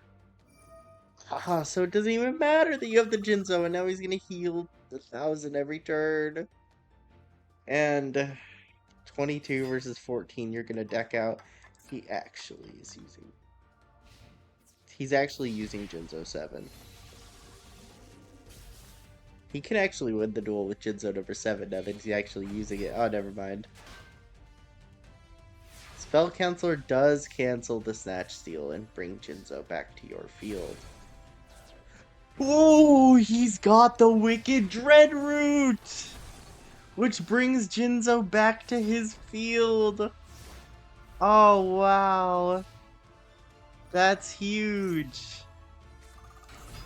That's so big, Lee.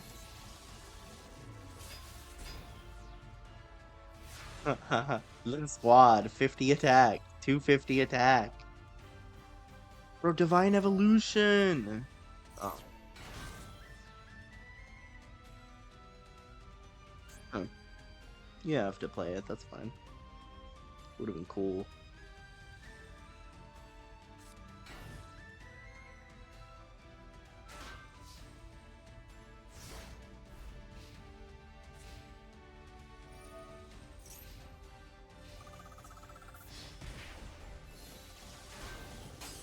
Oh, why would you do that? I guess your life points are actually fine because of Snatch Steal.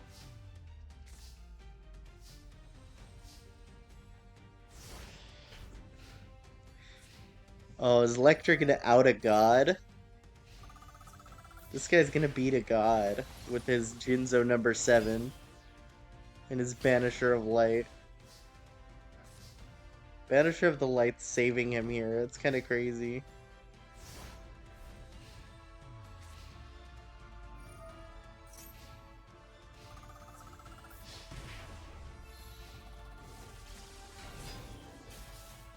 3 Banishers of the Lights. If your field ever got nuked, you'd be screwed. But it won't be. He can't play any more cards, and you're just gaining life points. He's on the clock.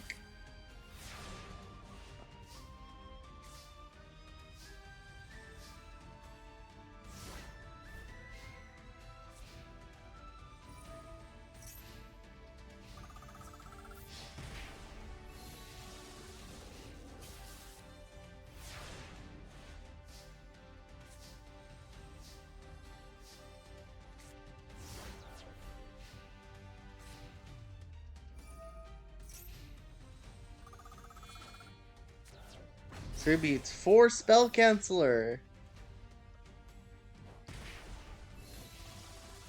Which outs the Jinzo.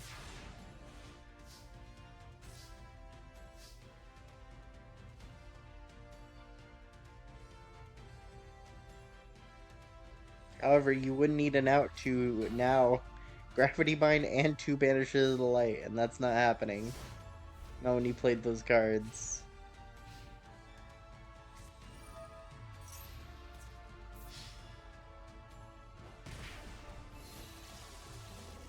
Why'd you do that? It doesn't matter. You can do that. I keep, like, thinking you're insane, but then I look at your life points and realize, oh, you're fine. You're fine.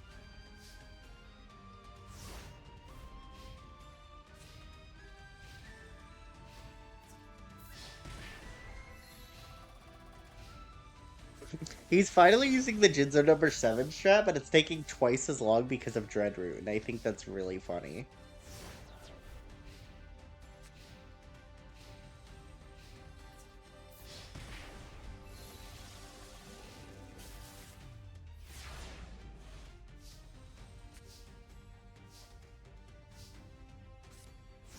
Okay, now Jinzo number 7's gonna get the kill.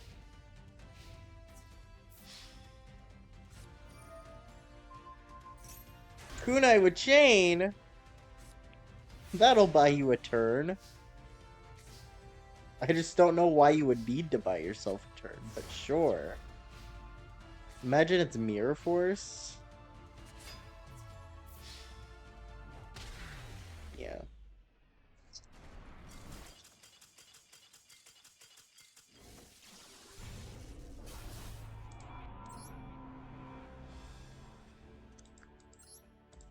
Alright, Lecter's lockdown strategy is doing extremely well.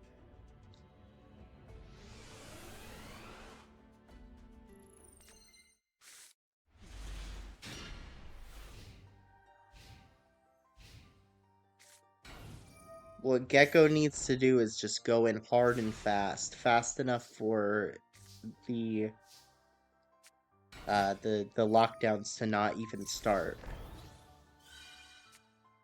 And there's the lockdown. Okay. Well, it's fun while it lasts, guys. And the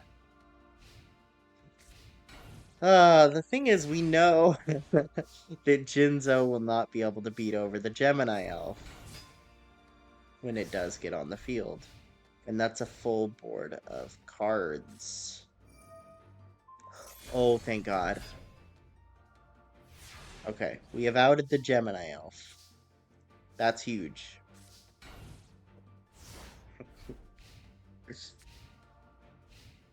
I'm on the side of the duel not taking as long. That's the side I'm on in this one. So, keep taking damage. That's good. Keep doing that. More of that, please. I would love a Jinzo right now. Would be bigly. Yep, good. Very good. Keep it up. Yes. Yes. More damage. Ooh, perfect. That's going to be really good for Banisher of the Light to attack into. Get another one of those, please. Yes. Yes. Mystical Elf? Oh, Toon Gemini. You're going to summon that and attack. Ew.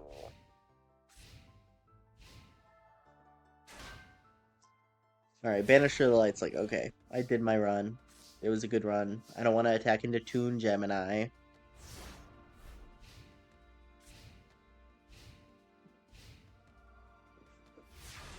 We can wait. If I click, will it go faster? Yeah. Here, I'm gonna mute my mic because it's annoying.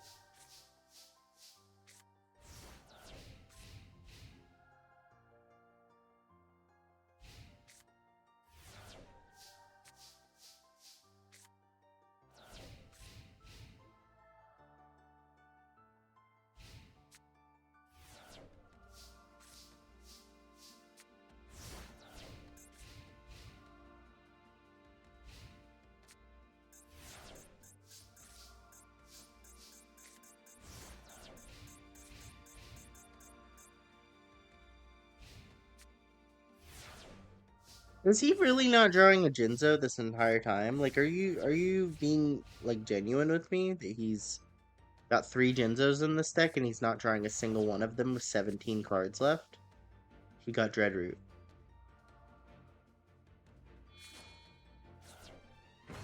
Okay. If only that did anything.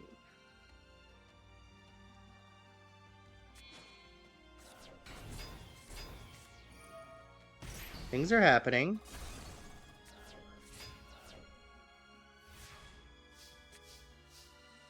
Not really sure what's happening, but things are happening. I guess that's probably Jinzo.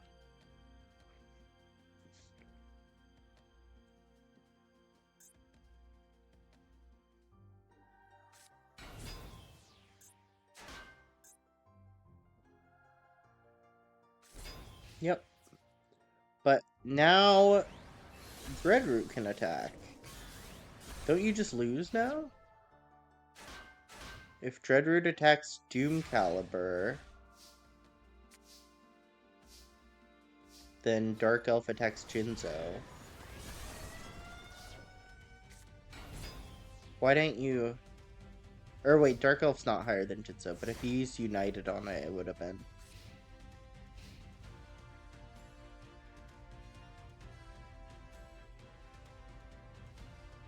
You could have won the duel that turn, if you played better. Wait. Oh! Oh! We've done it! We're here! That's a win! Oh! We're so back. We're so back. Thank you, Wicked Dread.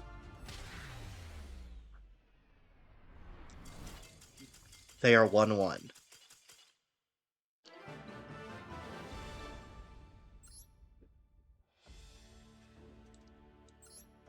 Come on, Gecko. You can win it all. Be the change you want to see. Stop the floodgates.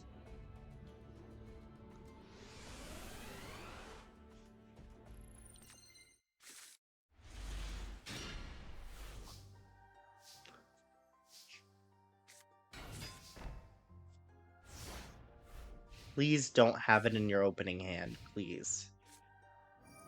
Oh.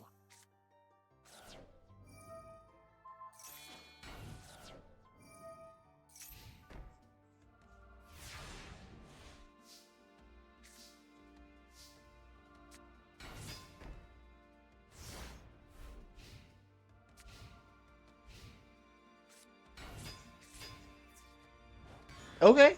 Okay. You know what? I'll take it. And Snatch Steal will be amazing on that. Oh, but Banisher's there. Oh.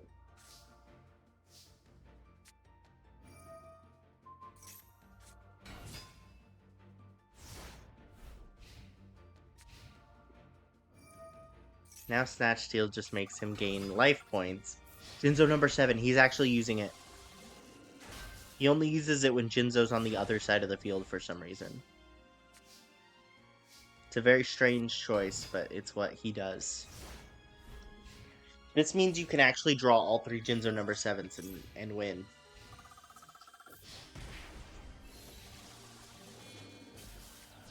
No! Whatever, you have Jinzo, it's fine.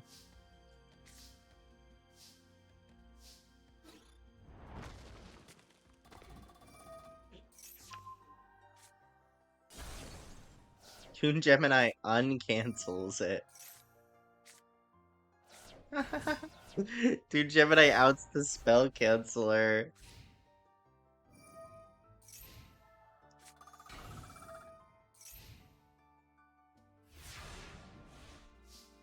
Can you out Banisher of Light instead? There's Dreadroot.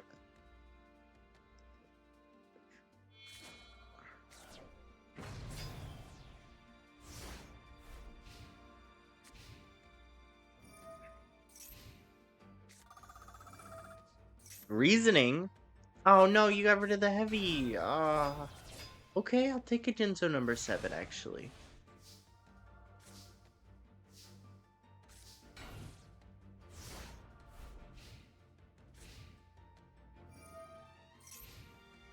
I need a spell canceller on the field right now. That'd be huge. Oh. Yeah, give me a spell canceller right about now. You know, get your Jinzo back. Pretty sweet, right? It's a big Dreadroot.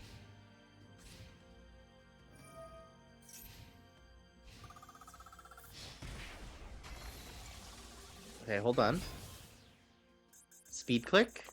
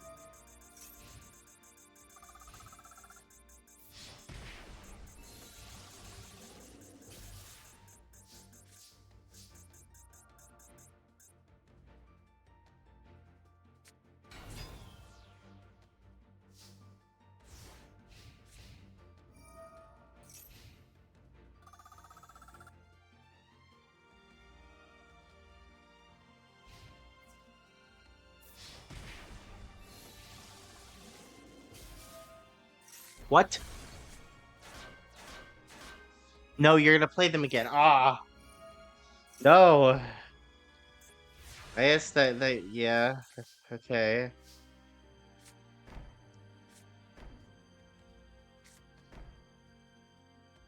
Outs the Snatch Steal? You gonna, yeah. I knew it! That's so funny. Wait, no! If you did it on the Jinzo. Oh, wait, no, because Gravekeeper. Okay. Well.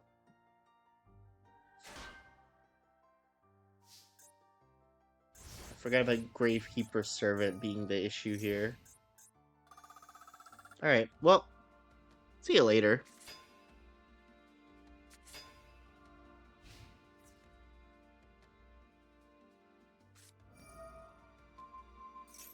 What are you doing? What is this? What is any of this?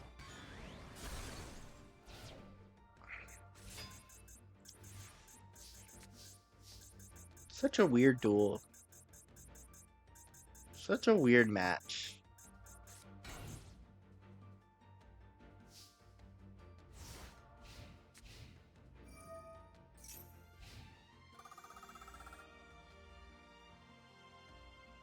Come on, what is there to think about, dude? You gotta prevent Wrath into the Toon Gemini Elf, or... Oh, into the Jinzo. Maybe Banisher of the Light into that? Yeah.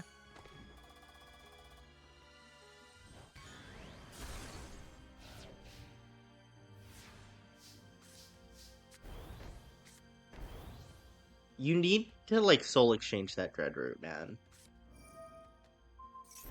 It's at 9,000 right now. The 9,000 Dreadroot.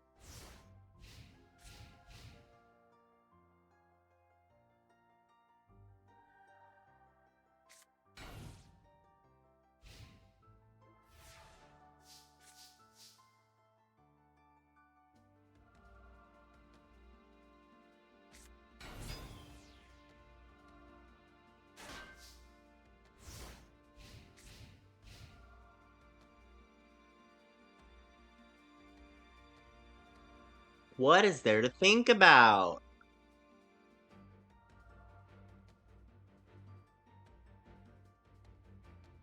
This guy's so confused. He's like, should I attack the Dark Elf? Like, who cares? Bro, does it matter?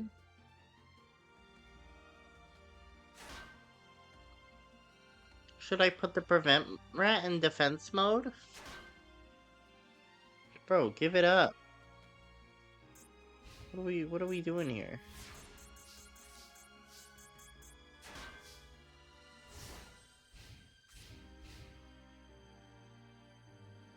And the thing is, he can't soul exchange the Dreadroot because his field is full. You need to play Spell Canceller.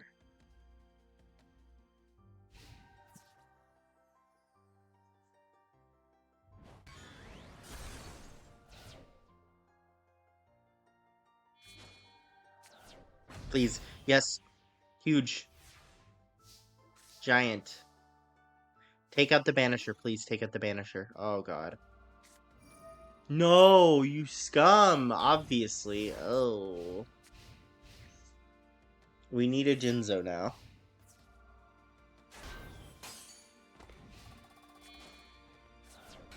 Thank God. Please. Next turn, please. Please flip the Jinzo. Please. Wait, there's no Banisher anymore. Flip the Jinzo. No. Yes.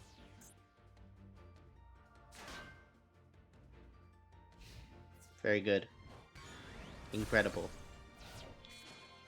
No. That's crazy. That was a crazy play. I get it, but it was crazy.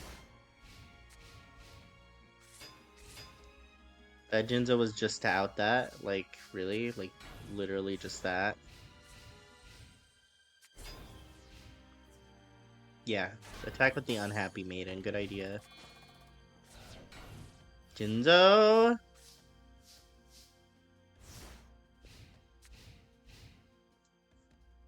Yes! Stop. No. Don't go in defense. Please don't destroy the Jinzo. I know it's tempting, but please don't do it. You need it.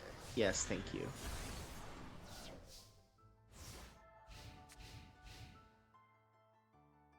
Now, Soul Exchange? Oh. You probably don't have any tribute monsters. But yeah, now Jinzo is beneficial to you, so you should be destroying everything else. Spell Canceller's not bad either.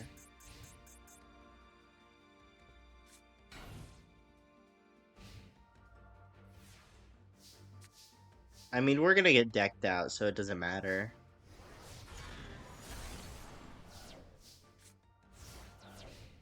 Doesn't matter that much. You can't even your spells and trap zones, and the spells are canceled, and ooh.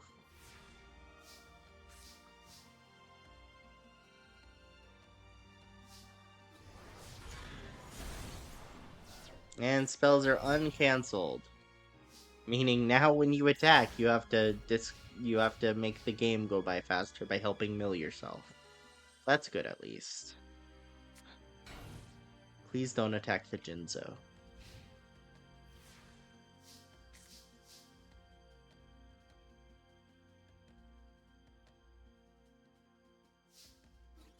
Thank you. This is great. Thank you. That's very considerate of you, Gecko.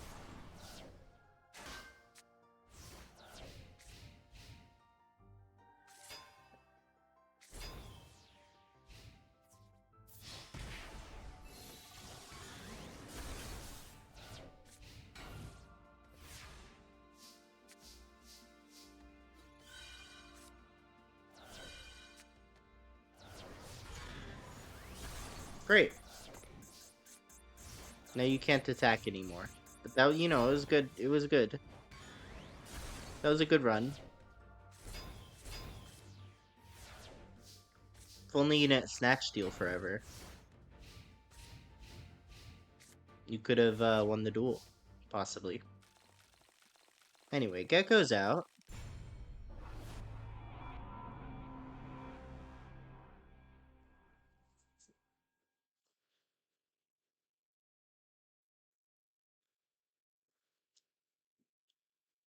After that duel, Yami Pegasus makes an announcement. And he says that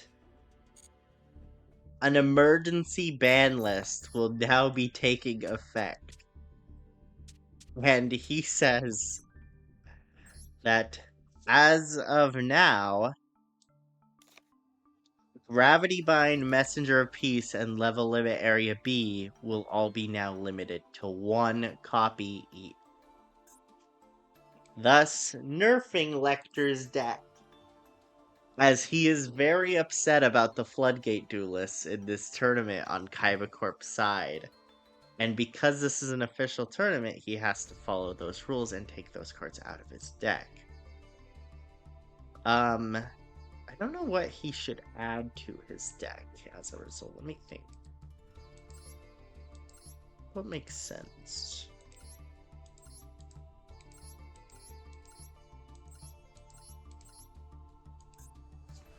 What about like a...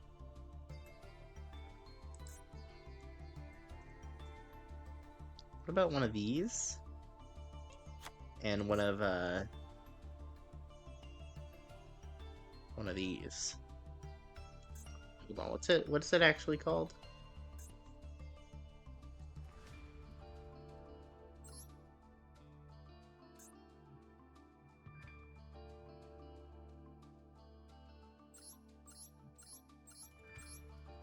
What's that card called? Like 8 people have it in this tournament. Why can I not remember it? Hold on, let me go...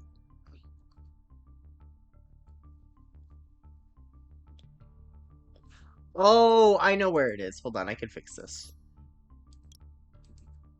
I did know the name of it. It just wasn't popping up because it's normally banned. Great sign to put it in the deck last minute. Okay.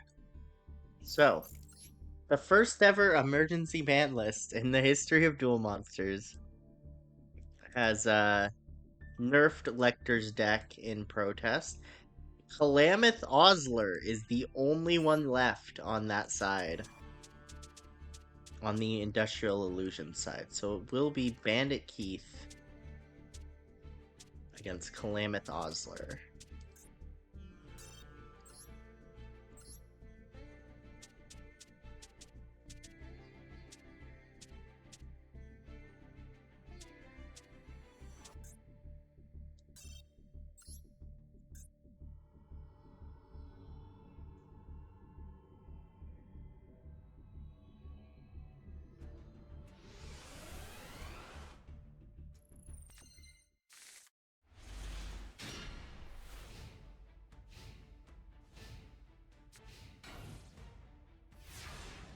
Wait, who are these people? Bandit Keith and Calamith Osler. I remember this. I just said it.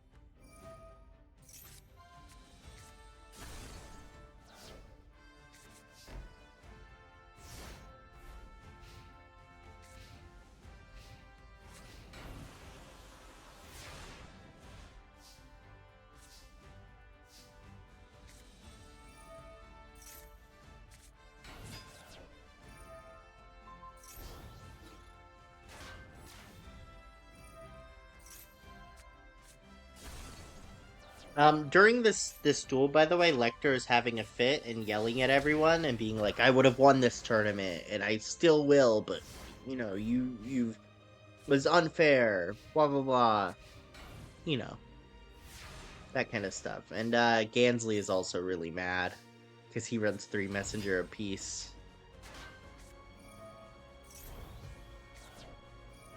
Oh my god. Yeah, yeah, it's a win for Bandit. Ooh, never mind. Almost. Very close.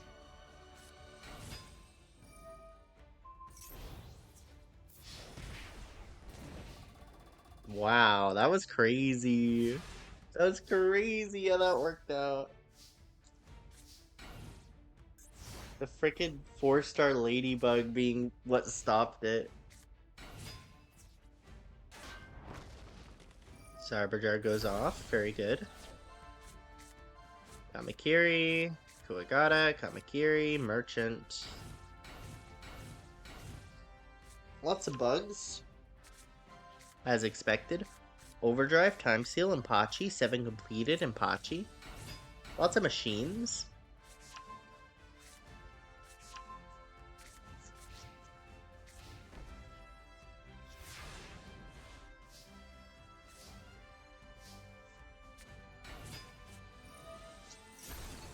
Helping Robo will be bottomless.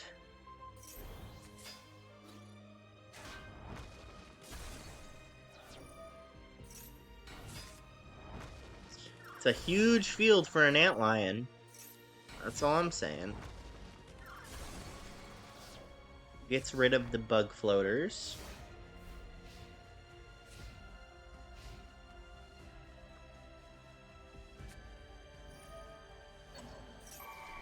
X-Head is now on Calamith's side of the field. That will be Ring of Destruction. So no more.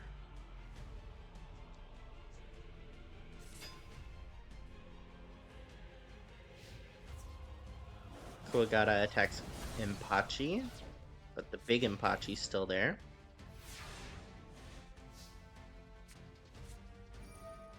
Time Seal. And now let's see Keith attack into a bunch of Earth Floaters.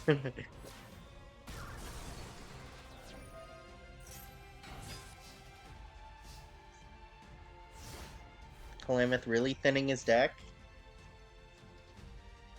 He doesn't get a draw phase, however, because of Time Seal.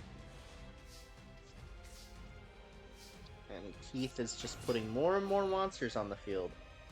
He better wait to use that. Oh no, why?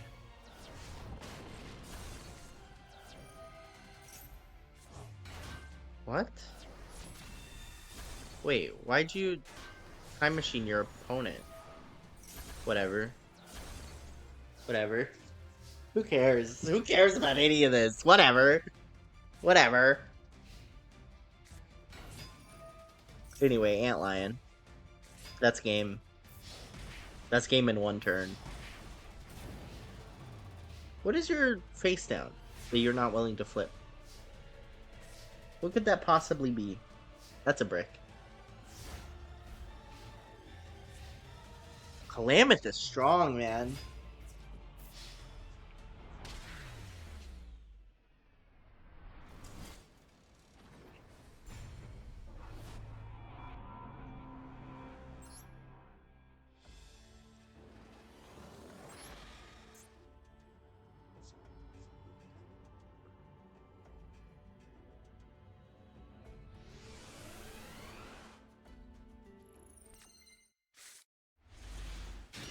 Okay, that's a hand. That's 3 X-Head cannons. And a Raigeki. Pot of Greed into Kuwagata into armor. We'll take out the X-Head cannon. Raigeki will take out the Kuwagata. X-Head cannon will then hit the field again and attack. You know, just choreographing the future of the duel, just so you know. Hey, wait, now I already said this stuff, though, so if I say it again, it's redundant. Okay, we've caught up. We've caught up. Now what? Oh, Monster Reborn. See, I wasn't expecting that. That was new. Into an X-Head cannon. And does not crash. Okay. Sure. Does not crash, I guess. Acid Trap Hole to destroy your own monster? What's with them using traps against themselves lately? Am I missing something? Is there a new line of code that causes them to play against themselves now? What's with that? Does anybody know?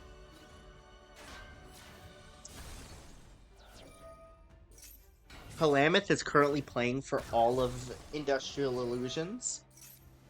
Calamith is guarding Kaiba's soul. It's on his shoulders.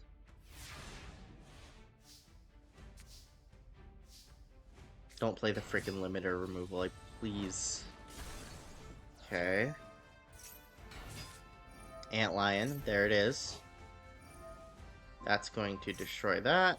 Limiter removal is stupid. Why have you done that? Okay. Well, that's fine. What does Calamith have?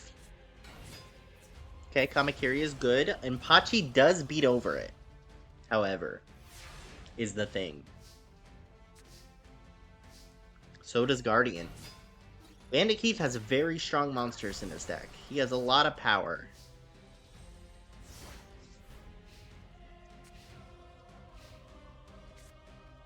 Snatch Steal will take the Guardian and summon a Kamakiri and basically try to win with damage. Now, the Guardian is stronger than the Impachi, so this is...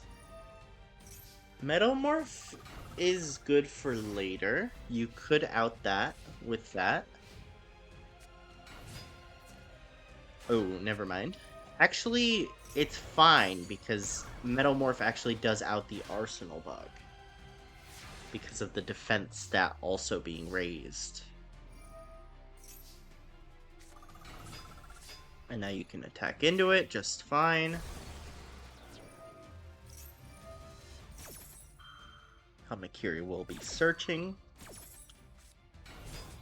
for Kamakiri. Cross Cyberjar, but then gets rid of it? That's kind of crazy. Keith is one attack away from winning the duel.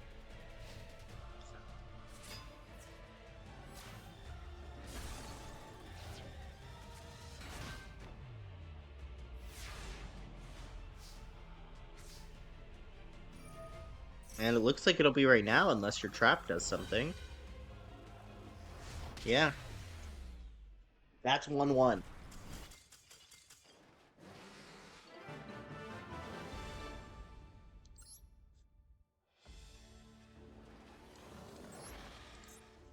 Only Calamith stands in the way of getting Seto Kaiba's soul back. Just one duel could decide everything.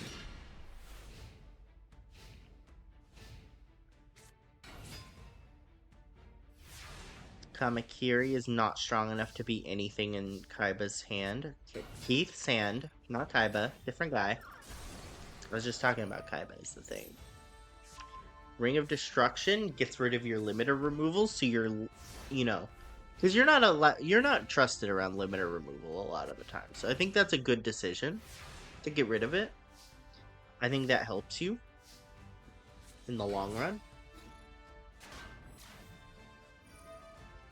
Getting rid of a 4-star is good, because those are extremely powerful against you. So that's good to have one of them off the field.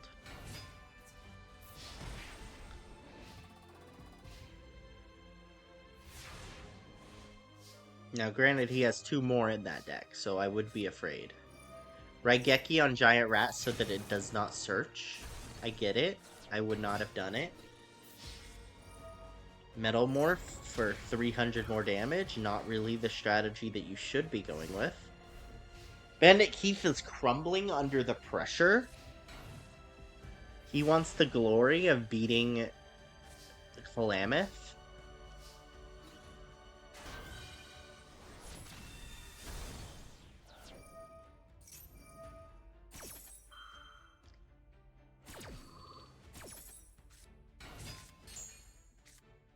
Flying Kamakiri number 2 comes out.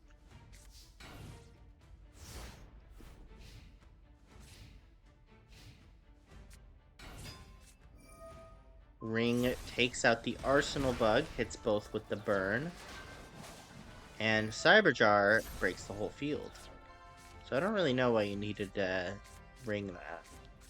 What a group of cards, man. Holy. That's gonna be tough to out. Let's see what Keith has to out that. Brain control, that'll do it. Yeah. Limiter removal, okay, yeah. Yeah, that's fair. Those are pretty good.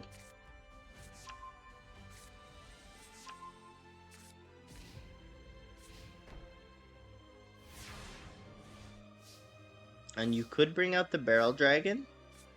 You will not. Oh, yeah. Forgot about that one.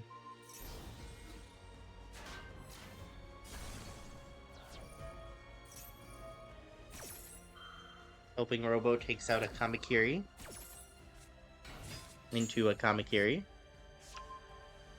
Gets rid of the limiter removal just because you don't want to accidentally use it and break your entire board. I understand. Now this is where we'll see Calamity. Oh, wow.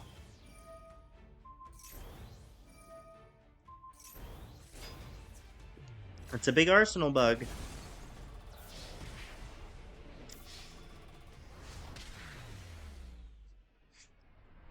Okay. Calamith moves on, meaning Industrial Illusions is still in it. Two of the big five, Kisara and Calamith, are the final four. Between duels, after that duel, Yami Pegasus goes over to Calamith and has Richie give him the black duel disc that signifies you are the number one card professor. And he basically says, you are the one, win it for us.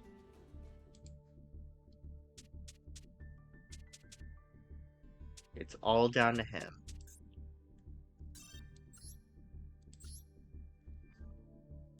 Sara against Nesbit. The machine decks have done very well. Well, some of them have. These two have, I should say.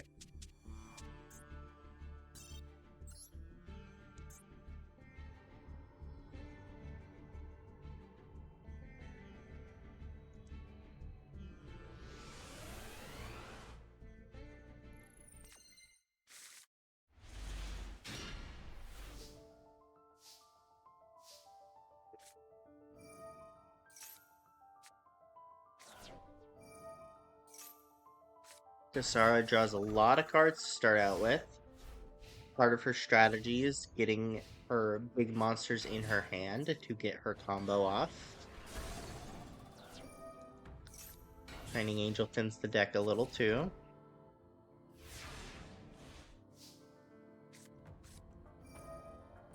DNA surgery makes all monsters into machines. Doesn't really mean much right now, but it could come into play in the future. Monster Reborn takes that. You're going to be able to do a lot of damage this turn.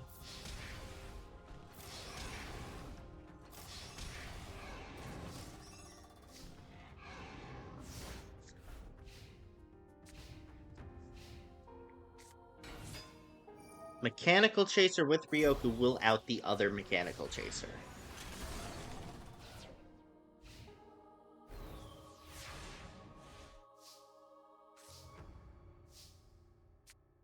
Gate attack to hold off the... Oh, yeah, swords will also hold the field. Until she can draw blue eyes. A lot of monsters that come back and swarm the field. Keep monsters on the field. Summoner of Illusions could be huge if you set it right now. Yeah, okay. She could get her big monster off. Please draw Shining. Graceful could go into Shining. Why'd you play a card first? They're Shining.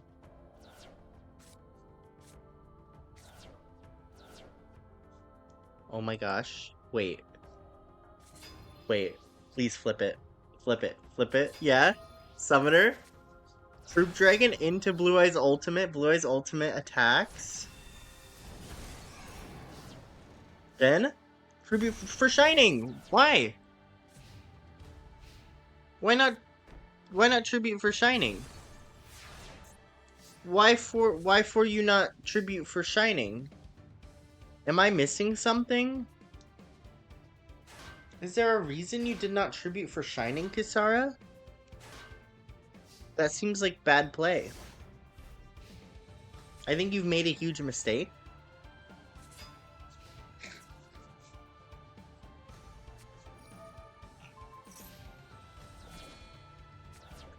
Negate attack buys her a turn, but then he summons Perfect Machine King, his boss monster, which is buffed heavily by DNA surgery. If only you summoned Blue Eye Shining Dragon earlier. That would have been huge. Twin-headed Behemoth. Wait, why are you time machining it? Why do you time machine your opponent? What's with that?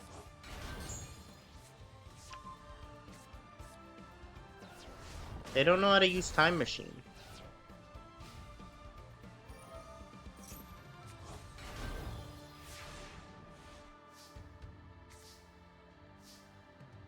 Okay, another monster that'll just keep bodies on the field. You need to draw into your Blue Eyes, really, is what it comes down to. You've already used your Monster Reborn. You need to draw into Blue Eyes. You need to draw into multiple Blue Eyes. Shining Angel searches Goddess. Goddess gets you killed. You should not have activated the effect. Okay. Well, the big five are doing pretty well.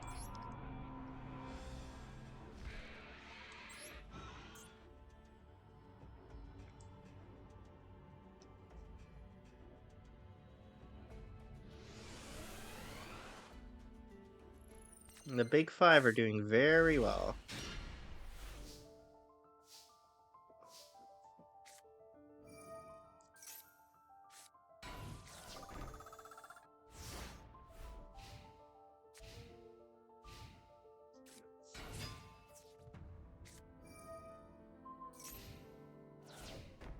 No reason to negate attack that. That was a bit of a misplay, eh? Okay, I guess if you want to Cyberjar on your own terms, that's fine.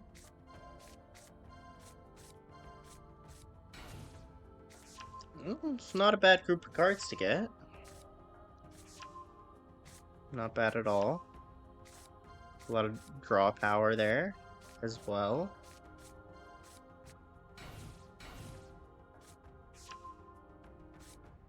Yeah, that DNA surgery with Perfect Machine King is rough.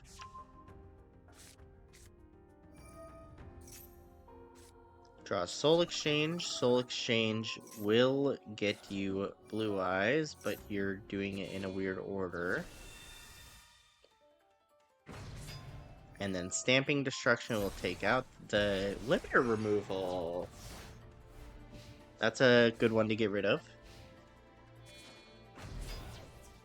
Machine King with the limiter removal will out both cards. That's 2 limiter removals gone, though.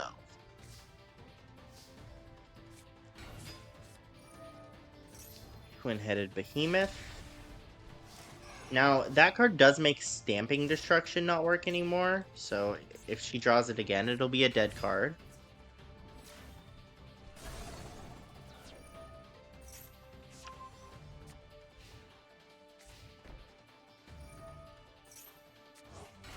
Twin Head comes back.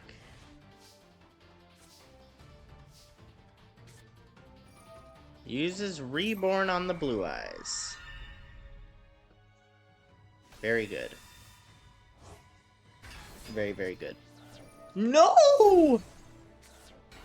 Very bad. Very, very bad. Blue Eyes gets bottomless. Yikes.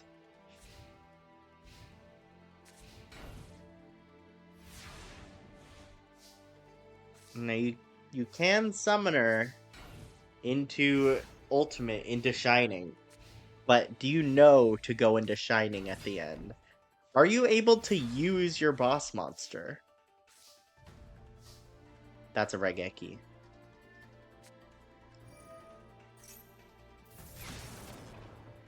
That'll out the field.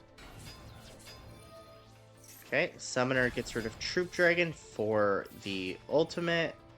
Negate. Please Shining. Please Shining. Why not Shining? You scum. Oh my gosh. She doesn't want to use her boss monster. I gave you that boss monster. It's so nice and neat and cool. And you don't even want to use it? You don't want to attack with those? You don't want to do 1600 more? They only have 200 less than the one you agreed to attack with. Why is that so different to you? Troop Dragon. Attack with all of them, please. All four. You can do massive damage right now if you attack with all the little guys. You don't need Blue Eyes to be able to attack. Oh, that's the worst hand ever. And you refuse to use your other... You would have won the duel by now, man. Imagine you did 1600 3 turns in a row. Plus 1400 more. You would have done like 4800 or something. You would have almost won the duel, man. Now, Mechanical Chaser's gonna out you. And there's the perfect Machine King. Perfectly ultimate Machine King. That'll get rid of Polly. Oh, it's 2 Blue Eyes Shinings. Whatever, that's what the Graceful is for, is to offset the amount of dead cards in your deck. That was really stupid. Exceptionally stupid. That Summoner could get you... Oh, wait, and you have a negate attack. Oh, wait. It's all happening. It's all happening. Please. Use the Summoner. Good.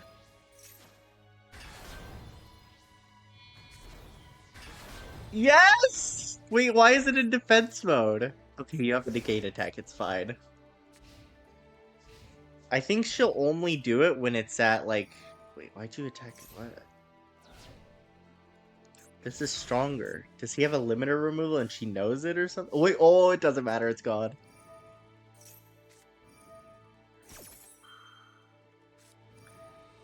Okay, and the limiter removal is fine, because all it does is buy him a turn of not getting hit.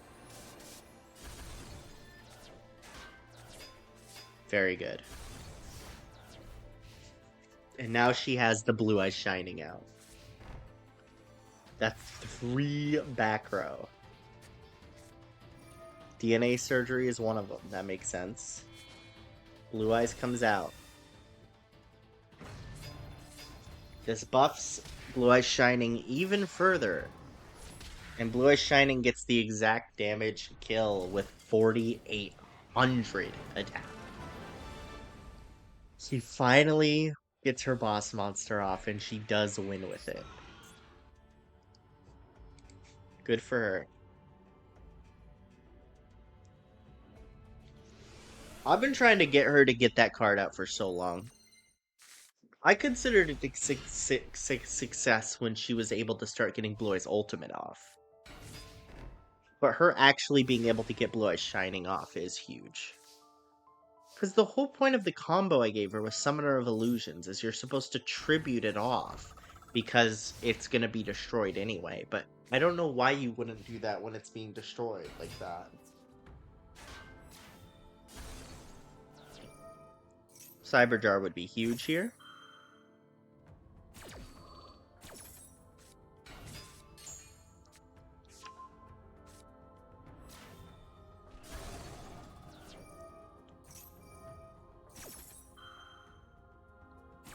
He's curating whatever card he would like.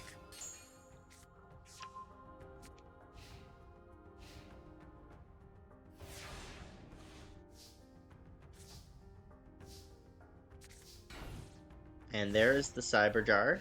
That will be attacked after the Shining Angel, because I know how the AI works.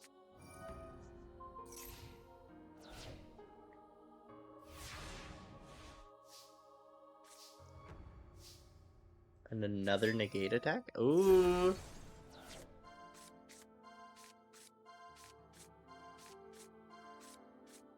Interesting group of cards. If only you drew some blue eyes with that. Would have been a lot better if you drew like 2 blue eyes white dragons, for example. Just one example of cards that you could have possibly drawn. Blue eyes white dragon. That's crazy. Oh, graceful will help. Why'd you... No. Oh, okay. Yeah. Why not graceful? You got rid of the poly anyway. That's fine. Poly's probably not even good for you. You get it out a lot more reliably with Summoner than you do Poly. Now she's using the Helping Robo, and she decided to get a mystery card with Goblin, which will be Swords. It's been a very good card for her in the past. Swords has helped her a lot.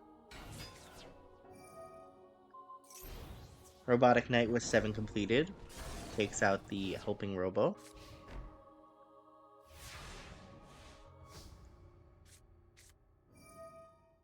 DNA Surgery. Raigeki will out this Robotic Knight with the 7 completed.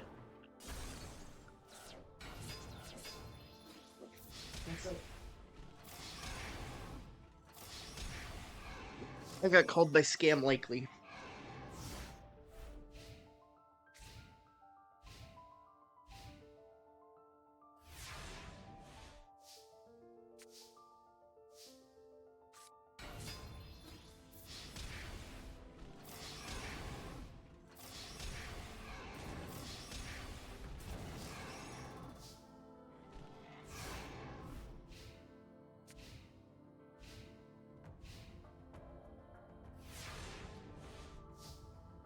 Okay.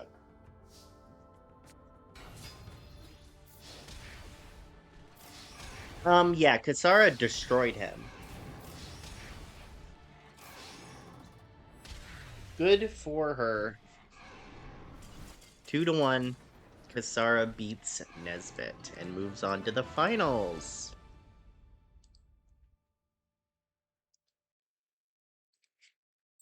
Now, we'll see if Industrial Illusions can also make it to the finals, where Lecter goes against Calamith. And while this happens, Yami Pegasus is sitting by Calamith's side, watching him duel. Like this is his guy now. And this is who he needs to win it for him. I don't know if this is just a tactic to psych out Lecter or what. But I mean, it seems good to me.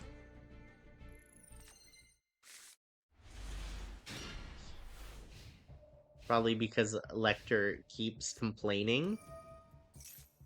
And now he can be there for Calamith, be on his side, in his corner.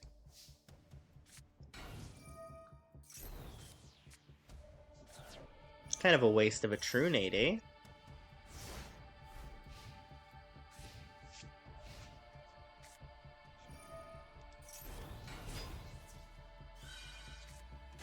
The thing is, Calamith has a very, a very powerful deck.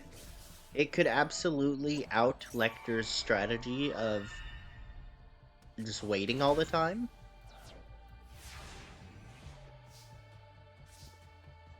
The only issue is you would need to out that Banisher. Soul Exchange on the Jinzo, but you misplayed by putting it in defense mode. Now Kamakiri can out that.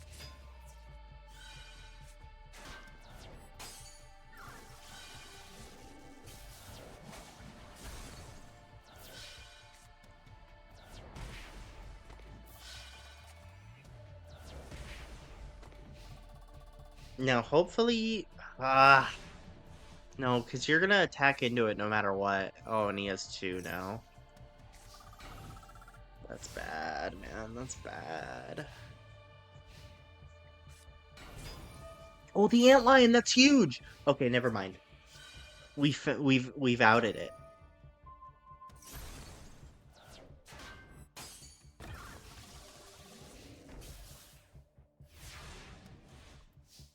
We're good. Now the Antlion just has to keep destroying cards and we're fine. Wait, why aren't you doing it? When an insect monster battles. Oh, we're saved. Huge. Wait, why'd you use that one? Why'd you not destroy Spell Canceller? Are you stupid?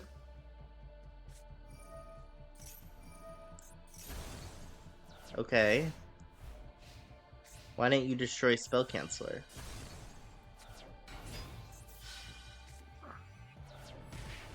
Whatever. This is gonna do a lot of damage.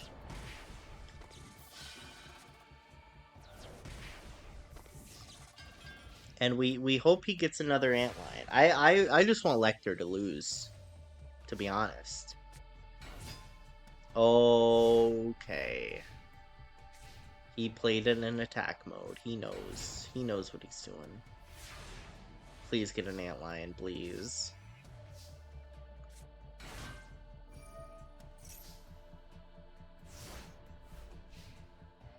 Antlion could save you.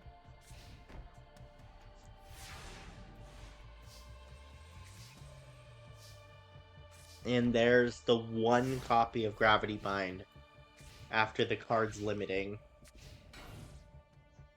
That's not Antlion. And he has Kaiser Coliseum, which is not really relevant right now, but could be in the future.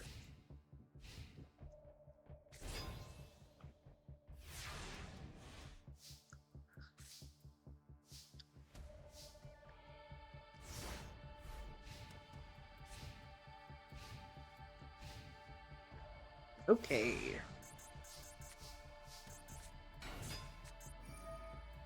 Bottomless on the Doom Caliber, not bad.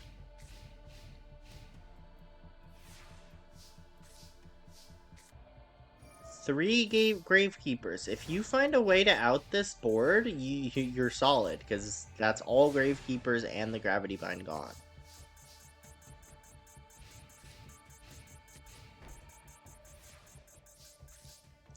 Please. Please play your Heavy Storm. I realize you can't. Mass Driver! I added this to his deck instead of one of the Gravity Binds. I want him to use it to destroy all his monsters and maybe win the duel. We'll see about that second part. Wave Motion is the other card I added to his deck. Wave Motion and Mass Driver are cards that if he plays, he could actually win with. Pretty cool, I know. Giving him, like, more win condition. Yes. Okay. Jinzo's here. Jinzo attacks the Arsenal bug. That's great.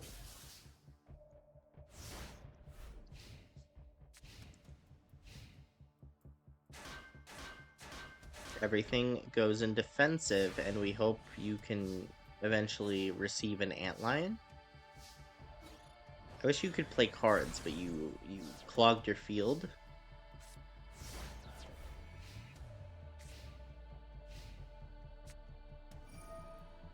Oh, shit. Okay. Kuwagata, heavily buffed, will be able to attack, but look at your life points. Oh, never mind.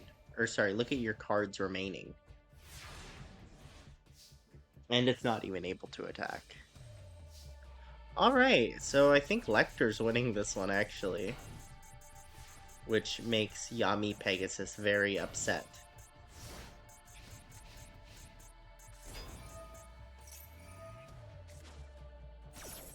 Okay, Doom Caliber interaction with Ladybug.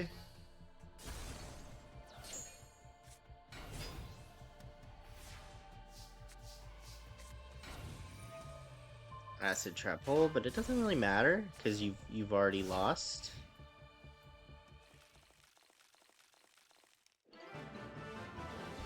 I mean, it's less painful with only one Gravity Bind. It's a lot less painful.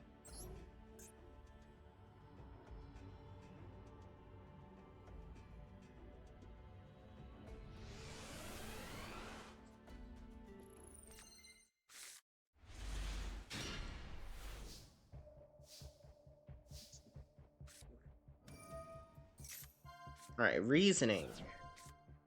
Oh, get rid of the Heavy Storm, man. I want that card. I want him to use that card so bad.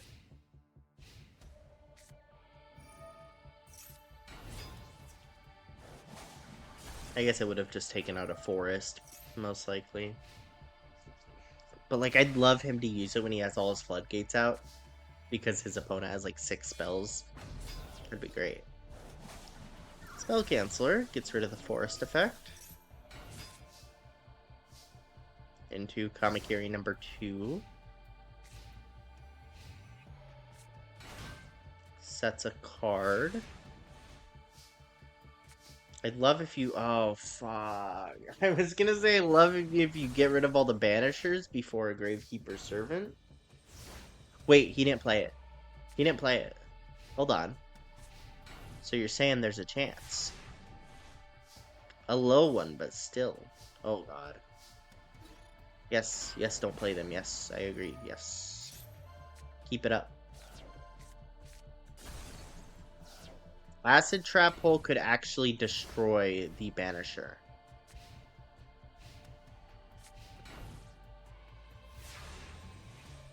Please. Please? The Banisher? Please? Yes! Huge! That's one. That's one.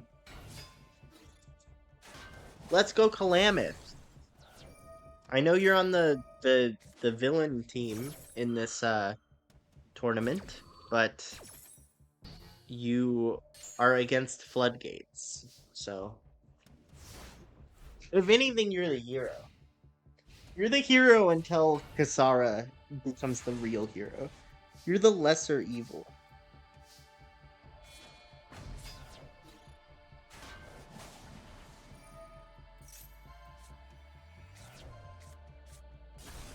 Okay.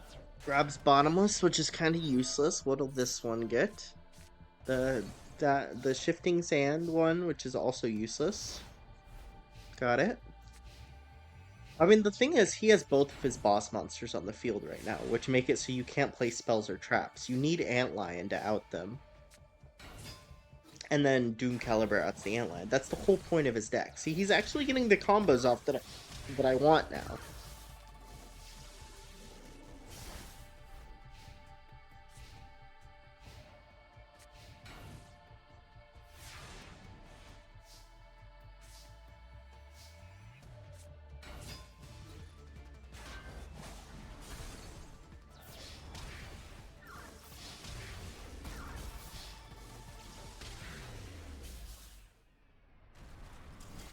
Okay. Lecter 2-0 is in a far less painful match. Which means Industrial Illusions is knocked out of the tournament. And the finals is Kasara versus Lecter.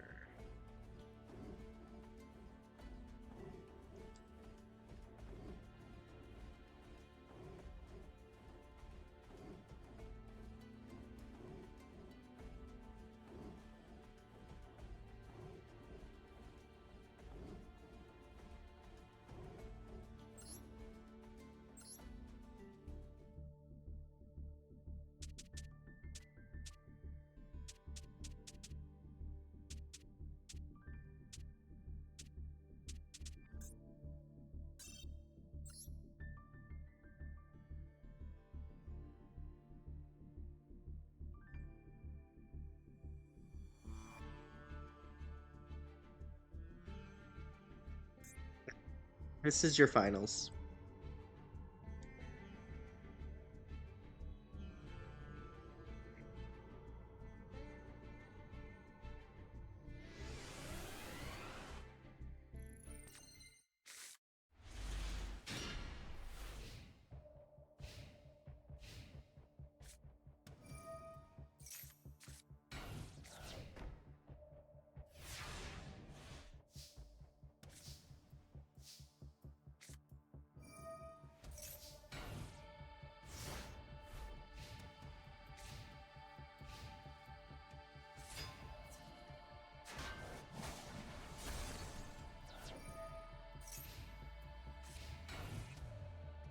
He has two banishers.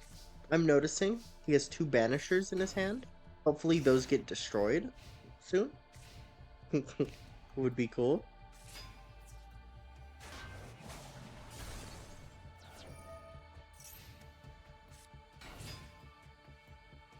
Lecter, even with his nerf, has made it to the finals and beat Calamith. Come on, get a blue eyes. Okay, the fact that you have Feather Duster in this deck already makes me happy.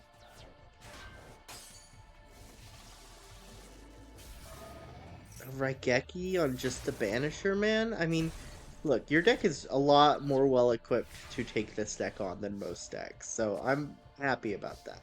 Oh no. Oh god. Wave motion puts you on a clock.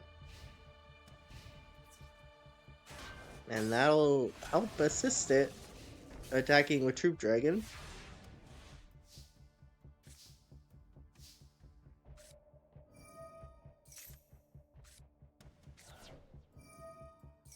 A Mass Driver will also assist with it.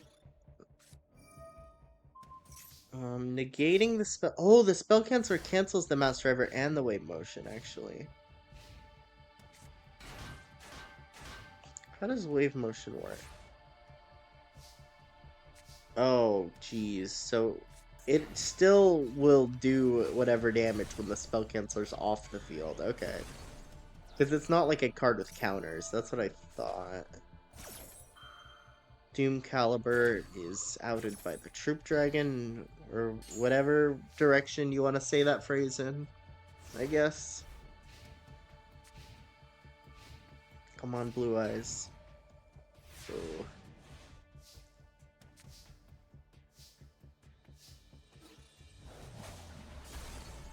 This Troop Dragon will go off.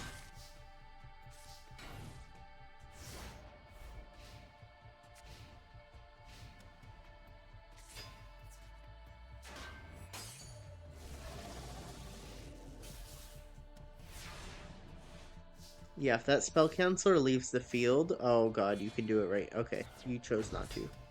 That's fine. You could have won the duel there, but that's fine. You don't have to. Yeah, the thing is now you can't use spells or traps. You have to do it with a monster effect somehow.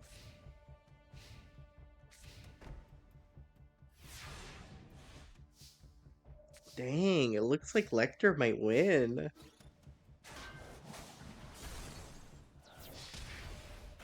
I'm fine with that though. I have plans for if he does. I have plans either way.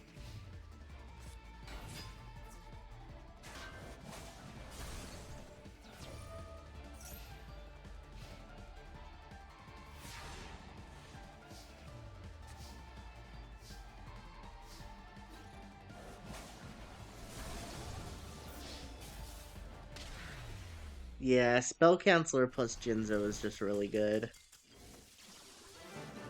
It's hard to out.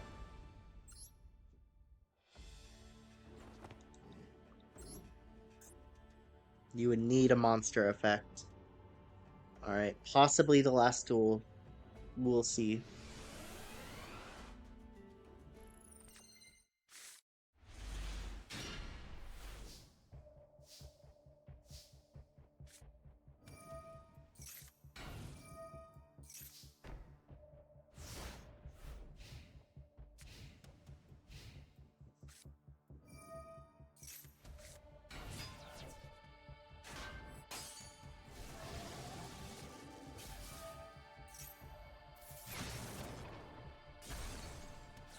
Raigeki will out the Banisher.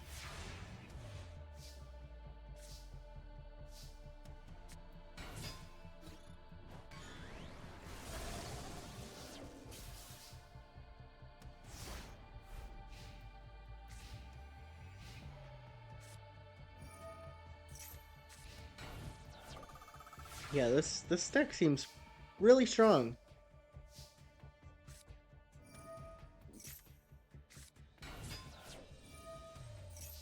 Two Doom Calibers now. And no flip effect, so your summoner is useless now. Speaking of useless, the Shining Angel is also useless now. However, because of how Doom Caliber works, it destroys both of them. That's really funny, actually. I like that.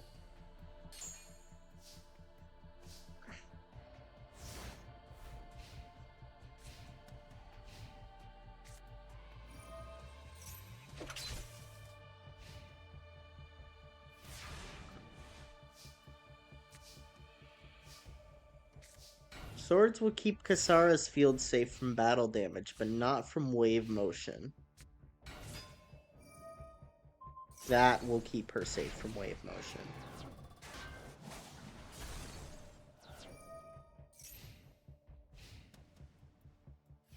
That was huge. That could have won her the duel, that Stamping Destruction right there.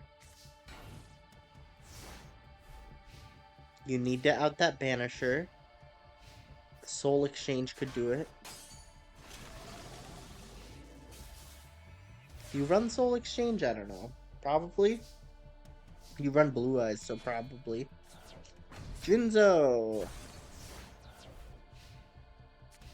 You need to out Jinzo. Uh-oh.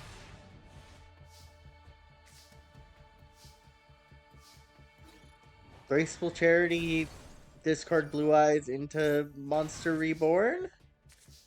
Could work. Oh, my body. Oh.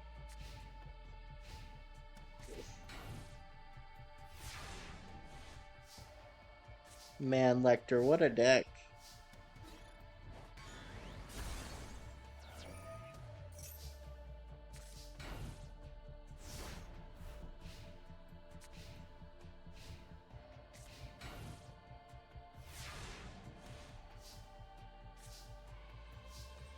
Even a summoner can't out the Jinzo now.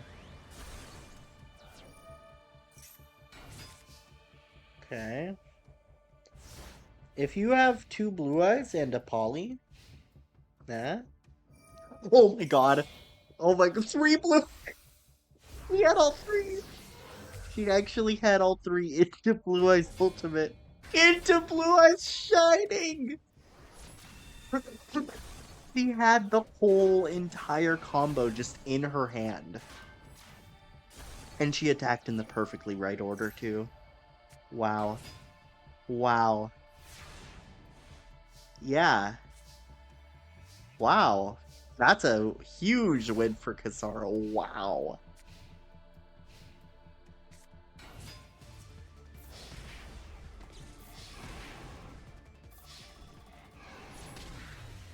$4,800 with the Blue Eyes Shining. That's so good.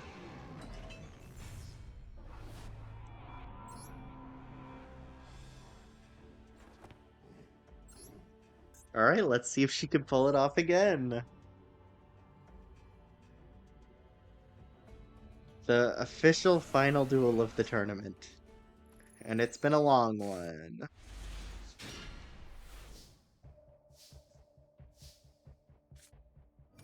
Reasoning. They always choose level 8 for some reason, so you'll always get a monster off. Spell Canceller is a pretty freaking good one to get.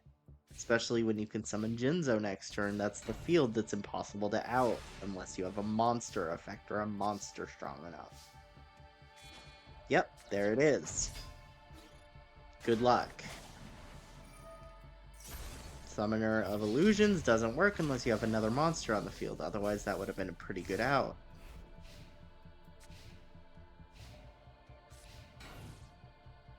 Yeah, I don't see how she can win this after Spell Canceller Jinzo. Oh, this deck is so much better now. So much more digestible.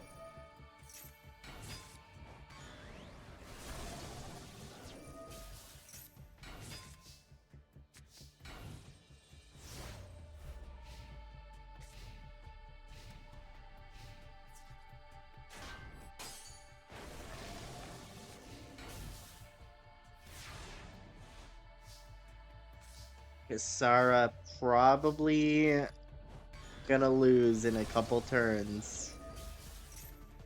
She does not have much time.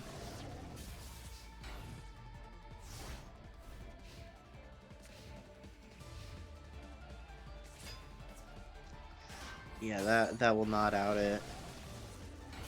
A summoner would have outed it.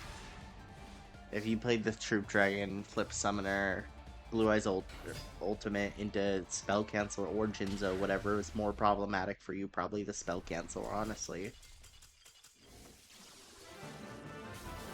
Okay, well, Lecter wins. Not at all in a million years who I was expecting to win the tournament when I started it. The number 7 seed of Kaiba Corp. So, you know, it's the top half. Lecter wins. Kasara second, Calamith and Nesbit third, Dual Computer, Bandit, Kivyami, Pegasus, and Gecko Tenma fifth. It's a good one. It's a good tournament. I'm happy with that because it means I know what to do next. Bye, chat.